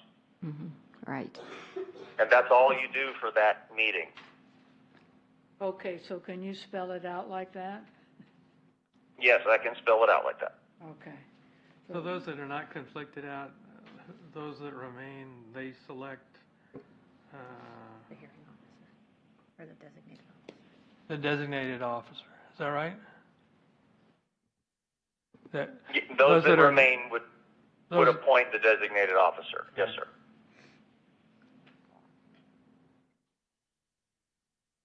Now, the recommendation would be you get someone outside to do that, from outside the city. But that doesn't necessarily have to be in the ordinance. The council is just the one that needs to appoint who would do that investigation or be the designated officer. So the designated officer and council-to-council complaints should be somebody from outside the city, like a personnel lawyer or... yes, that would be the conservative advice. A personnel lawyer or a, I don't know what the other term is,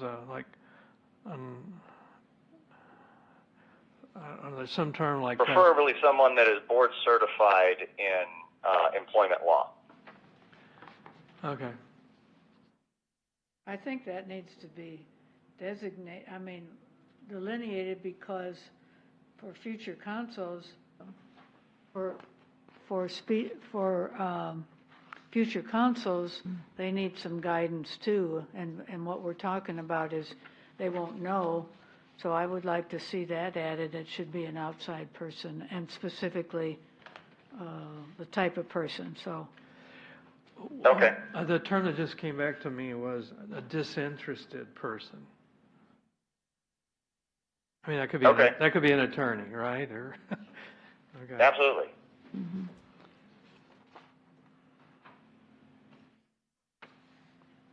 All right, I shall make that change for you. All right. Can we move to number 2 unless there's Yes, any other questions? Yes, and I don't have Okay. any problem with 2. Majority vote shall mean an affirmative vote of the majority of council members present and voting during a 312 hearing. When a council member is present but not deliberating or voting due to a restriction under the charter, such failure to vote constitutes an abstention. Okay, so you're saying that in this situation that we're in now, 2 of the counselors are conflicted out, so they are their vote is an abstention. Is that what that means? I didn't hear that last part. You said later on. I said if 2 counselors are not able, or that are conflicted out, then their failure to vote, in other words, it would show an abstention. If there's a vote, it would be aye, and abstention. Is that what you're saying? Yes, How it that's would correct. be recorded? Okay, just wanted to clarify that. It's not really their choice to abstain, right? It's just a technical way to describe it, or? Well, your charter says that if it is either by or for, or by or against a council member, that you cannot sit at the dais, deliberate, or vote. But the charter doesn't prevent you from doing anything else in your role as a council member. And so what the case law says on that is treated as an abstention instead of an absence. Now, if you don't show up to the whole meeting, that's an absence. But if you're there, it's counted as an abstention. So can you add that in, please? Yes, I can. Okay. Anything? Does using the term abstention, does that connote anything specifically except you just didn't vote, or because of this situation? It's a term of art. I'm sorry, I kind of ran over the top. I was just wondering if you have like a vote, two versus 1 and then 2 abstentions, does that connote anything besides the fact that because of these conflicts they couldn't vote? I'm not sure I'm understanding your question, sir. Maybe I don't understand that. Okay, never mind. Okay. We ready for quorum? Number 3, the quorum, and I got an issue with the quorum. Quorum shall mean at least 3 city council members convene in the same place at the same time pursuant to the Texas Open Meetings Act. And I know, Mr. Henry, you and I have gone on, because I thought it needed to be at the dais and not like the last meeting. So I'd like to I know you gave me some law, but I had another consult from another attorney that I'd like to follow back up with on that, and maybe just see if I understood it properly. I wanted to be sure that, I understood it to be on the dais. You're telling me that it's just in the room. So at the last meeting, when Counselor Edwards could not be here due to his wife's illness, we just had the two counselors, but you said that constituted a quorum because the two conflicted out counselors were in the audience. Is that correct? That is correct. So the issue is on the dais or not, correct? Versus in the room? Being on the, I want being that on the clarified. dais is prohibited by your charter. I'm sorry? Would you Being on repeat the that? dais is what, I'm sorry, you go ahead. I'm missing your question. No, I'm going to listen to you. Thank you. Go ahead. What's your question again? Well, Mr. Henry, my question was quorum.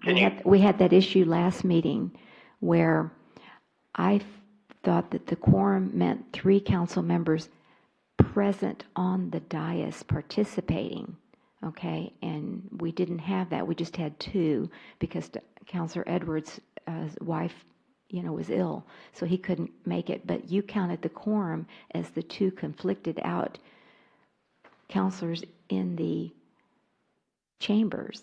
They constituted the quorum, and I'd like to see some. Anyway, my understanding was it had to be on the dais, and I'd like to get a follow-up with this consult that I had. But I think you gave me some case law, did you not? Or what? No, I don't think you gave me case law. Yes. Did you give me case law? Okay. I gave you some case law. If you want to go into what the status of the law is, we can go into a bunch of AG opinions and stuff. But the thing is, for the ordinance, you guys get to kind of define within a certain parameter if that's what you want it to be. Mm-hmm. Now, I didn't go any further than to what, say, a quorum is basically when you've got your members there, whatever the Open Meetings Act says, and if it's changed in the future, it adapts based on what the Open Meetings Act says. So that's why I'm just referencing it as a quorum is whatever the Open Meeting Act says when you've got your people in the same room. And so I tried to simplify it and made it get adaptable depending on what the legislature does to the Open Meetings Act in the future. Doesn't a quorum, wouldn't, you're just saying they're in the room, they can't do anything. They're not meaningful participants. They're not really available. They're just present in the room. Right. Well, that's not what the case law says. Well, that's what it's, logically, if they're just sitting out there, they can't consider the case and vote. Just having the warm bodies, that constitutes a quorum? Well, they're here for a purpose. They just can't participate. So yes, it does. But you were starting to say that our charter prohibits them being on the dais. Is that an accurate statement? Did we do that? Yes, ma'am, it is. But it also allows them to participate in the hearing because one of them would be a complainant and one of them would be a participant. So they are giving and receiving information, with the whole body at the same time. They just don't take the vote. They just can't vote, yeah. Okay, I don't know. Right.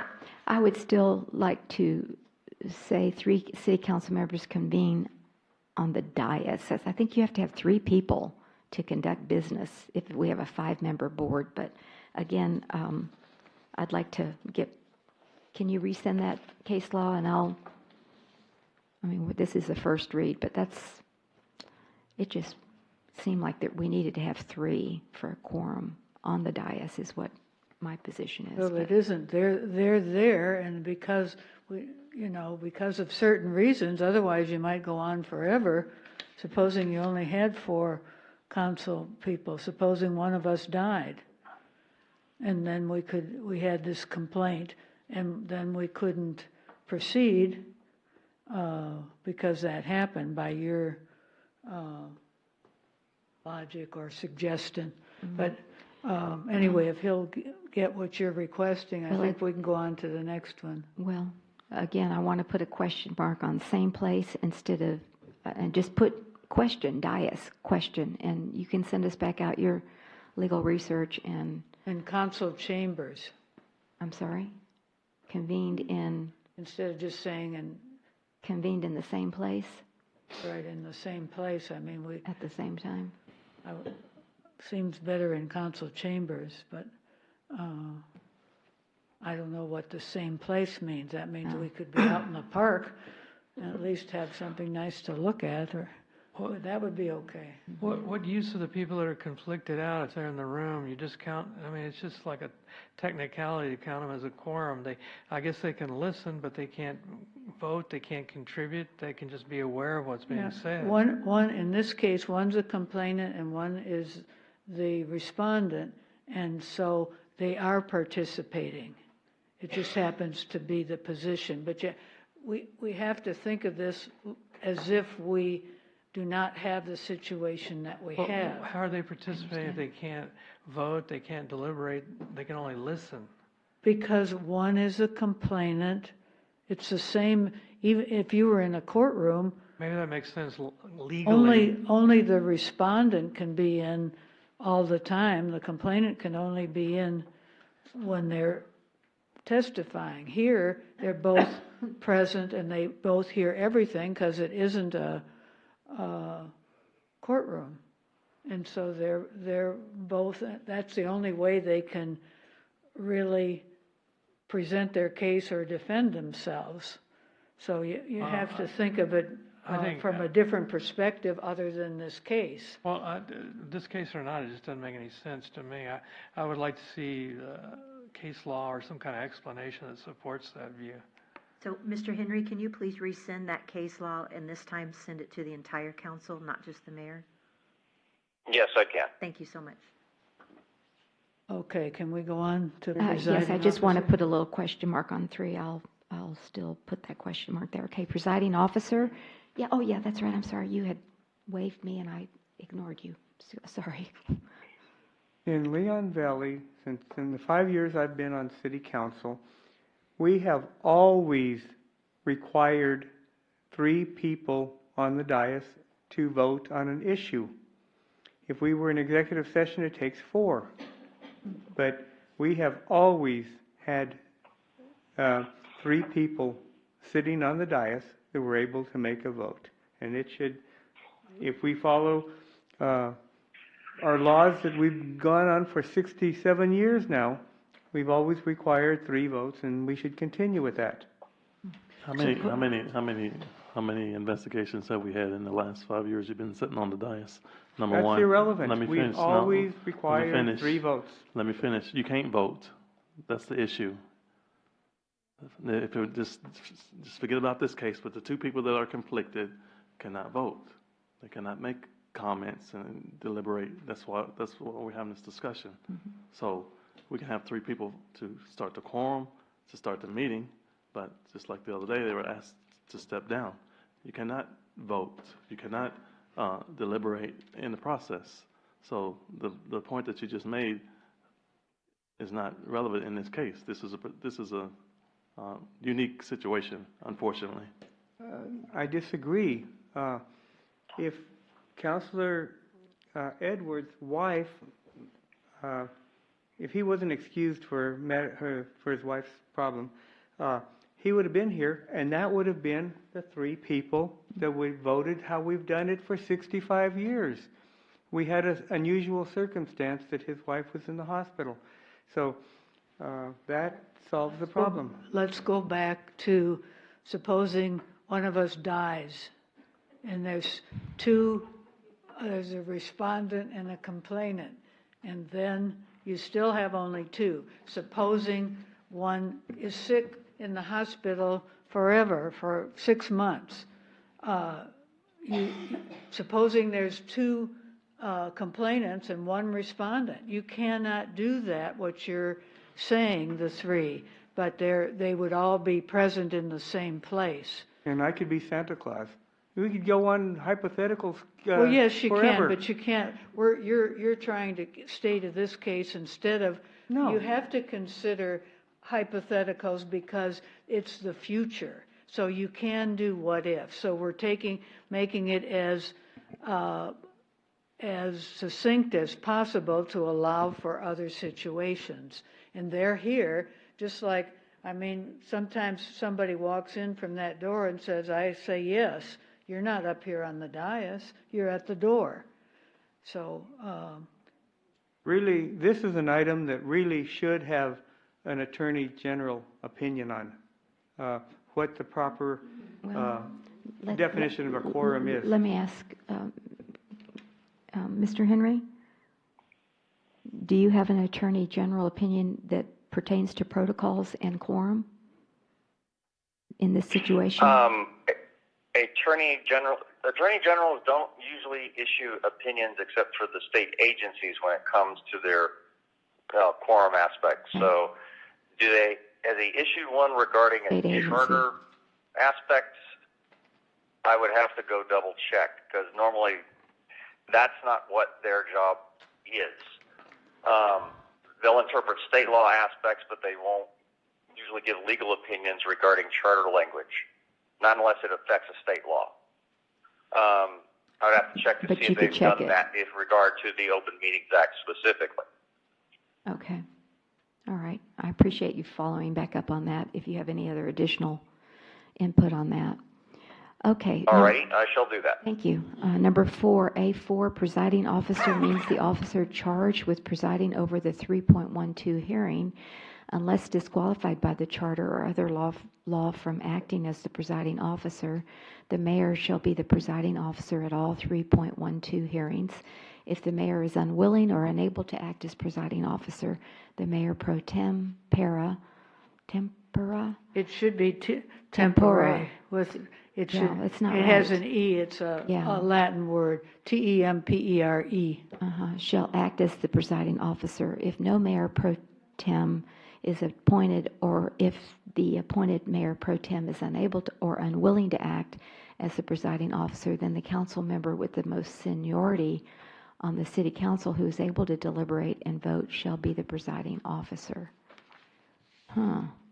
It's essentially an order of succession. So it doesn't mean that the mayor pro tem wouldn't be on the council. They just refuse to be the presiding officer.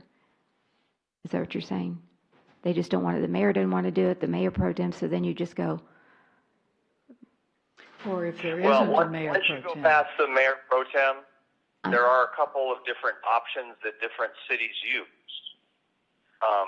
Some of them use seniority. Some of them use like place numbers, who's ever in the place next in succession. Some of them let the members that are there vote because they're going to be the ones that are going to be in the meeting that's presided over.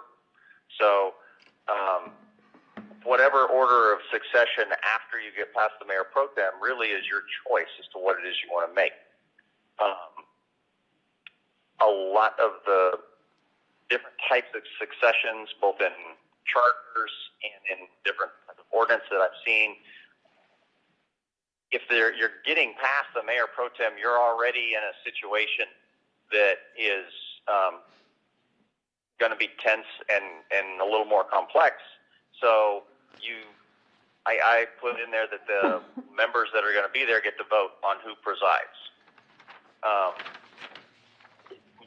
That, though, is up to you how you want it to occur in that situation. Well, what do y'all think? I mean, it's a logical progression, I think, with mayor pro tem, and senior counselor. And I will correct you can say mayor pro tem and leave it, or you can say the pro tempora. Well, but Either way, but I'll make sure that Alcacer said it was typo is instead of correct. an A, it's an E. I think maybe just mayor pro tem. What do y'all think? I mean, just because that's usually what we use.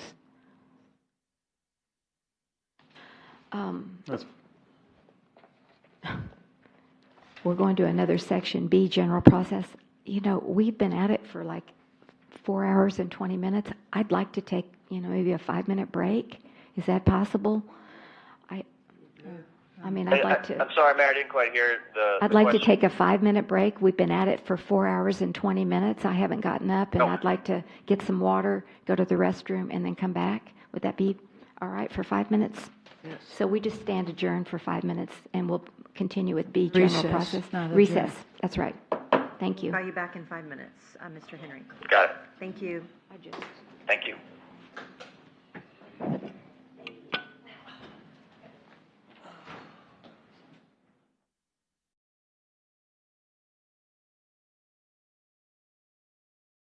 He's leaving. Aw. But, you know, also, if y'all want to, just raise your hand if you wanted to, because this is an ordinance that can be discussed with council and citizens who are brave enough to stay.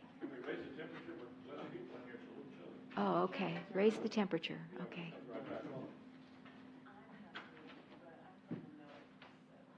You got the polar bear thing going?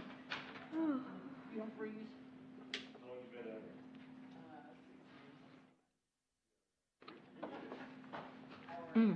Thank you, Crystal.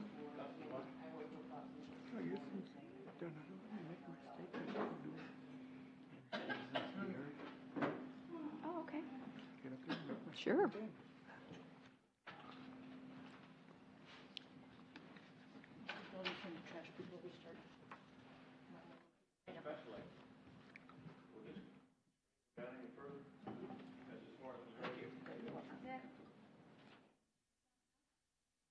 Well, I was thinking there's a fence behind there. It's a big block with a screen. You could have a screen on the right there, but probably not the screen area, not the sanctuary. Whoever designed this, that's what they did. You were here, weren't you? I wasn't part of that. I think that was done before I was here. All plans were done before I was here. I was, but not when it was all planned. When I got here, construction started like a month later. Because I guess that's all those. I may not go by your house to get that plug tonight if it's too late, so. Maybe I can check it. Well, I would chair the bond overtime, we have nothing to do with the inside. Oh, no, Let's ask if it's something other than a regular city council meeting. I think it's a meeting called outside the regular first and third Tuesdays is what I would say. I don't know. Yeah, so like 4 or 5 months after I got here. So it was all done. Yeah, they took the fans out. Oh, yeah, I remember that. Wouldn't like them. People would complain because it would drive it. If they go up to the ceiling, they don't come down on the brick.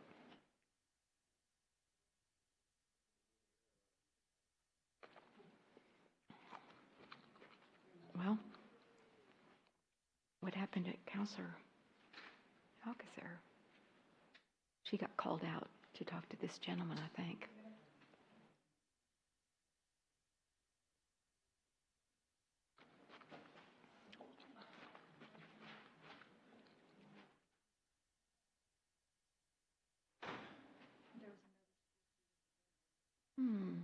Says prayers for Denver school shooting. Today? Did it say how many people were killed? It's just somebody who put a little blurb on Facebook.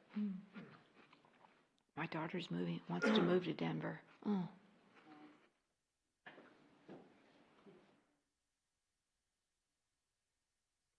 Okay, we're still in recess until Miss Alcacer gets back.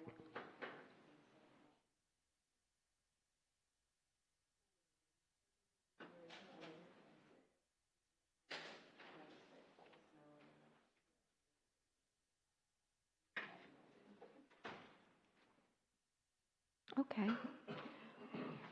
We're back from the recess at 10:31, and we're continuing with B. Is Mr. Henry on the phone? I got it.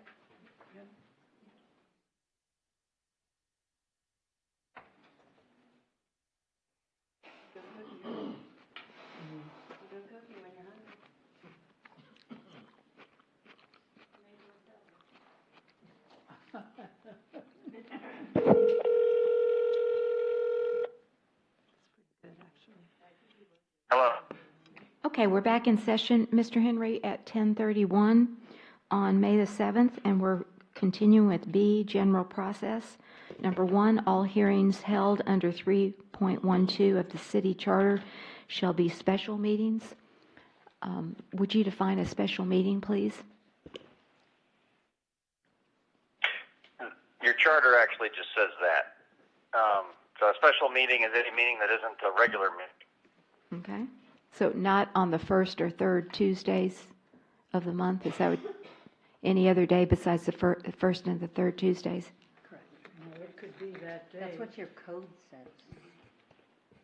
But it could be Yes, that's in the that day, statute. just put as a separate special session, like we do like an executive session. We put a special session like we did the last time. We had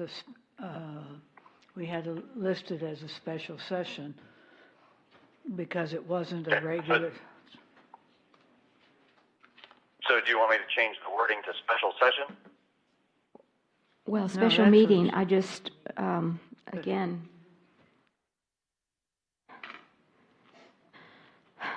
I'm trying to see how we can define that. Because like you said, in the charter, it doesn't say. And in our ordinance book, it just says 1.04. In the code, it's just, you have your regular meetings are set for the first and third Tuesday of the right. month. Anything other than that, it's just known that it would be special. Okay, all right, so that's just a general, Yeah. okay, separate from the regular meeting. Correct. Okay, all right. We can add that if you want. Yeah, I think we ought to. I think we ought to be as specific as possible. Like you say, this is not just for today, it's for the future. Right, So- but it can be the same day, just not but it's separate from the special. Okay. So, Mr. Henry, can you add that then? Yes, I can. Okay. B2, all hearings held under 3.12 of the city charter shall be conducted in open session, except that the city council may conduct a closed session to get advice from its attorneys pursuant to the Texas Open Meetings Act. Now, that's right from the charter, is it not? Yes, that's correct. Okay.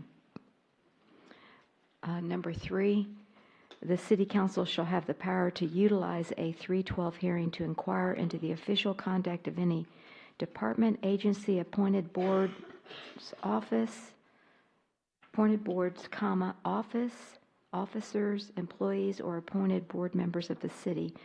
Such includes the actions of any member of the city council, including the mayor. That's pretty much out of your charter as well. Okay, any suggestions, corrections, or is that okay from the council? Seems okay to me. Sounds pretty thorough to me.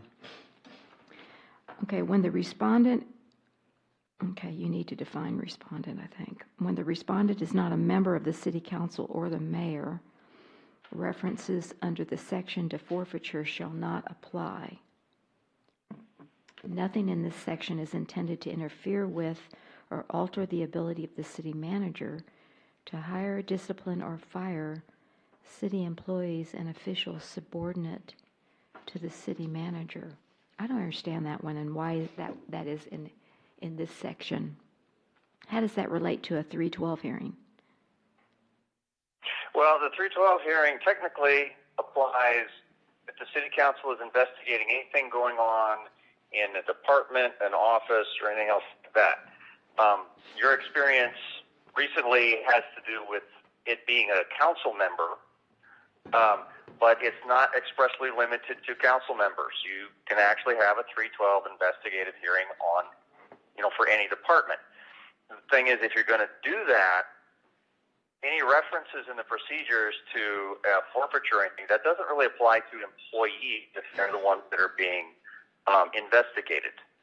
So what this is saying is essentially, if it's a council member, the word forfeiture applies as a potential consequence. If it's an employee, the word forfeiture doesn't apply. What the city manager does to you is what counts as far as Okay, but why are you putting nothing in this section is intended to interfere with, isn't that already in the charter? That's what I don't understand. Yeah, that's in the charter. Right, but I don't know why it's in the 312 hearing.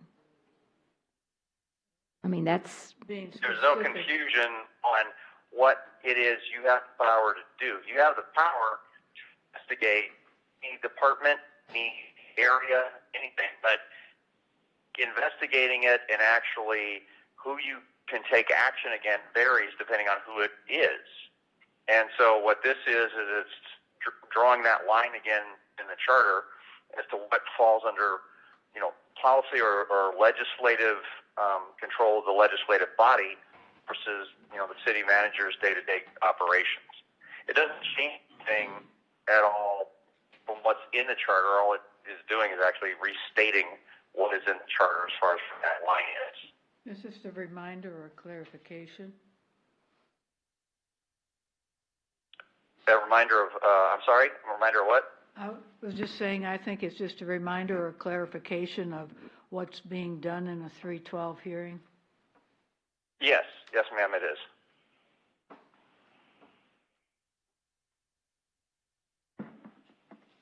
yeah, I guess I just, nothing. Just because you're a city employee and we have a 312 hearing, it still does not mean that you cannot be disciplined by the city manager, who Right. is your boss. I think Basically. it means That's correct. we can't save a person, we can't fire them. Based on the 312 hearing. Right, You can't what, a we person? can't save them Oh. or fire them. It's up to the city manager to make that decision. We might tell them they have to take an ethics course or something like that. So that's just a reminder. We can't say, hey, get rid of them. We don't like you. We don't like what you did. You're out of here. No, that's what the manager does. Okay. Any other? But you can surely investigate a department. So you can look into all the stuff they're doing and bring it forth and subpoena records, and that's the 312 hearing that you have the power to do that with. But you're correct. You can't save them or fire them. Well, once you bring all that forth, that becomes the city manager's job of what she's going to do with them. So we could just make a recommendation, correct? After the inquiry or investigation, the council can make a recommendation or just submit the report to the city manager for action. Yes, absolutely. Do you want to add that? Is that in We can, but I thought is that's that in what my another? understanding of what it says. I'm sorry. That's I my mean- understanding of what it says. If a 312 hearing, instead of doing the human resources personnel route, we're going the 312 route on the city employee. However, the 312 route does not mean that the city employee can be punished by the city council. It still falls under the purview of the city manager for the action, the final action on the employee. That is correct. Okay. All right. Any other comments on that? Number 4? If not, we'll move on. Number 5, a member of city council or the mayor who is a complainant or respondent shall not sit on the dais and shall not participate in deliberation or vote. However, such restrictions do not prevent the complainant or respondent from counting towards a quorum or in placing items on an agenda. That's a clarification of, to me, it's a clarification of what came before. To me, it's the same nonsense. I think that's where we need an opinion. It goes back to the quorum again, doesn't it? Goes back to the quorum again. Yeah. Mm-hmm. And it makes sense to me. And Well,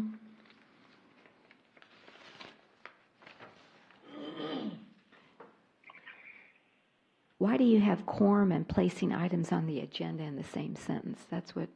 How do those relate?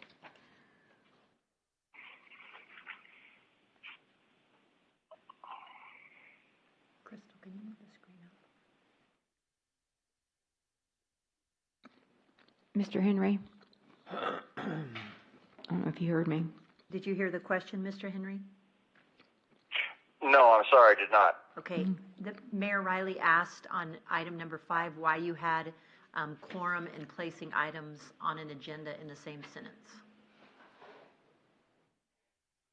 On item 5. Be B5. Oh, because they can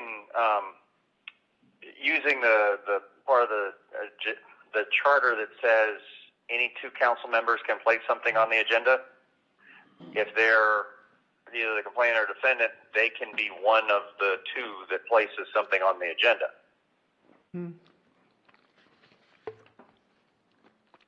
If they can't sit at the dais, then how can they put something on the agenda? Because the charter doesn't prevent it. The charter only prevents you from sitting on the dais, voting and deliberating. But that doesn't stop you from putting your matter on an agenda if another council member, seconds it, or if you want to be the second to something they're doing.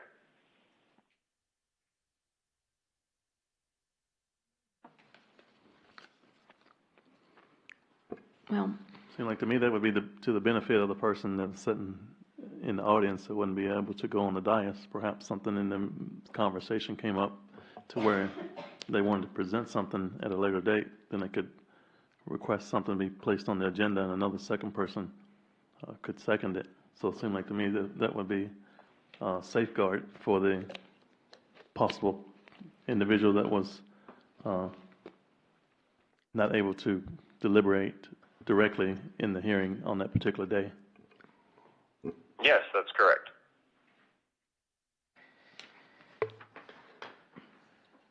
Well, I want to just put, for my own personal, I just want to put a question mark on the quorum again, because I think that's a question. Placing items on an agenda, well,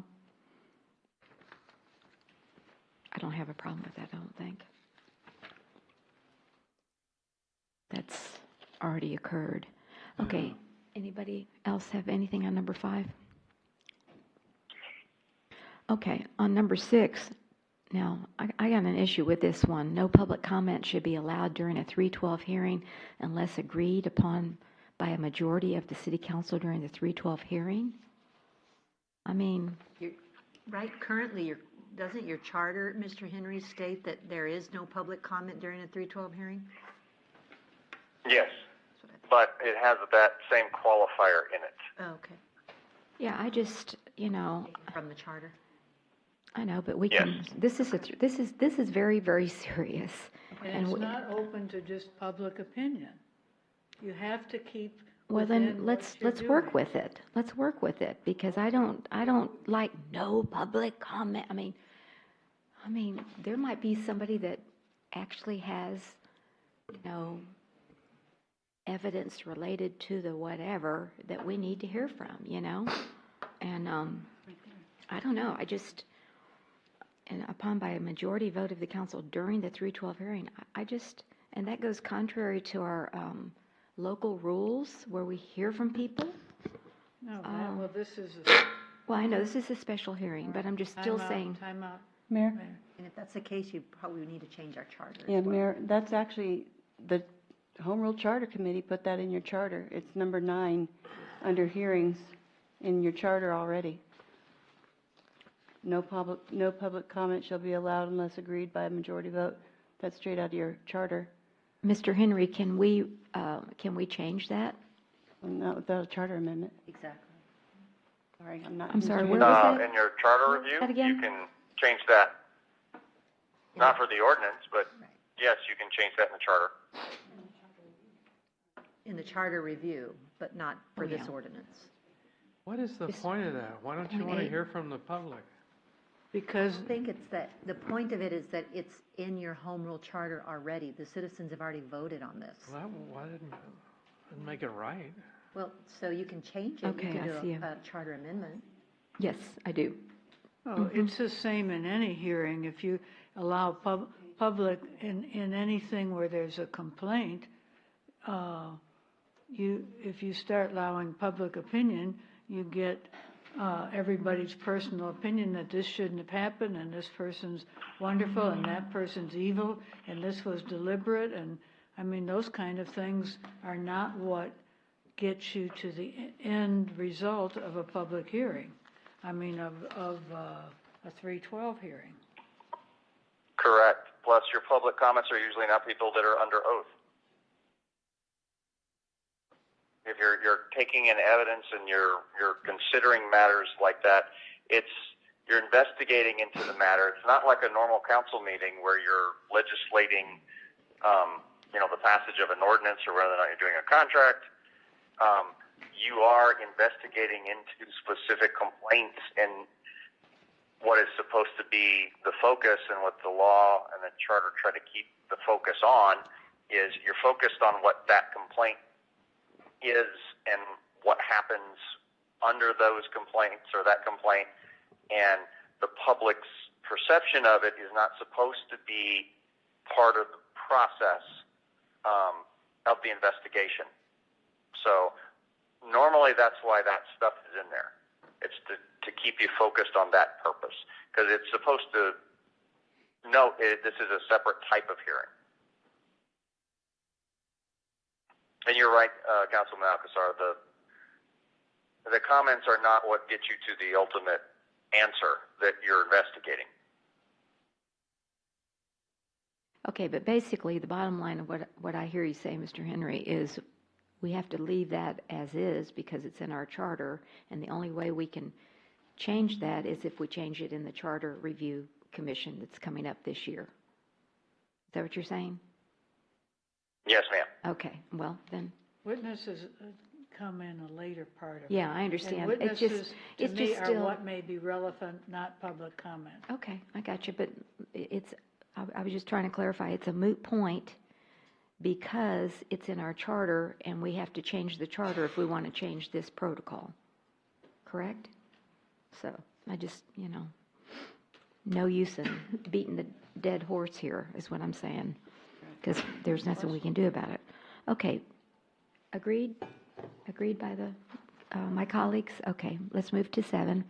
For a 312 hearing, no other item may be on the agenda for the consideration and action other than consideration and possible action on a complaint. Well, yeah, that's also in your charter. All right, I was going to say, have you seen anything in your experience that had more than one thing on it?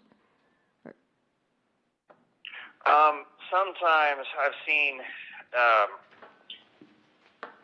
councils that will kind of bombard an agenda with other stuff and consider things later on at night when they think the crowd is going to thin out. When they think the crowd is going to what? Thin out. Oh, the thin out. audience Okay, I didn't hear thins that. out. Okay, gotcha. All right. So the way you kind of combat that is you say that you make a requirement that it's a special meeting and that's the only meeting and that's the thing you'll consider at the meeting.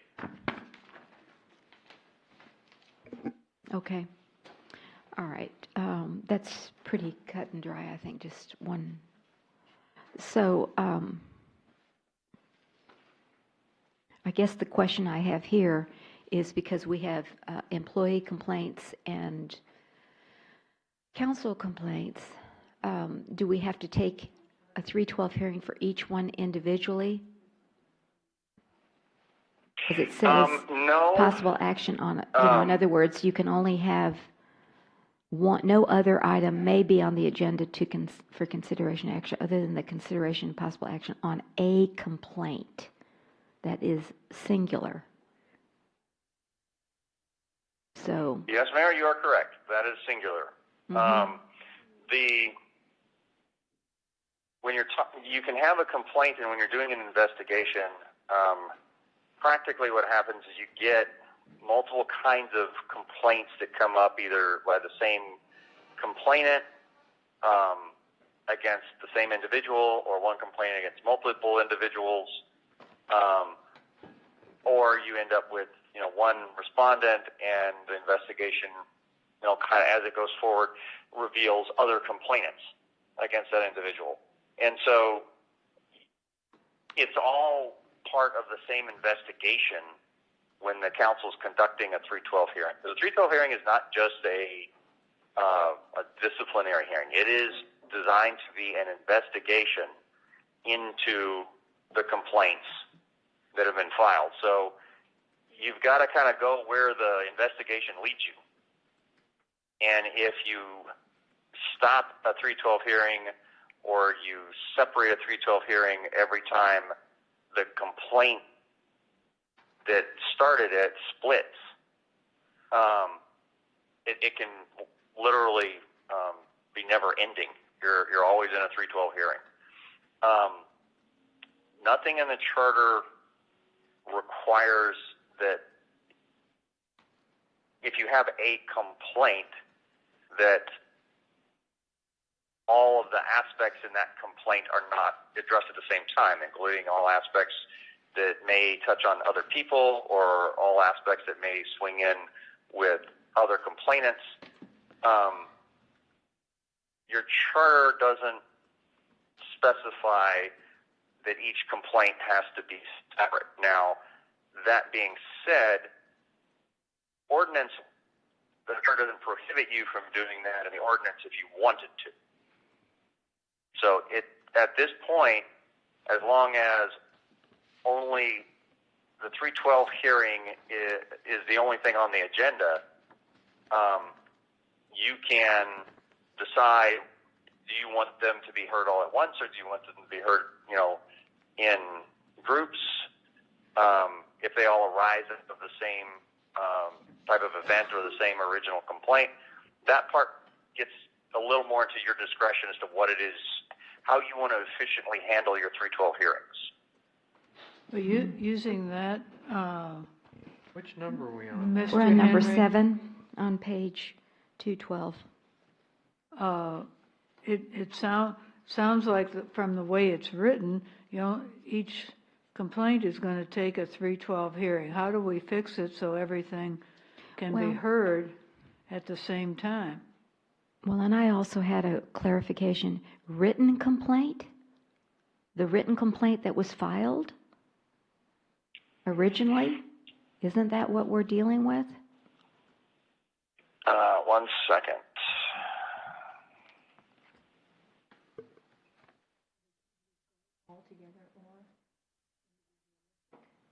That's what I'm asking him. I mean, that's... And Your charter doesn't actually address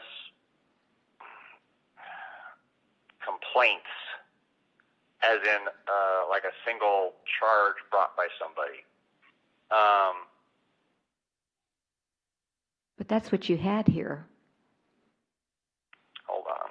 You had I'm written looking at your charter complaints. language here real quick.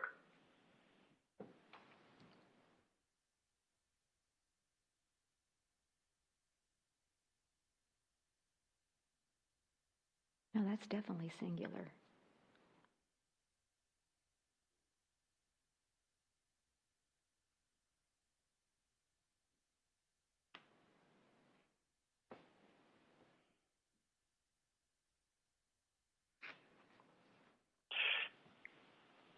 Yeah, your hearings are not dictated strictly by a complaint. So technically, if you hear something and you want to investigate a department, you can, even though there's no written complaint against somebody. It's envisioned to be an investigative tool, and it doesn't have to be predicated by a written complaint. That being said, when you have a written complaint, it's a lot easier to advise someone that they're under investigation and what the charges are against them. So it's kind of up to you how you want to handle that process. Normally, you want to require some form of written complaint be filed so that you've got something to start with and something to go on and something to give the individual that's being investigated. But your charter doesn't actually require it. It just requires you to give the individual notice of what charges or what things you're investigating them for. Where is that in the charter, Mr. Henry? Can you point that out to us? I've got it in front of me, just so I can. Well, it's actually a negative, Mayor. Okay. Where is it? If you look in 312, Okay. City Council shall have the power to inquire into the official conduct of any department, agency, appointed board, blah, blah, blah, blah, blah. For the purpose of investigations and hearings, the council shall have the power to administer oaths, subpoenas, shall have the power to punish any contempt for failing to comply. Under 312B, all hearings under the subsection shall be conducted in open session. Office holder subject to any investigation and or hearing under this section shall be entitled to written notice of the allegations of forfeiture and or alleged violations of this charter as applicable. Special meeting shall be called to hold a hearing. A member of council who initiated or is subject of the investigation or hearing shall not sit on the dais. I mean, as you read through 312B, it doesn't ever say that I can see that it is predicated on a written complaint filed by a third party. And part of that is because it can be initiated by the council itself.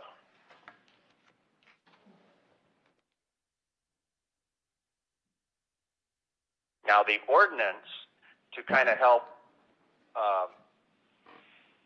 make things efficient for notice provisions and stuff, I included that a written complaint is basically envisioned so you can give it to,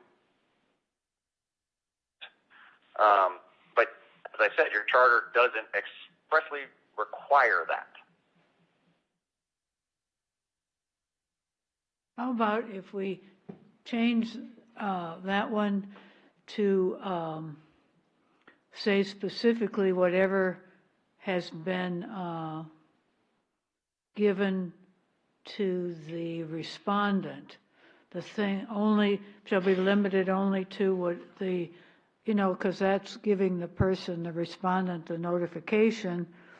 So whatever's in that notification to the respondent, and that's what it's limited to.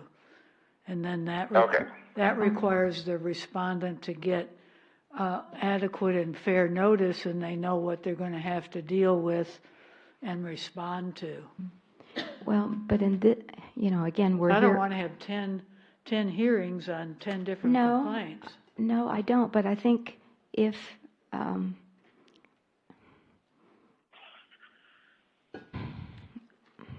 there were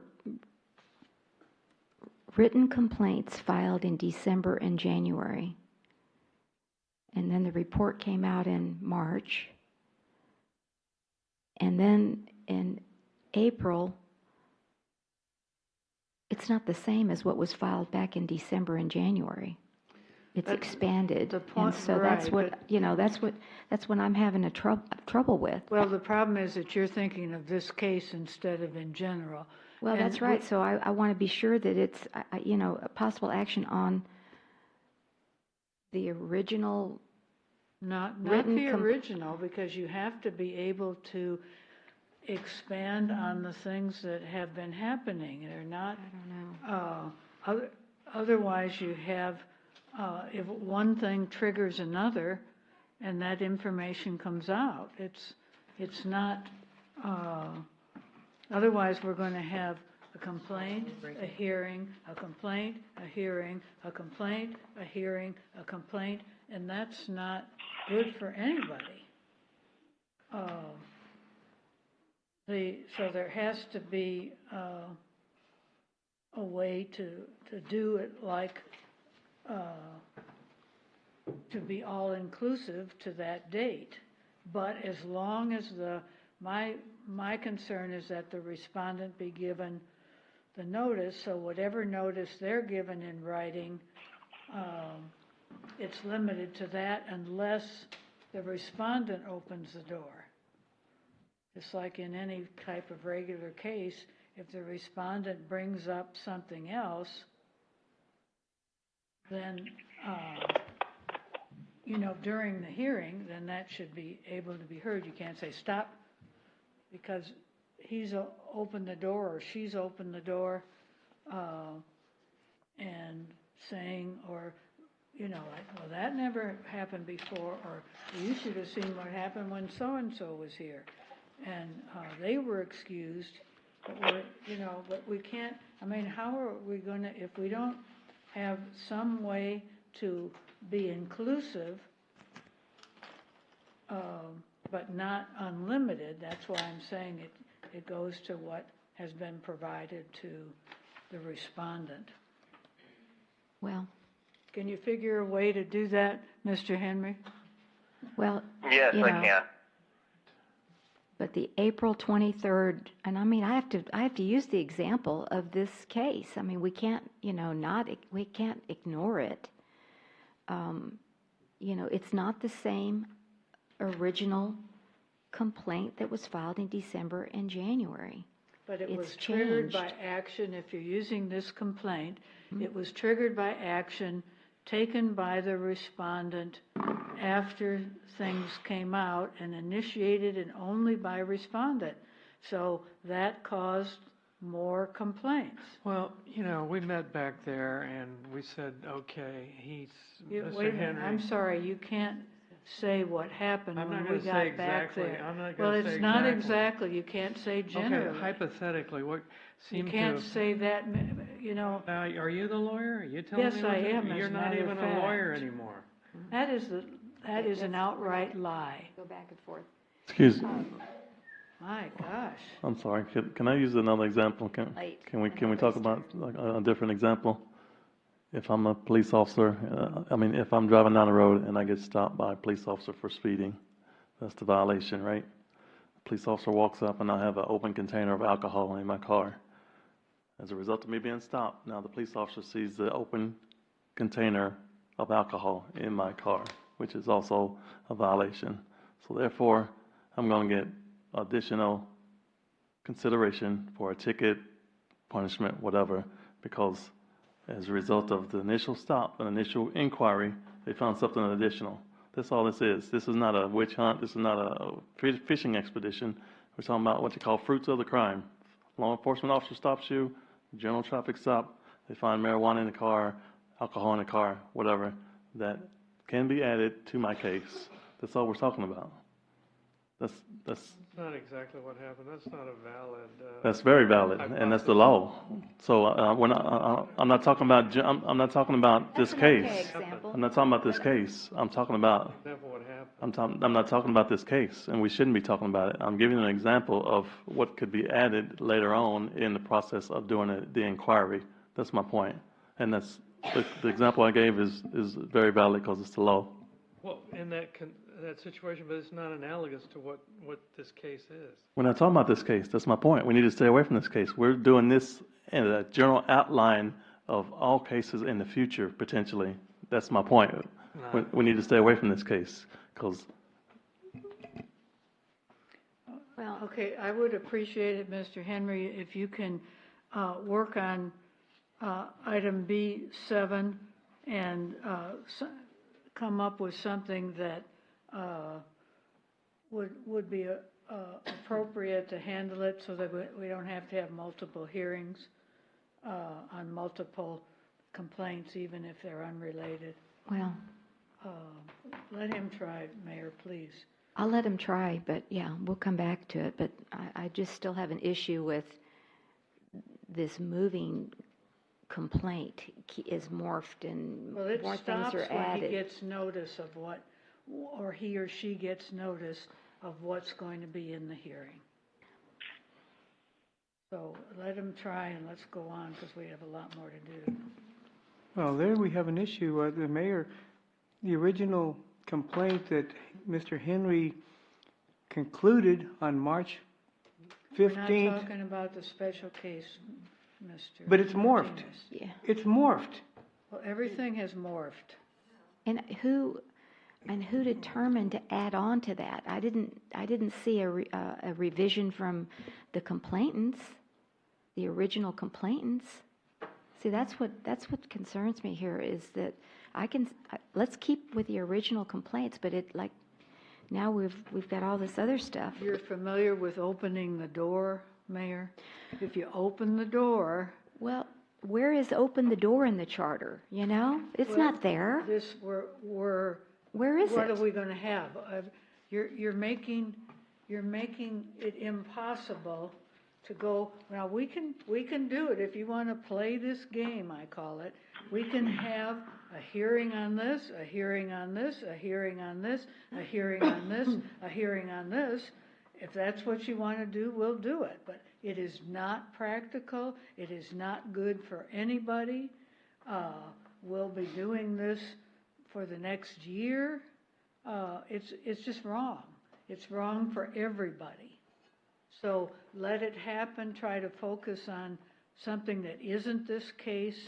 This is super involved. Mr. Henry, how many items now with Mr. Martinez? 28, 29? Are we supposed to take that all at once? I mean, do you see what I'm saying? Or do you want it 28 or 29 I don't know, times? but Are we going to deliberate this case When you do an right now investigation. and open? He's talking. No, go ahead. Go ahead, Mr. Go ahead, Mr. Henry. When you do an investigation, and I will note that your charter labels 312 as council investigation, hearing and process. So it is intended to be an investigative process. When you investigate, go where the investigation takes you. That reveals different things. Sometimes people complain about stuff and they will label it one thing. As you talk to them, you realize they're really not talking about that one thing. They're talking about something else. They don't know how to articulate it. Or they tell you something they don't think is a violation, but in fact, it's a definite violation. But was it included in the complaint? Goes where the investigation. What occurred, what happened, and then if you are going to take action off of anything you've done in the investigation, you give the respondent notice if it is going to be something that is a forfeiture or violation of charter. Now, for council members, that's about the only thing you're going to be looking at anyway. If it is a employee or an appointee, then you won't necessarily be looking at those things, but you should still let them know exactly what the charge is or the disciplinary action, what it is that they allegedly did. And once they receive notice of that, you have the ability to take action against them. This charter provision is broad in sense, like most charter provisions are, because it starts out giving you kind of your maximum authority. It is your constitution, so to speak, for you to adapt to the situation, adapt to whatever falls in front of you, go where the investigation takes you. And when you do these investigations, you always find different things. Some different things are violations or bad, they're policies or they're ordinance violations, or some of them they're even criminal violations. Sometimes you go down an investigative path and you find out that there's a reasonable explanation that doesn't end up being an investigation. You have to follow the investigation wherever it goes. That's the purpose. This is not 312 is not a disciplinary hearing. The investigations, it allows discipline to be imposed as part of the process, but it is broader than that, broader than just a disciplinary process. So you have to go where the investigation takes you. You just said the 312 hearing is investigative and not a disciplinary hearing. Is that what you said? It is not merely a disciplinary hearing.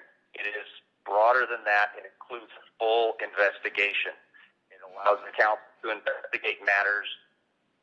If it finds something during the investigation it allows discipline to occur once notice is provided.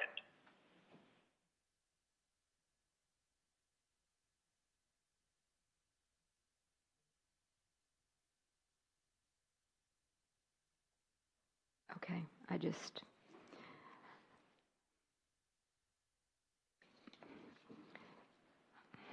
Can we let? Yeah, we can, you can come back with something, but I've got an issue with, you know, how we're going to handle all these complaints, but anyway. Yes, Mr. Martinez. Okay, 312A states the city council shall investigate. And I still maintain Mr. Henry's job stopped when he gave his report on April 2nd to the city council in executive session. Okay.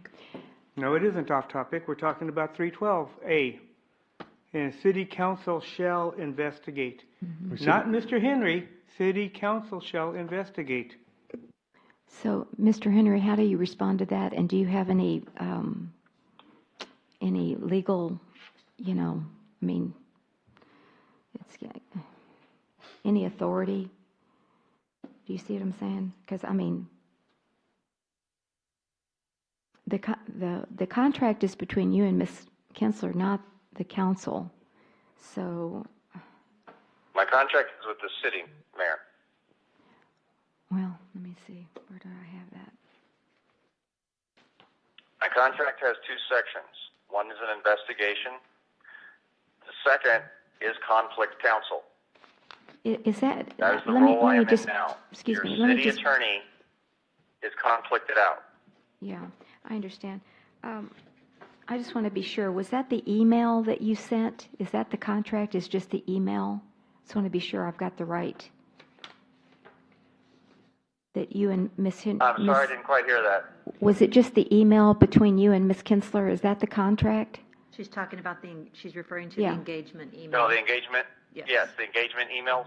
Yes.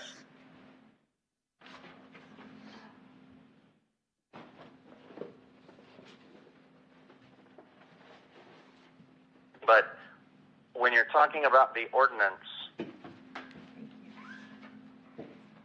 the charter allows the council to do an investigation. It doesn't prohibit anyone else doing an investigation. Your charter vests the manager with authority to investigate, enforce the rules and laws, enforce the charter, and your policies and your ordinances actually require her to do investigations when you're dealing with the employees.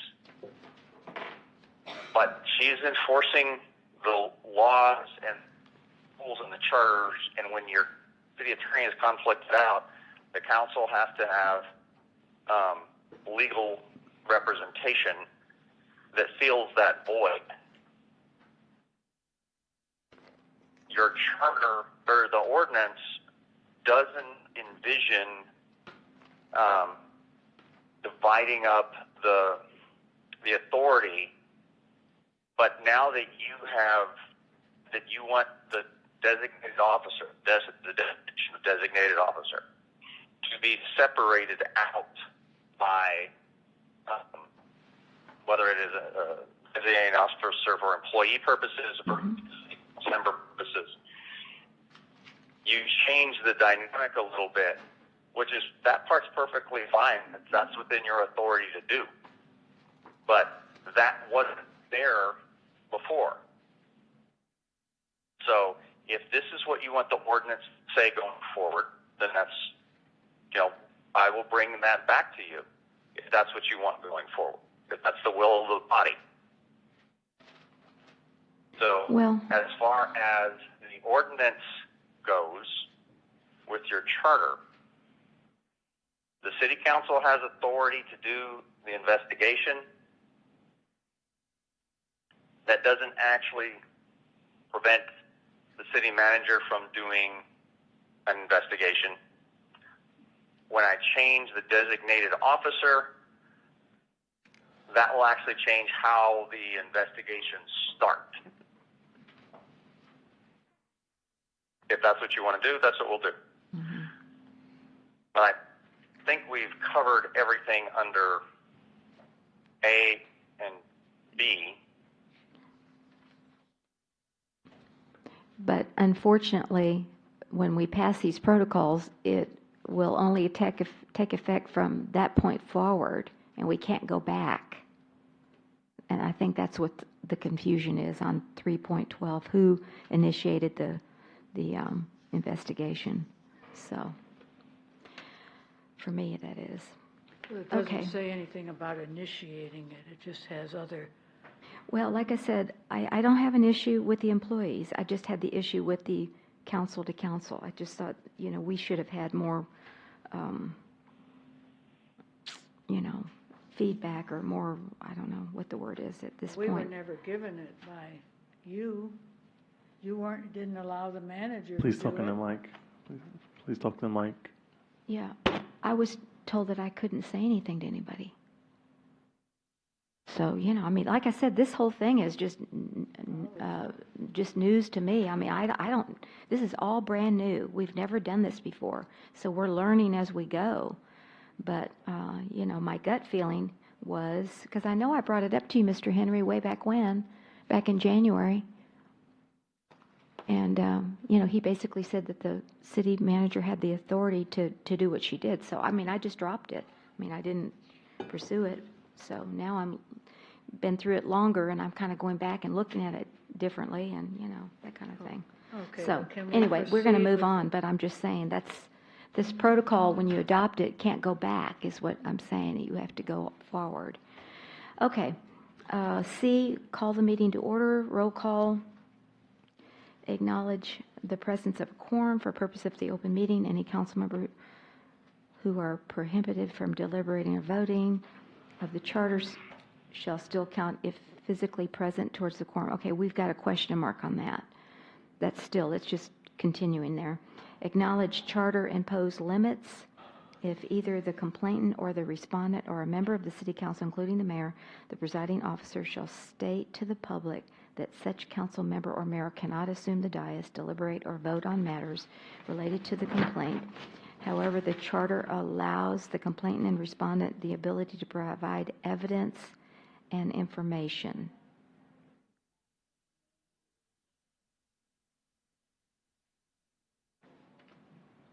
Are we getting into how they're going to do that? I haven't. I read it once, and I can't remember it, to be honest with you. I have it all. Later, yeah. Okay, I just want to be sure, because I think that's got to be spelled out. If the complainant or respondent is a public official other than a member of the city council or mayor, such as the city manager, the presiding officer, shall simply identify the nature of public officials' involvement and that they are acting as a complainant or respondent at the hearing. If the complainant or respondent is a public official other than a member of the city council or mayor. I have a question. Yeah. Mr. Henry, is a city manager in a home rule city a public official or an employee of the city? Yes. Which one? Is it? Yeah. Are they a public official? Is a city manager a public official in a home rule employee. city, or an employee of the city? No, God. The answer is still the same. That just technically both. Well, let's add employee. She has an appointed office. It's the office of the city manager, but she is paid. She has all other aspects regarding employment, and she actually, most of them have contracts, so they actually qualify as both. And the city manager is one of the few that actually qualify as both. So if you're a city administrator in a general law type A city, you are not considered a public official. That's attorney general opinion. I'm sorry. Yeah, you're an employee. Right. Absolutely. So that's why I was asking about general home rule city with a city manager title. Yeah, the city manager title, it is an office. It's an appointment to office. So the city manager qualifies as both an official and an employee. Well, then let's just put public official / employee there. Will that correct it? I was just saying, other than a member of the city council or mayor. So, city Such as manager. the city And our manager. city isn't a mayor.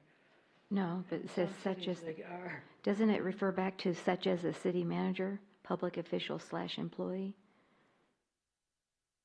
No. It could be department head, right? Or no? I'm getting tired. If that paragraph is confusing you, it is really the opposite of the above section 3, the first paragraph in 3, and is meant to draw contrast. It is not essential if you want to remove it, if you think it's worded poorly or that it's just confusing. But the purpose really is if the complainant or the respondent is a council member, you explain that to the citizen when you start. Not a council member or the mayor, the member of the council, then you don't need to make that kind of statement. They're just the complainant or the respondent. So you can take out that second paragraph. It's confusing. Well, what were you trying to say in that paragraph? Why did you think that was important to put it in there? It was meant to draw contrast, but give direction at the same time. So a future council who doesn't have the background, they will look at it and they say, okay, if it's a council member, I have to explain this to the citizens. What if it's not a council member? What do I do? Do I do anything? And so, because I have an affirmative statement there that you're giving instruction to public regarding a council member or a member of the council, I made a second paragraph which actually lets a future council know what they're supposed to do during 312 hearing if it's not a council member. That's really the entire objective of that paragraph. Mr. Henry, what if it's a board member appointed by the council? That's a public officer or public official. Okay.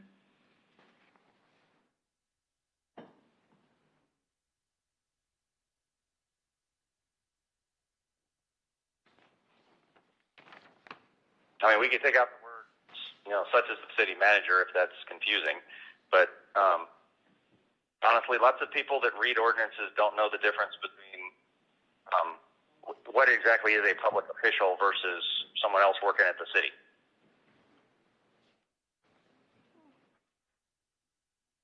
So are you saying we don't need to add employee there, public official / employee? Public officials / employees? Yeah, we could do that. I mean, I'm just...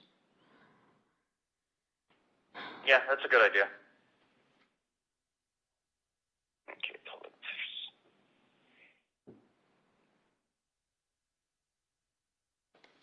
And do we have public official defined? Probably that might need to be done. It's not under definitions, or it wasn't. Since it includes board members and stuff. Yes, actually, state law defines them that way. If they are appointed by you to a position, but they have to be appointed by the whole council. So if appointed by the whole council to any position, a board or a commission or something like that, they qualify as an official. Okay, What's that? I think we do that here, so I'd like to have that included. Under definitions? Well. Under definitions? Yes, I will define it. I added it. So, okay, a definition for public official? Okay. Does everyone agree with that? Okay. Okay, special meeting, acknowledge that this is a special meeting called, okay, pursuant to the charter, and this is a repeat of another, same thing in another section. And it's in the charter and we can't change it. Executive session, if executive session is necessary, those members of the city council permitted to deliberate and vote shall convene and consult. No grounds for executive session shall be allowed. Okay, now wait a minute.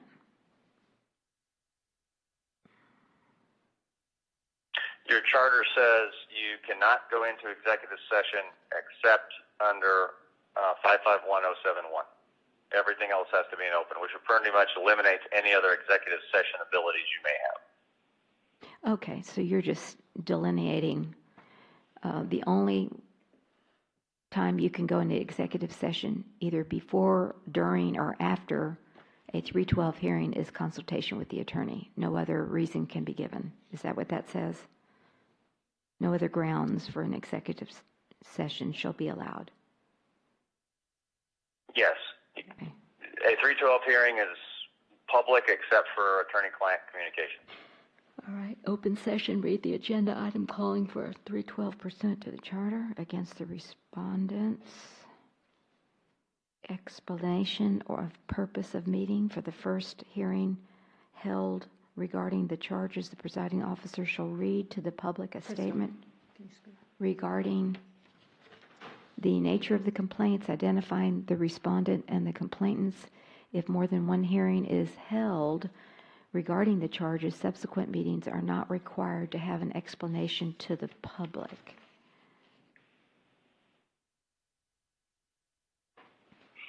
Okay, now, Your charter where is actually that says you statement have going to to- come from? Where is that public statement going to come from? The presiding official. I'm sorry, you broke up. I'm sorry, for the first hearing held regarding the charges, the presiding officer shall read to the public a statement regarding the nature of the complaints, identifying the respondent and the complainants. Where is that public statement coming from? Your charter has a section. Okay, where is Hold that? on 1 second. It says Under what 312B6. City Council shall state the nature of the hearing and the allegations to be considered. Shall be provided the results of any investigation and a presentation of the evidence against the officer holding, but not limited to testimony. So the first part of that is you have to make a statement of the nature of the hearing while you are there. And normally when you do this, you state the people that are involved and the nature of the allegations.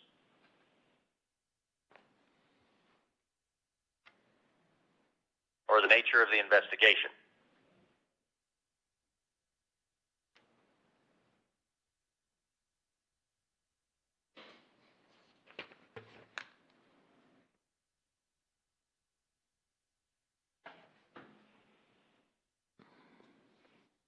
Okay.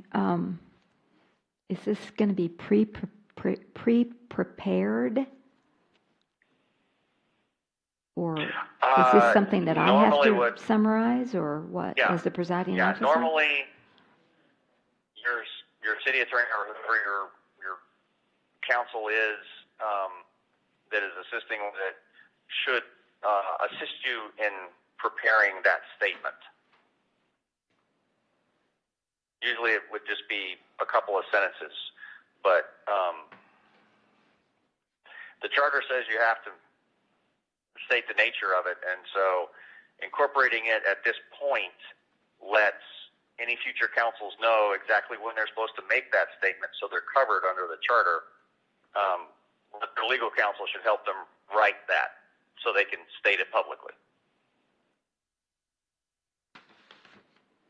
That would be you at this point. Like for the current ones, yes, that would be me. Okay.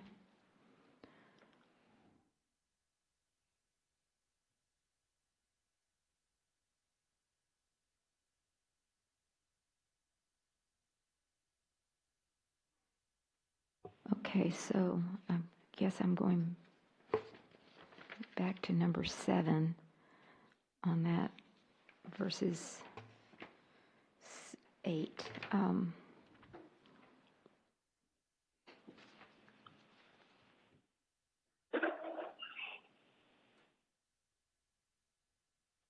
So I don't know what you're going to come up with with number 7 up there on B, but I guess I heard you say there's a multitude of complaints, like 25 of them. You take it globally or you take it individually? If they all are coming out of the same, start of investigation, then you normally would take them globally. A lot of times you will take them in chronological order because of how they would be presented. It's up to you kind of how you want to do them, but like I said, you follow the investigation, and when you're doing the announcement as to why it is you're there, you list out all the things that are that you're going to be talking about, and so you just list them out. Isn't it similar to what we have done as the titles for even putting it on the agenda, and then the next one, the 9, that's where your part is. It gets more specific. So the Yes, ma'am. 8 is very general. This so-and-so filed a complaint, this type of complaint against so-and-so. And that's just like we've done on the headings of every time when whether the mayor reads it or Sandra reads it. In this case, it'll be the mayor. Yes, that's correct. And then you, or in other cases, the investigating officer goes into the next step and gets more specific as to the summary. Okay. Yes. The charter says that any investigation that has been conducted prior shall be submitted to the council at a 312 hearing. So you're right, and the way the numbering goes is exactly in the terms of general, narrowing further down into specific, kind of ending in the submission of any sort of reports that have already been done, and then it's turned over to the complainants to fill anything in. Now, if a pre-investigation or an investigation prior to submission to council has not done, then you would just state, no prior investigation's been done. This complaint or this reason or this investigation is what prompted this meeting. And then you bring up anyone that would be a complainant or anyone that has information that the council wants to hear from.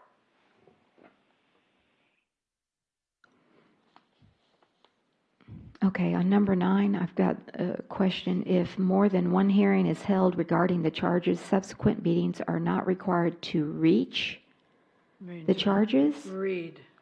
No, that should be read. Okay, I was going, what in the world does that mean? Okay, thank you. All right, so that makes more sense. All right, so you were saying that it's 9 and then 10 is more specific? Well, 10 is where any report that's been done is basically turned over to the city council. So that's the March 15th? Yeah, it would be a summary of the March 15th memo and anything that happened prior to that would be encompassed. Or not prior to that, after that. To give you, so you know what it is you're about to hear evidence on or complainants about. So, but most of the time when I do that at like ethics commission meetings, if I've done a pre-investigation, a pre-board investigation or council investigation, I basically just announced that the investigation has already been provided to you, which triggered the holding of this hearing, and in summary form, the report basically says X, Y, and Z, and the complainants are here to their side, and I would provide the presiding officer with a list of the complainants that had wanted to get up and speak so they know who to call, and kind of in order. Of course, they don't have to follow order, but it makes it easier for the presiding officer to go down their steps. And then, I would sit down and it's the council's show at that part. Listen to them, ask them questions, ask for information or documents, and just follow the investigation. You're describing number 10?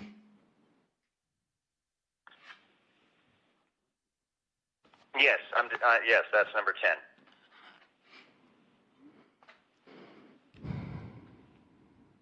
And 11 is Okay, self-explanatory. I just had a question. The respondent shall be entitled to a copy of any documentary evidence presented to the city council which is not protected by the attorney-client privilege, like how many days before the hearing, or, you got to give them notice.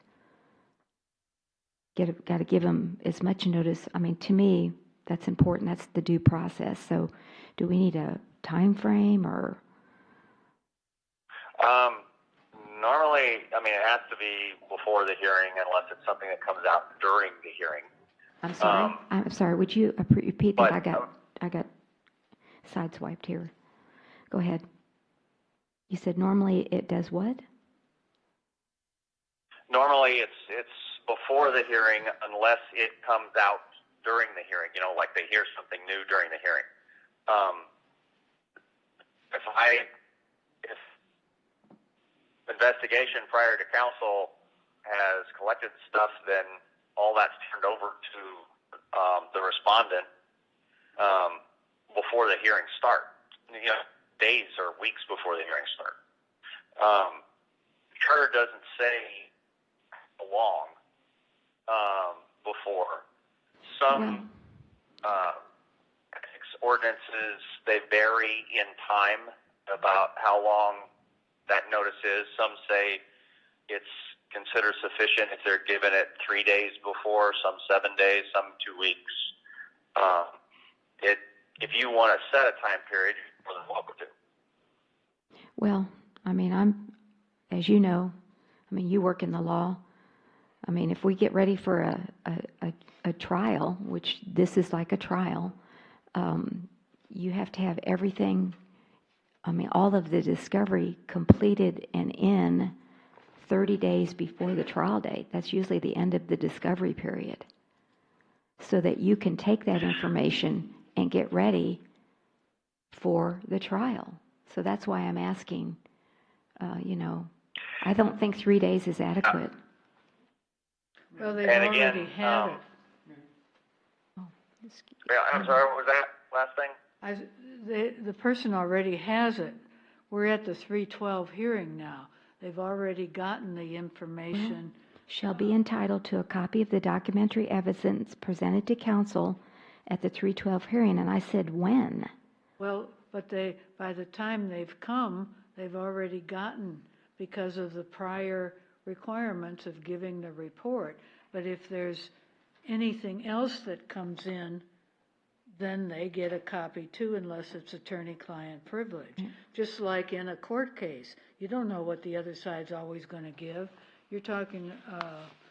Oh, yeah, you do, because you can't introduce it into evidence if you haven't seen it. Not all the time. Well, civilly, that's how it works. Well, and you argue if so how many days in advance should a respondent get this information? if he doesn't already have it? Yeah, doesn't already have it. A week, 2 weeks? I mean, usually 7 days, 14 days on kind of the outside. That's usually doable to make sure everything is there and to them before the hearing. So 14 days? 7 days. And extend everything. Can we split the difference? How about 10 days? Actually, I've seen some ethics ordinances that do say 10 days. I'm sorry, what did you say? He reminded me of an ethics ordinance that actually specifically said 10 days. That's all.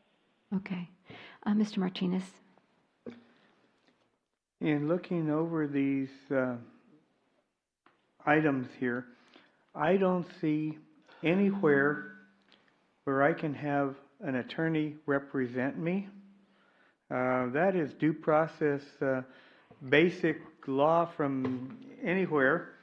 And later on in there, it says that only city council can ask questions. My attorney cannot ask any questions. And neither can the complainant's attorney. So This that is doesn't not sound like a due process. trial. That doesn't sound like any kind of due process. If I can't have an advocate speak for me during this hearing, and that advocate can't cross-examine or ask any questions, that doesn't seem like it's due process. This is not a trial. Think of it as like a senatorial investigative hearing. It's a legislative body inquiring into matters. The legislative body has certain powers of regulating their own, but it isn't a matter of having a trial and a jury and all that other stuff. The council acts as a legislative body just like it would any other legislative process. So it is, when you go to the legislature in response to an investigative hearing, you're allowed to have counsel sitting by you and whispering in your ear and stuff like that, but they're the ones conducting the investigation, so they are the ones that ask the questions. And it all turns to them. It isn't a matter of interaction. There's no judge that, mitigates or regulates questioning back and forth, cross-examinations or anything else like that. So that's why these types of hearings spell out it's the council as the investigating body that asks the questions. They're the only ones that ask the questions, and that stops everyone from basically getting into fights or abusing witnesses or going back and forth like that happens in a actual judicial trial. As a legislative body, the rules are different. They follow legislative protocols. And my advocate can't depose any of the complainants against me. It's not a trial. Did you watch any of the legislative sessions going on, like with the confirmation hearings on all of that is the same type of process. All the legislators got to ask the questions, and the attorney sat back there whispering, but never got to ask a single question. It's the same type of thing. Well,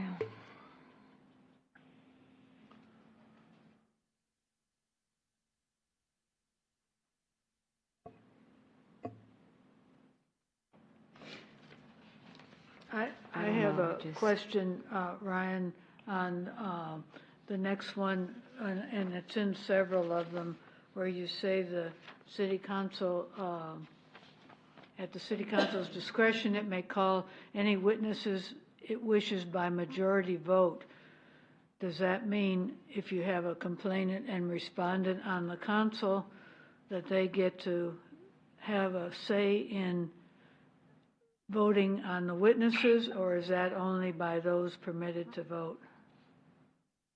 No, only those that can deliberate and vote can vote on any matter regarding, who's called as a witness.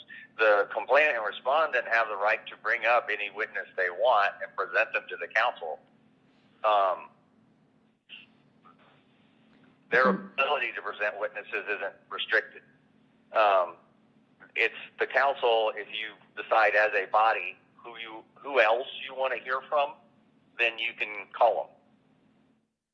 But you have to have a vote first? Well, if... I mean, that is cumbersome. I mean, I don't know. Well, if one of you wants to hear from the police chief and the other don't want to hear from the police chief, then calling for a vote as to whether or not you're going to call the police chief up there. I'm sorry, calling for a vote is what? Calling for a vote is the means to determine whether or not the police chief comes up. Okay. Yes, that's correct. So the only clarification I would like there is by majority vote of those able to vote. And that's in several locations in this. What number is that? Well, this one I'm reading from is 12. But I know it's in others. Okay. Oh, hi, Cassie. How are you? You're all staring at your documents. Cassie Rouse. I live in Grass Valley. Also talking about the city council, it says only the city council may question quite a few times. Mm-hmm. But if either the complainant or the respondent is part of the city council, it doesn't delineate between those that are able to vote and those that are involved in it. And I don't know if that's just a thing because I'm not used to legal documents or if that's important to have in there. Okay. Mr. Henry?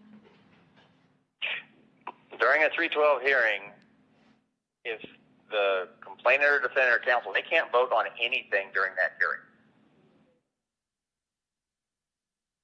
That's the same. Does that answer your question? No, it's the same, Mr. Henry, as the one talking about the witnesses, the city council calling the witnesses. She's asking the same question. They may recall any witnesses. All of those places, it needs to be a clarification that it's only those who are able to vote and not respondent or complainant. Okay. If they're on the council. Right? So basically the city council who are able to vote. Yes, on I don't each think one. we had. Yes. Okay. I can make that correction in all locations. Okay. All witnesses called by respondent.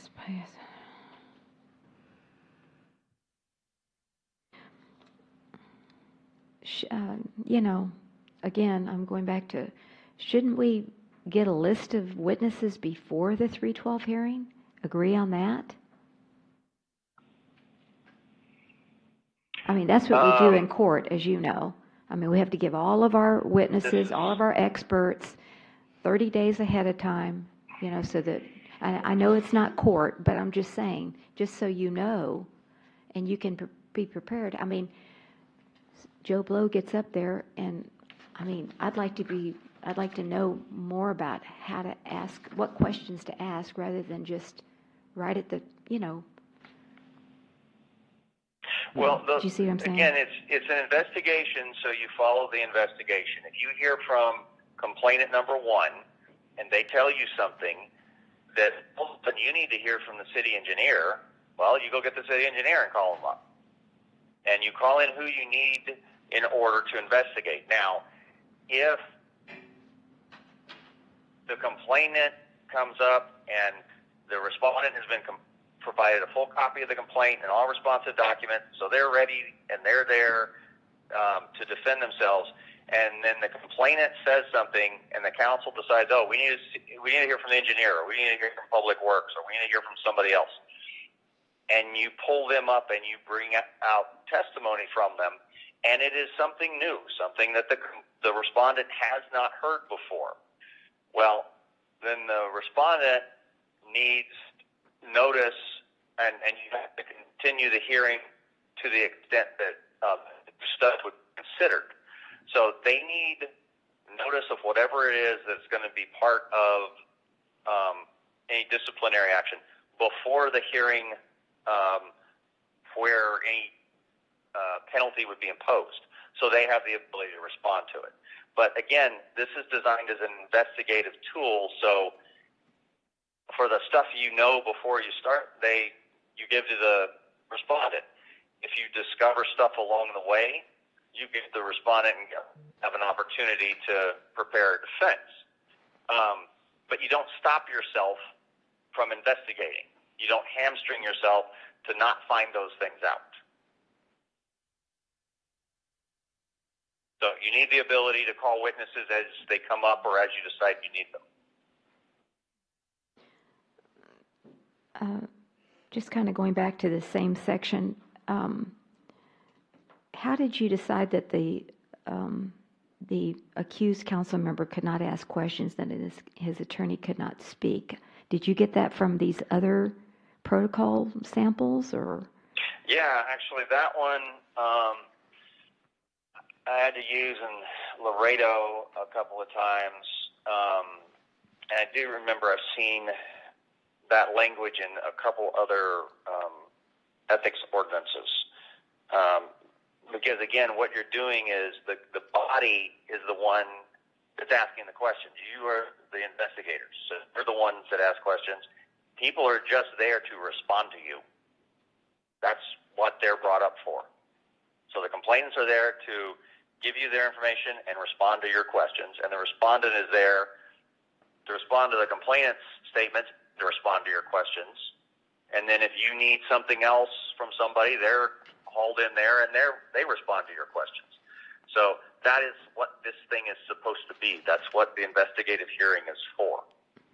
Okay, and have you sent us case law about that? Do you see what I'm saying? I mean, I just want to be sure this has been challenged in court and stands up. Do you see what I'm saying? That the accused can't ask questions and the attorney can't speak. I mean, the courts have said that's allowable. That's what I'm asking. Yeah, if you could send me a case on that, I'd appreciate it. When you're talking about a legislative process. Now, right. If the reason that the attorneys don't necessarily speak is they turn it into a courtroom, or they try and turn it into a courtroom. The focus is to keep it on an investigative functions. If you want to allow the attorney to speak on behalf of them, that's fine, but the attorney isn't under oath. The respondent is. So if you're getting sworn testimony and truthful information, then the respondent needs to be the one responding to the questions. Either that, or you got to put the attorney under oath, which kind of puts the attorney in a bad spot. So you can't allow the attorney to make statements, but you have to explain to them, if they're not under oath, they're only allowed to make statements, but you still have to ask questions of the witness. But a big distinction between that type of system and court is when the legislative body asks the respondent, were you in the building on this day? His attorney can lean over and whisper in his ear helpful information on how to respond. You can't do that in the courtroom. So he can actually turn to his attorney and ask for help regarding the questions and then respond to you. But that's one of the reasons under oath, and normally there's some ethical issues about putting an attorney under oath that way. So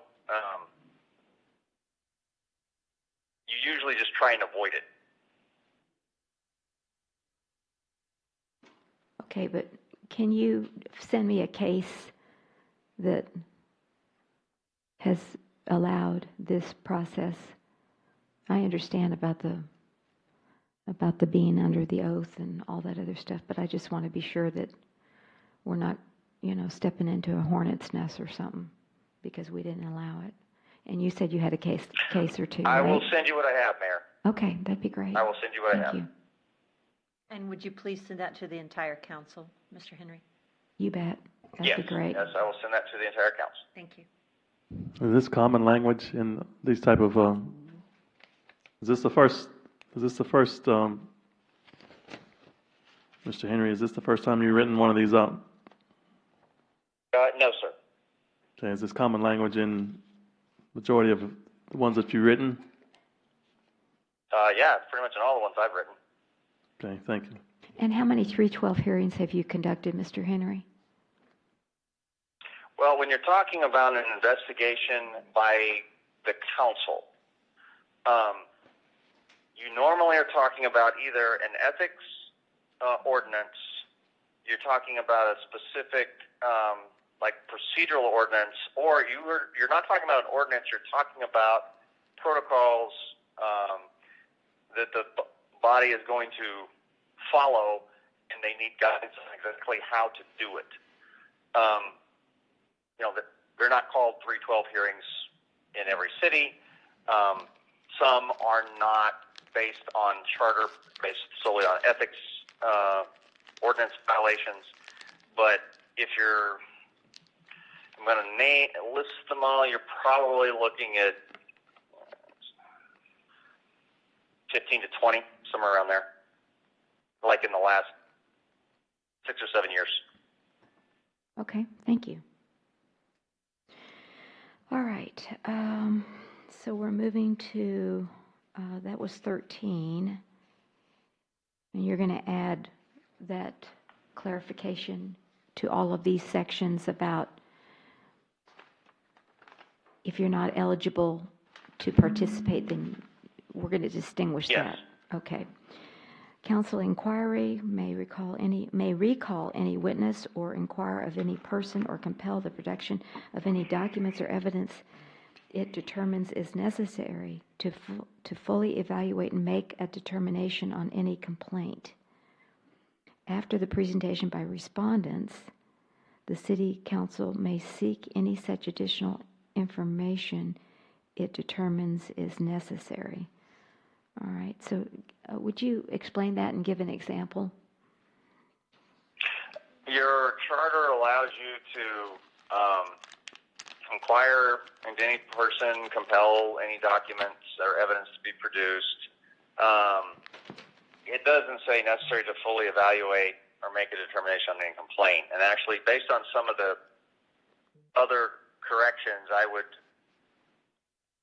think we need to clarify that to make any determinations on any investigation and just remove the word complaint. So after presentation by respondent, the City Council can seek additional information if it determines it's necessary. So, in a lot of matters, you have a complainant that starts and you have the respondent.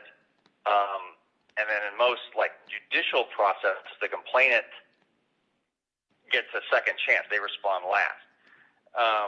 But that's not necessarily the case when you're talking about a judicial inquiry or investigation. What this basically says is just lets councils know and it lets citizens know that just because the respondent has stopped talking at that time and they rest, they don't have anything else to say, doesn't mean the council is done. The council can get up and explore more things or continue to investigate, call more witnesses. They can follow the investigation anywhere that they think it's necessary to follow. So that is the purpose of that section. Again, because I'm writing this geared towards not just council members, but employees and the public and future councils are going to be looking at this and what are they going to need to know. And so I felt that was kind of important to let them know they have that ability. They're not restricted means. So that's its purpose.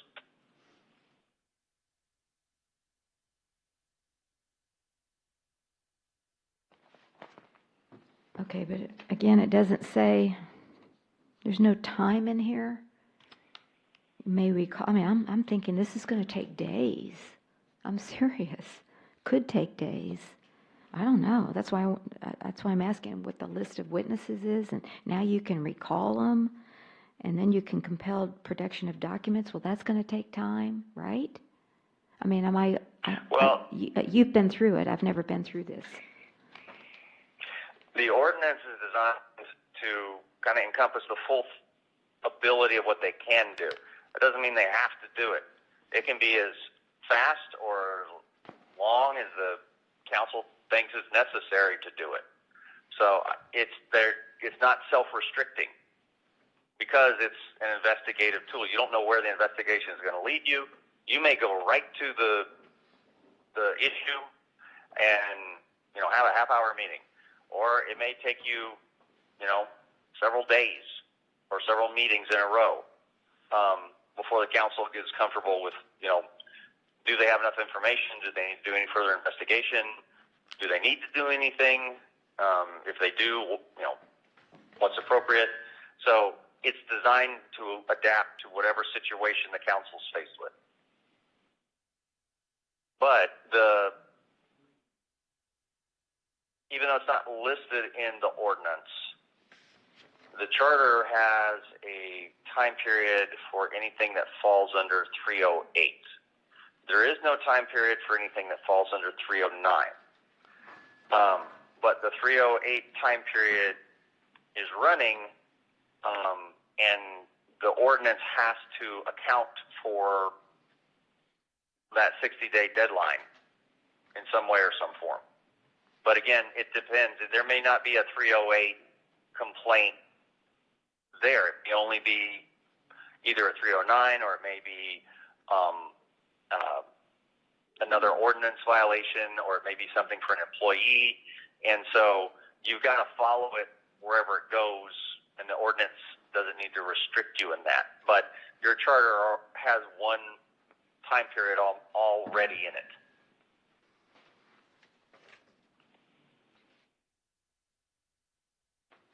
Okay. All right. Any other questions on 14, council inquiry? Okay. 15, compelling documentation for the purpose of investigations and hearings. The city council shall have the power to administer oaths, subpoena witnesses, and compel the production of books, papers, and other evidence material to the inquiry. That's right out of your charter. Okay. Council deliberation, motion on complaints. Any member of the city council permitted to deliberate and vote regarding the complaints. Now there you've got it plural. May make a motion at any time to consider the merits of a complaint. At any time. Actually, I at think any I probably time need to change after that to the conclusion of witnesses and evidence, and you know what I'm saying?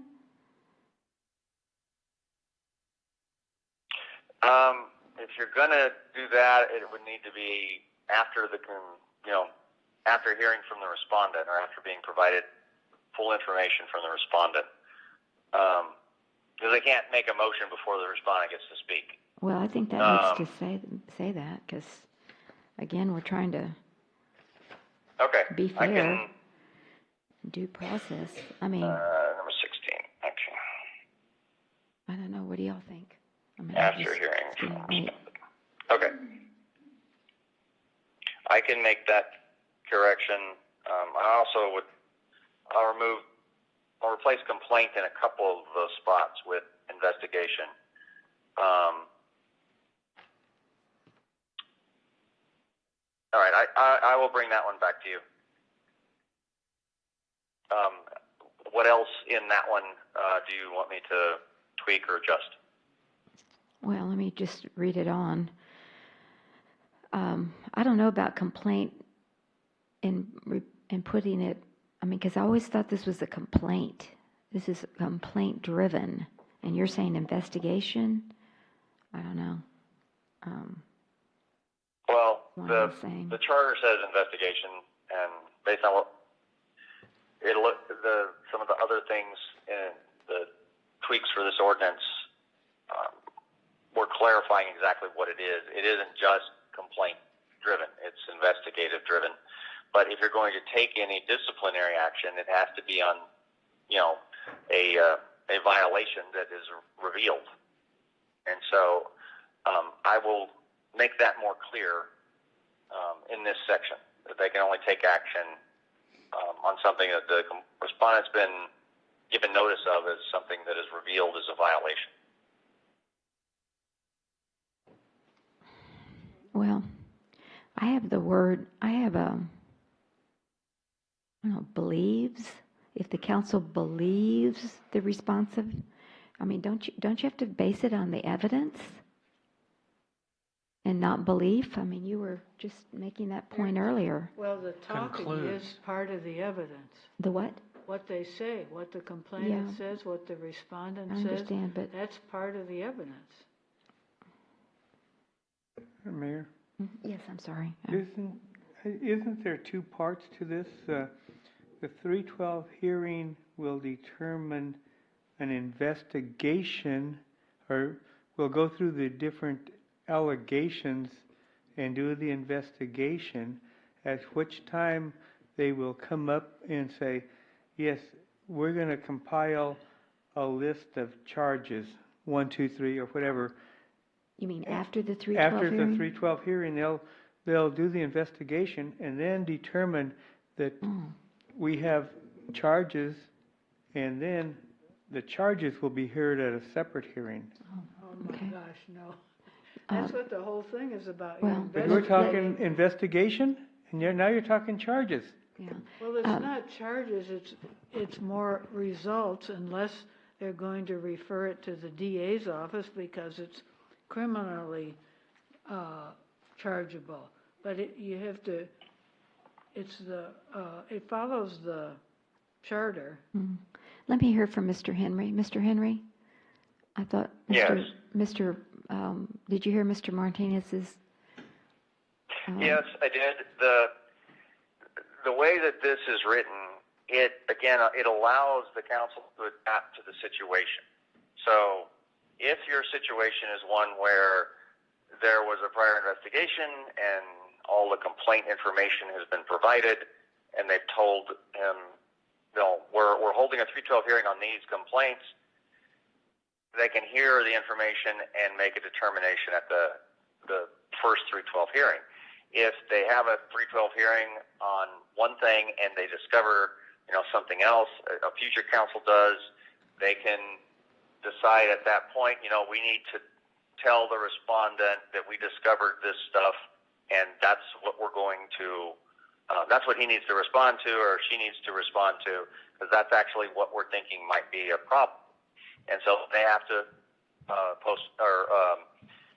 recess the hearing and reconvene at another time and have another one when the respondent has the ability to respond. So the ordinance allows the council to adapt to the individual situation it's faced with. It's not self-restricting to say we're only going to do it this way. It allows you to adapt because you don't know what you're going to be faced with in the future. Well,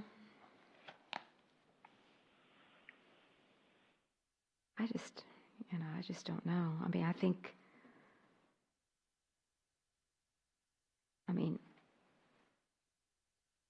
the ultimate penalty is forfeiture. That's very, very serious, and we've got to have, I don't know. It's just. We have to go, the charter is on, the hearings has it itself in B11. Doesn't say you start another hearing, as these are the charges. You make a determination. B what? 11.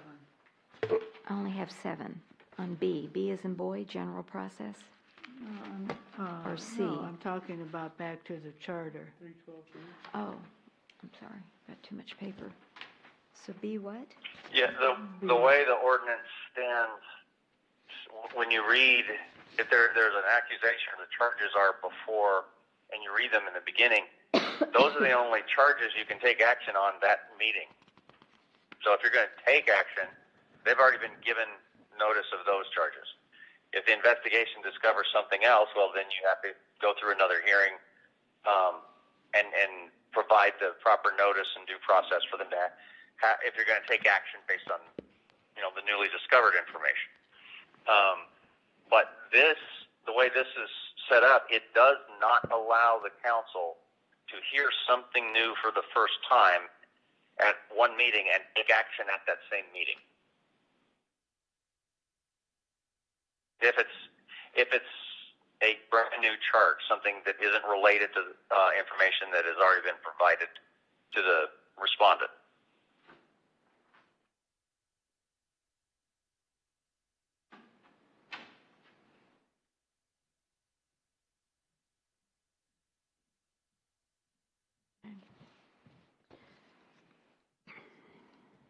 Okay, so we're at 16A. And I had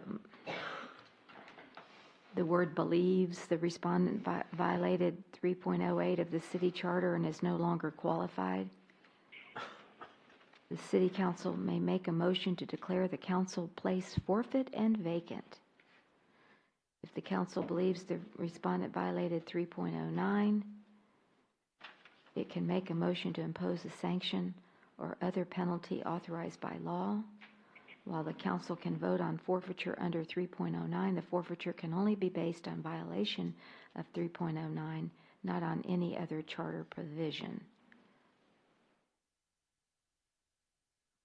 Mayor, would you prefer, instead of the word believe, I put in determined? Well, that's better than believe in my book. What's the standard of determining? Is it preponderance of evidence or beyond the... Well, for a legislative body, it's not measured the same way as it would. How's it measured? Because of the separation of powers, it's reviewed basically under what's called an arbitrary or capricious standard. A what standard? So, would you repeat that? Arbitrary or capricious? Yeah. Arbitrary or capricious. I got that. Those are legal words of art that basically mean if there is some information in there that supports the decision of a legislative body, then the courts defer to the legislative body. If there's a complete absence or void of support, then the decision is presumed to be made arbitrarily and therefore can be invalidated by a court. Can be invalidated? Is that what you said? If it's arbitrary or and capricious. I got you. If it's arbitrary or capricious, a court has the ability to invalidate a governmental action, even a legislative one, if it violates the arbitrary and capricious standard.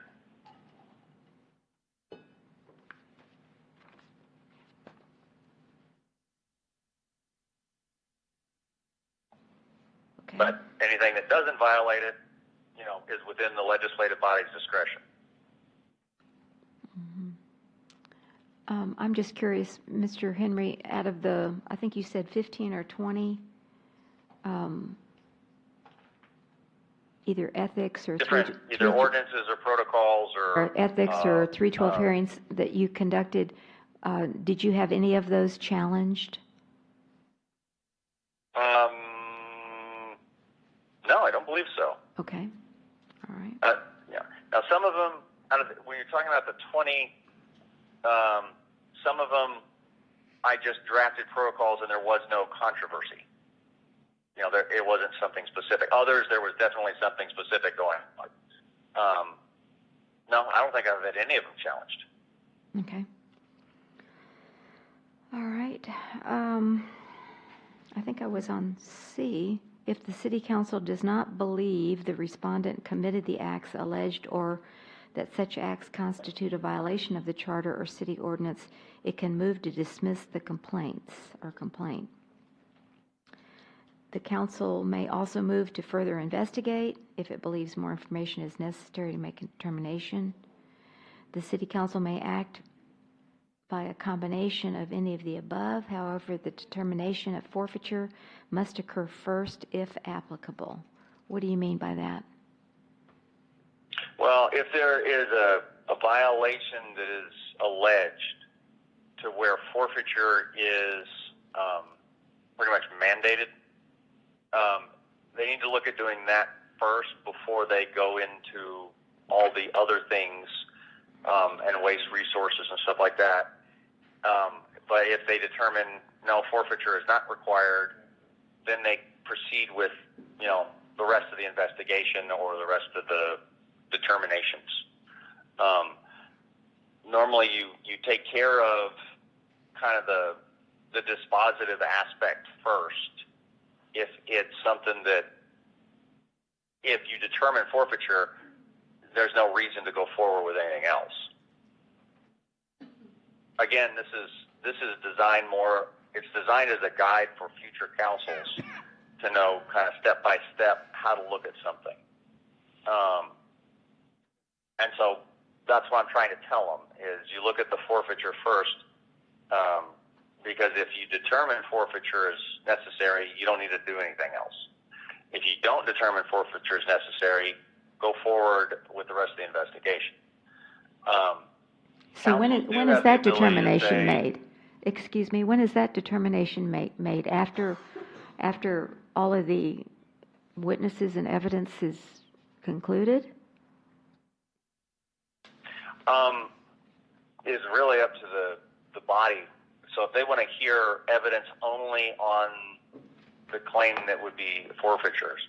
So let's say, for example, that a council member is charged with actually living outside of city limits. Okay, so it affects their qualifications and right to vote. And so I hear from, the council wants to hear from the people that asserted that, and they want to hear from, their tax assessor, and they want to hear from, obviously, the respondent.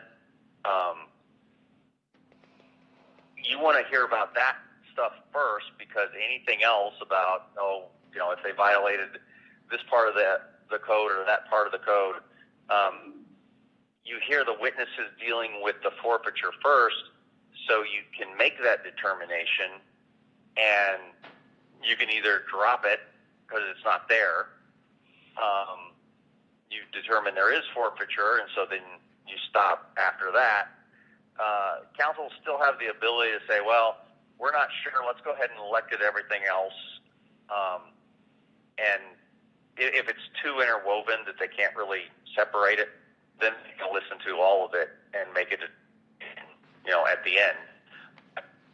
Just from a position of, efficiency and economy, you want to consider the dispositive one first. Okay. All right, so you've got a 2/3 majority for those council members present and voting. Any vote for a penalty less than forfeiture or any vote to dismiss a complaint requires an affirmative vote of the majority of the council members present and not voting. No, present and voting, excuse me. I think that's taken right out of your charter.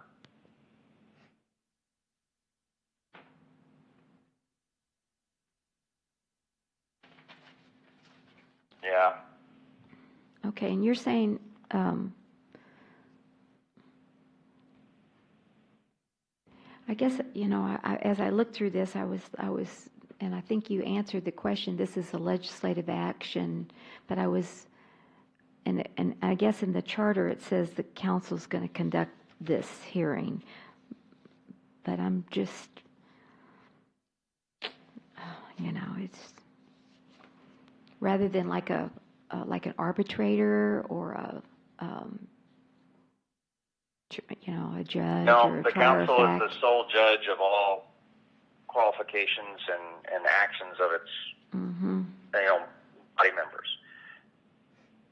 Now, you guys have since this particular complaints that we've referenced during the night as examples occurred, you have since enacted your ethics ordinance, and your ethics board can kind of filter or field out things first before they get referred to you. But if it involves a council member, you still are the only body that can do anything about a council member. So it all has to be you. Okay.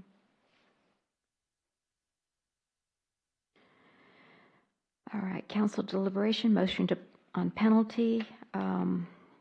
If and only if the city council determines by affirmative vote that a violation of charter or ordinance has occurred, the city council may impose a penalty.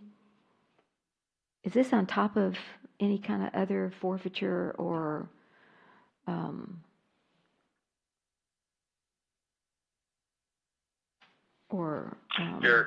is this on top of that, or in addition to, or separate, or what? It's saying there, if you follow A and B. Okay, penalties imposed must be voted on separately from the determination of whether the respondent committed a violation of the charter or ordinance. Penalties available to the charter include, thank you, to declare the respondent's position forfeited and is therefore vacant, to impose a lesser penalty included but not limited to letter of reprimand, censure, impose training, restrictions for future violations, enforce a penalty pursuant to that section. What's section 7.13? What is that section? Look at that.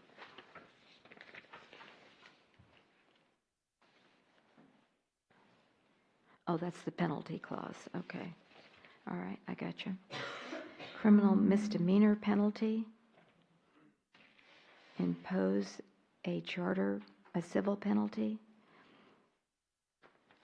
You mean the council can determine if it's a criminal misdemeanor penalty? No, if it's criminal, you can actually impose a civil penalty on your own. You can fine a council member, but if it's criminal, you actually have to refer it to the state's attorney. Okay. So you would either refer to the DA's office, or you technically maybe in situations where you have to refer it to your own municipal prosecutor's office. But in that case, I would suggest you probably assign a special prosecutor. But as long as your city attorney and the city attorney's office can advise the council, then your regular prosecutor can take it to municipal court as well. That's what that phrase is referencing. But the council can't determine a criminal guilt. You can't determine a guilty plea, but you can impose a fine, a civil penalty. Okay, that was my question about the criminal. I didn't think we had that authority. Okay. Can we annotate that in the writings? If it's a criminal misdemeanor penalty discovered, then it would be referred to the DA. I added that to my paper. No confusion. Or to, it depends to on, our legal, on what it is. To our legal, it would be referred, however, whatever the terminology is. Can it be added in there? So that it's not appearing that we have the option to do that when technically we can't impose the penalty, we just refer it. So would we just say referral of a criminal misdemeanor penalty? Yeah, that's what you would do. You would say, we think there's sufficient information to refer for criminal prosecution. And then you say whether or not you believe it's a misdemeanor or a felony, or you say it's a misdemeanor, or you just say that you're referring it to the district attorney's office if you think it would qualify as a felony. So it sounds like we need to, if you could note changing that in 17B2, one, so which would just say refer as a criminal misdemeanor penalty Would that satisfy Okay. you? Yes. Yeah, okay.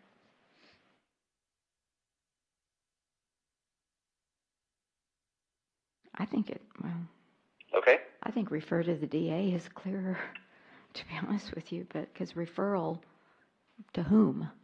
I mean, I don't know. It's late, but something to that effect to make it clearer. So, okay. Do you have an opinion on that, Mr. Henry? Does it matter? I'm sorry, I couldn't quite hear you. What was the question? Refer criminal misdemeanor penalty, or criminal misdemeanor penalty, refer to DA? No, you refer a criminal charge. It's not actually a penalty. Okay, it says penalty here. Yeah, and it's either up to the prosecuting attorney, or if it goes to jury trial, whoever imposes the penalty, whether it's the jury or the judge, they decide that as a conviction. So you just refer the charge is all. Okay, so we need to change All right, that I to will charge. make that clear. Thank you. Version. Criminal misdemeanor charge, refer to DA, or something like that? Yes. Okay. Next page is to direct further investigation necessary to determine an appropriate penalty, such as research into available trainings or other third-party options. What does that mean? Other available trainings or other third-party options. You want the ability to basically, anything short of forfeiture, you want to be able to require them to either do sensitivity training or like sexual harassment training, or even training that fits your particular situation. I had one counsel that it didn't get to a formal complaint process, but what they ended up doing was the council member that was kind of causing problems agreed to go to about 15 hours of TML seminars to kind of learn how the city really worked, because what he was doing was kind of mucking up the process because he didn't really understand what he had got himself elected into. And so you want, again, the broad option to adapt to your situation. That's what that wording is meant to address. Okay, thank you for that. 18, unless there's anything else. 18, vacancy. If the respondent is found by the council to have forfeited the position held, the position cannot be filled by appointment during the 312 hearing. The action appointing a replacement consistent with the charter and state law shall occur at the next council meeting, regular or special, to occur after the 312, which declared the forfeiture concludes. Shouldn't we track the charter on that? I mean, I don't have it in front of me, but I thought I read that if the position has less than a certain amount of time, you keep it open. If it's more than that, then you can appoint. Yeah, that's what I'm saying. It has to be consistent with the charter. So it says it the charter shall has a occur 12-month at the time next period. meeting that you will appoint a replacement. And I'm saying if we're bent on following the charter, it ought to track the charter language. It says the position can't be filled by appointment, then action of appointing a replacement consistent with the charter and state law. So the act of appointing a replacement has to be consistent with the charter, else you can't appoint a replacement. You have to wait for the election. If you want me to clean that up so it's more clear, I'm happy to. Where is that in our charter? I know I read it. Let's see. You've got a section 308. Yeah, 308. Yeah, 308. You're correct. Okay, so all vacancies with unexpired terms of more than 12 months shall be of more than 12 months shall be filled by special election pursuant to state law. All vacancies with unexpired terms of 12 months or less may be filled at the discretion of the city council by appointment of the city council upon a majority vote, may be left vacant for the remainder of the unexpired term or filled by a special election pursuant to state law. So if it's less than 12 months, the council has the option of doing several things. If it's more than 12 months, they have no option. They have to wait for the election.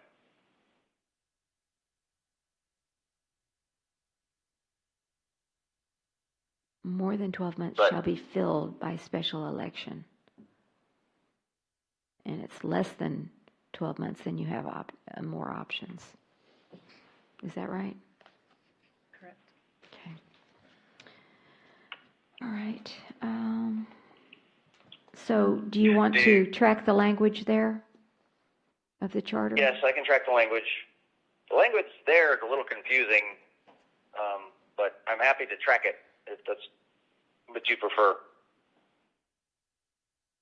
Well, I just think... Of course, all I did was I said I referred to it, so I kind of incorporated it that way. I will track the language exactly, though, okay? Is that the wishes of the council to track the language of the charter there? I think it's probably safer to do it that way. Adjournment, once all matters are resolved by the council on all complaints, the council must adjourn. Then this section on penalties. How is this different than what we just went over? This is talking about anybody who made a mistake or didn't do something during, refused to come or gave false information. So it's all the other people. Okay.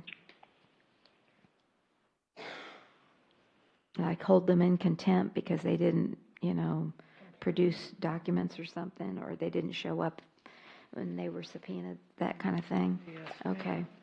Yes, that's correct. And this is up to $1,000. Huh. 500 to 1,000. Okay. Anybody see anything in that area that jumps out at you that needs clarification? Okay. Then it's just ordinance language here. It seems like Section 1, Section 2, Section 3, Section 4, Section 5. Okay.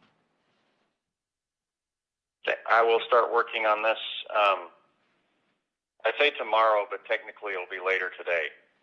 Yeah, that's right. And I will get you a draft shortly.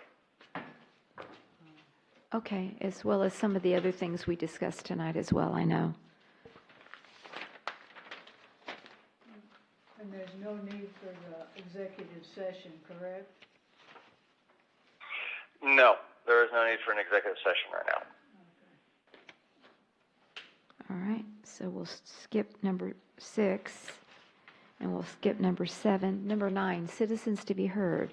Is there anybody in the chambers that would like to address the council before we say good night or good morning? Oh.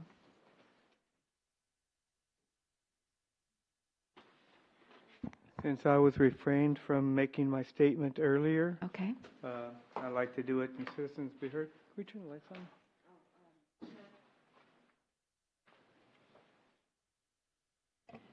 Mayor, may I make a comment, please? Basically, the same comment as before, due to the fact that this issue is still before us. I asked legal advice in reference to allowing him to speak from the floor. Mr. Martinez speaking from the floor, making a statement regarding this issue. If a council member gets down from the body and goes and speaks at citizens to be heard, for an item that isn't on the agenda and nothing about the complaint other than the executive session, which we're not considering, that's actually an Open Meetings Act violation. Again, I'm not saying you can't say what he wants to say at the right time. It's just doing it right now is going to cause an Open Meetings Act violation. So I strongly urge you not to do that right now, Mr. Martinez. How would that be a violation of the Open Meetings Act? Would you please explain that? Are you going to give your statement in relation to any of the charges that are currently pending against you? If so, those are not on the agenda for discussion. As a member of the elected body, especially one where the charter allows you the ability to place things on the agenda for you to discuss, you stepping down from the body and going and talking as a citizen, the case law is rather clear that if it is something that is on the agenda for discussion, then you can't actually do that. That causes you to create or put a item in front of the whole body that you chose that the citizens didn't know you were going to talk about, and the citizens didn't show up to hear you talk about. And so that is what causes the violation.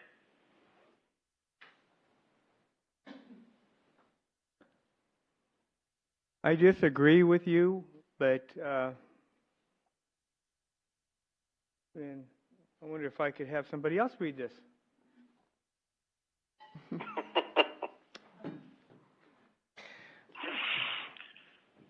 That laughter kind of tells it That's all. up to you. Yeah, I thought that on the citizens to be heard, if you could bring it up if it's not on the agenda, because we had a lot of people talk earlier today about, or earlier this evening about, the towing of cars and stuff like that, and we just can't. We can't respond back. We have to put it on an agenda for future. So I guess, yeah, I just wanted some clarification on that. But anyway. And that's right. You can't respond to them because they're bringing up stuff exactly. that isn't posted for consideration. And I know we're thinking, well, why is it different? Why is the council treated differently when they're trying to do the exact same thing? But what the AG opinions and the case law says is that if you have the ability to place it on the agenda, that's actually a sneaky way to circumvent placing something on the agenda that you want to tell the whole body, even though they're not. Because just providing information to the body as a whole qualifies as deliberation under the Open Meetings Act. And so that's what the problem is. The problem is he actually has the ability to put stuff on the agenda, but he's not. He's trying to use the citizens to be heard section to talk about it. So that's what the cases say causes the problem. By the same token, somebody else can't speak for him by reading his paper, can they? That isn't that citizen's. The conservative advice is no, don't do that. But I don't have a case out there that addressed it exactly like. So I think, We missed what you said, Mr. Henry.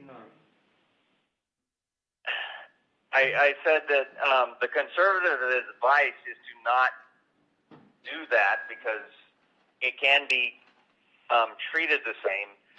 I have case law that supports a board member or council member can't do it. I don't think I've ever seen a reported case where they had someone else read it for them. So I have no idea how that would come out. And if the person reading it is a board member, appointed board member, that might jeopardize his position by reading it, potentially. Yes. And so if it is a citizen that is completely not employed, not related, not appointed, not anything else, would probably be the only safe way to do it. There are none of those in this room, Mr. Henry. Yeah, then I would suggest they he not do it. That'll cause the problem. Again, it's not that he can't say what he wants to say. He's just got to say it at the right time, when it's posted. The thing is, what he's talking about and addressing is the stuff that is posted for the 312 hearing. If we're going to post that subject for discussion deliberation, it has to be in a 312 hearing. So that's the quandary. That's kind of where you are right now. I highly advise not to do it because it will cause a problem directly. And tonight's discussion was just about the ordinance. Mm-hmm. Okay. Is it something that the complaint? Excuse me. That he still will have the ability to say what he wants to say. It's just tonight's discussion was the ordinance and the ordinance only. So that's what we were supposed to be talking about. Okay. So you're saying that this can only be stated at the 312 hearing, or is it something that if he gets a second, he can put it on the agenda? Or I don't know. I don't know what you were going to say, so I have no idea. Well, I'm just trying to clarify here. The short answer is, if he wants to give a statement regarding the complaints, he can really only do that in the 312 hearing. All right. Otherwise, he's risking a open meeting act violation. The more long, complex answer would give you a comparative hypothetical where it's not a 312 issue. So he could put something on the agenda the next time around and say what he wanted to say. But in this case, because it's a 312, if he puts that on the agenda, we're having a 312 hearing. So it kind of defeats the purpose. Okay. All right. So. May I ask a question? You sure may. Mr. Henry, this is Olin Yarnell. I live in Canterfield. I'm a board member of the EDC. Yes, sir. I'm a board member of EDC. And since I'm a board member, does that remove my right as a citizen? As you told me, as you seemed to indicate a while ago? Am I no longer a citizen of this city? Pardon me? The way the case law works, by being appointed, you don't give up all rights, but you actually are subject to certain restrictions. And Open Meetings Act compliance is considered one of those. Okay. I've already been up here twice this evening. Did I violate the open meetings law at that time? You talked about matters regarding that weren't on the agenda, but have nothing to do with your board position. Is that correct? That's correct. And this does not either. But it's not what's your... Pardon me, ma'am. I think we have the floor over here, please. Okay. It's not, Mr. Henry, it's not his own statement. Would you want to come and look, ma'am? I don't have anything in front of me. I have no idea what he's going to say. Okay, you just wanted to speak. I want to ask some questions about this process. Okay, you go right ahead then. That is citizens to be heard. You bet. Are we on citizens to be heard, or are we on item number 8.5? Citizens to be heard. Citizens to be heard. So We've already moved. Just because I walked out of the room, did we skip executive session? Yes. Okay, that's yes, I'm sorry. I'm sorry. I didn't realize, Ms. Kinsler, that you were here. But we asked Mr. Henry if we needed it, and he said no, so we just switched over to citizens to be heard. So my apologies. Gotcha. I can't keep up with who's in and out. So yes, Mr. Yarnell, this is citizens to be heard. So you're not going to read a statement. You just want to ask questions. Right. That's I don't fine. have any idea what you he's bet. talking about. You bet. Okay. I would like to ask this for a copy of the contract that Mr. Henry has with the City of Leon Valley after he finished the first investigation. And I would like to have copies of everything that he's talked to any council members about during this whole investigation. You would need to do an open records request through the city secretary to get that. You can send it as an email. No, Send sir. it as an email. It's real simple. Sandra is very responsive. Those need to be done in writing. Mm-hmm. Okay. So it was any kind of you're going to get us some case law. What else were you I going to I get want a us? copy of his contract Oh, his copy of his that goes on contract. after the first investigation. Yeah. And I want a copy of any correspondence he's had with Submit it any. in writing, sir. I'm just trying to review what we've been talking about. It's been hours, so. I that's realize all. that. It's his request. It shouldn't be, he shouldn't need any help. It's his request. He can email it to the city secretary like everybody else that does a Freedom of Information Act request. He shouldn't need any tutoring from what to recommend. I can't do this verbally? No, sir. No. No, sir. Thank you. Put it in writing. All righty. So it is now 12:46 a.m. on May the 8th, 2019. If there's no objection, move to adjourn. Thank you.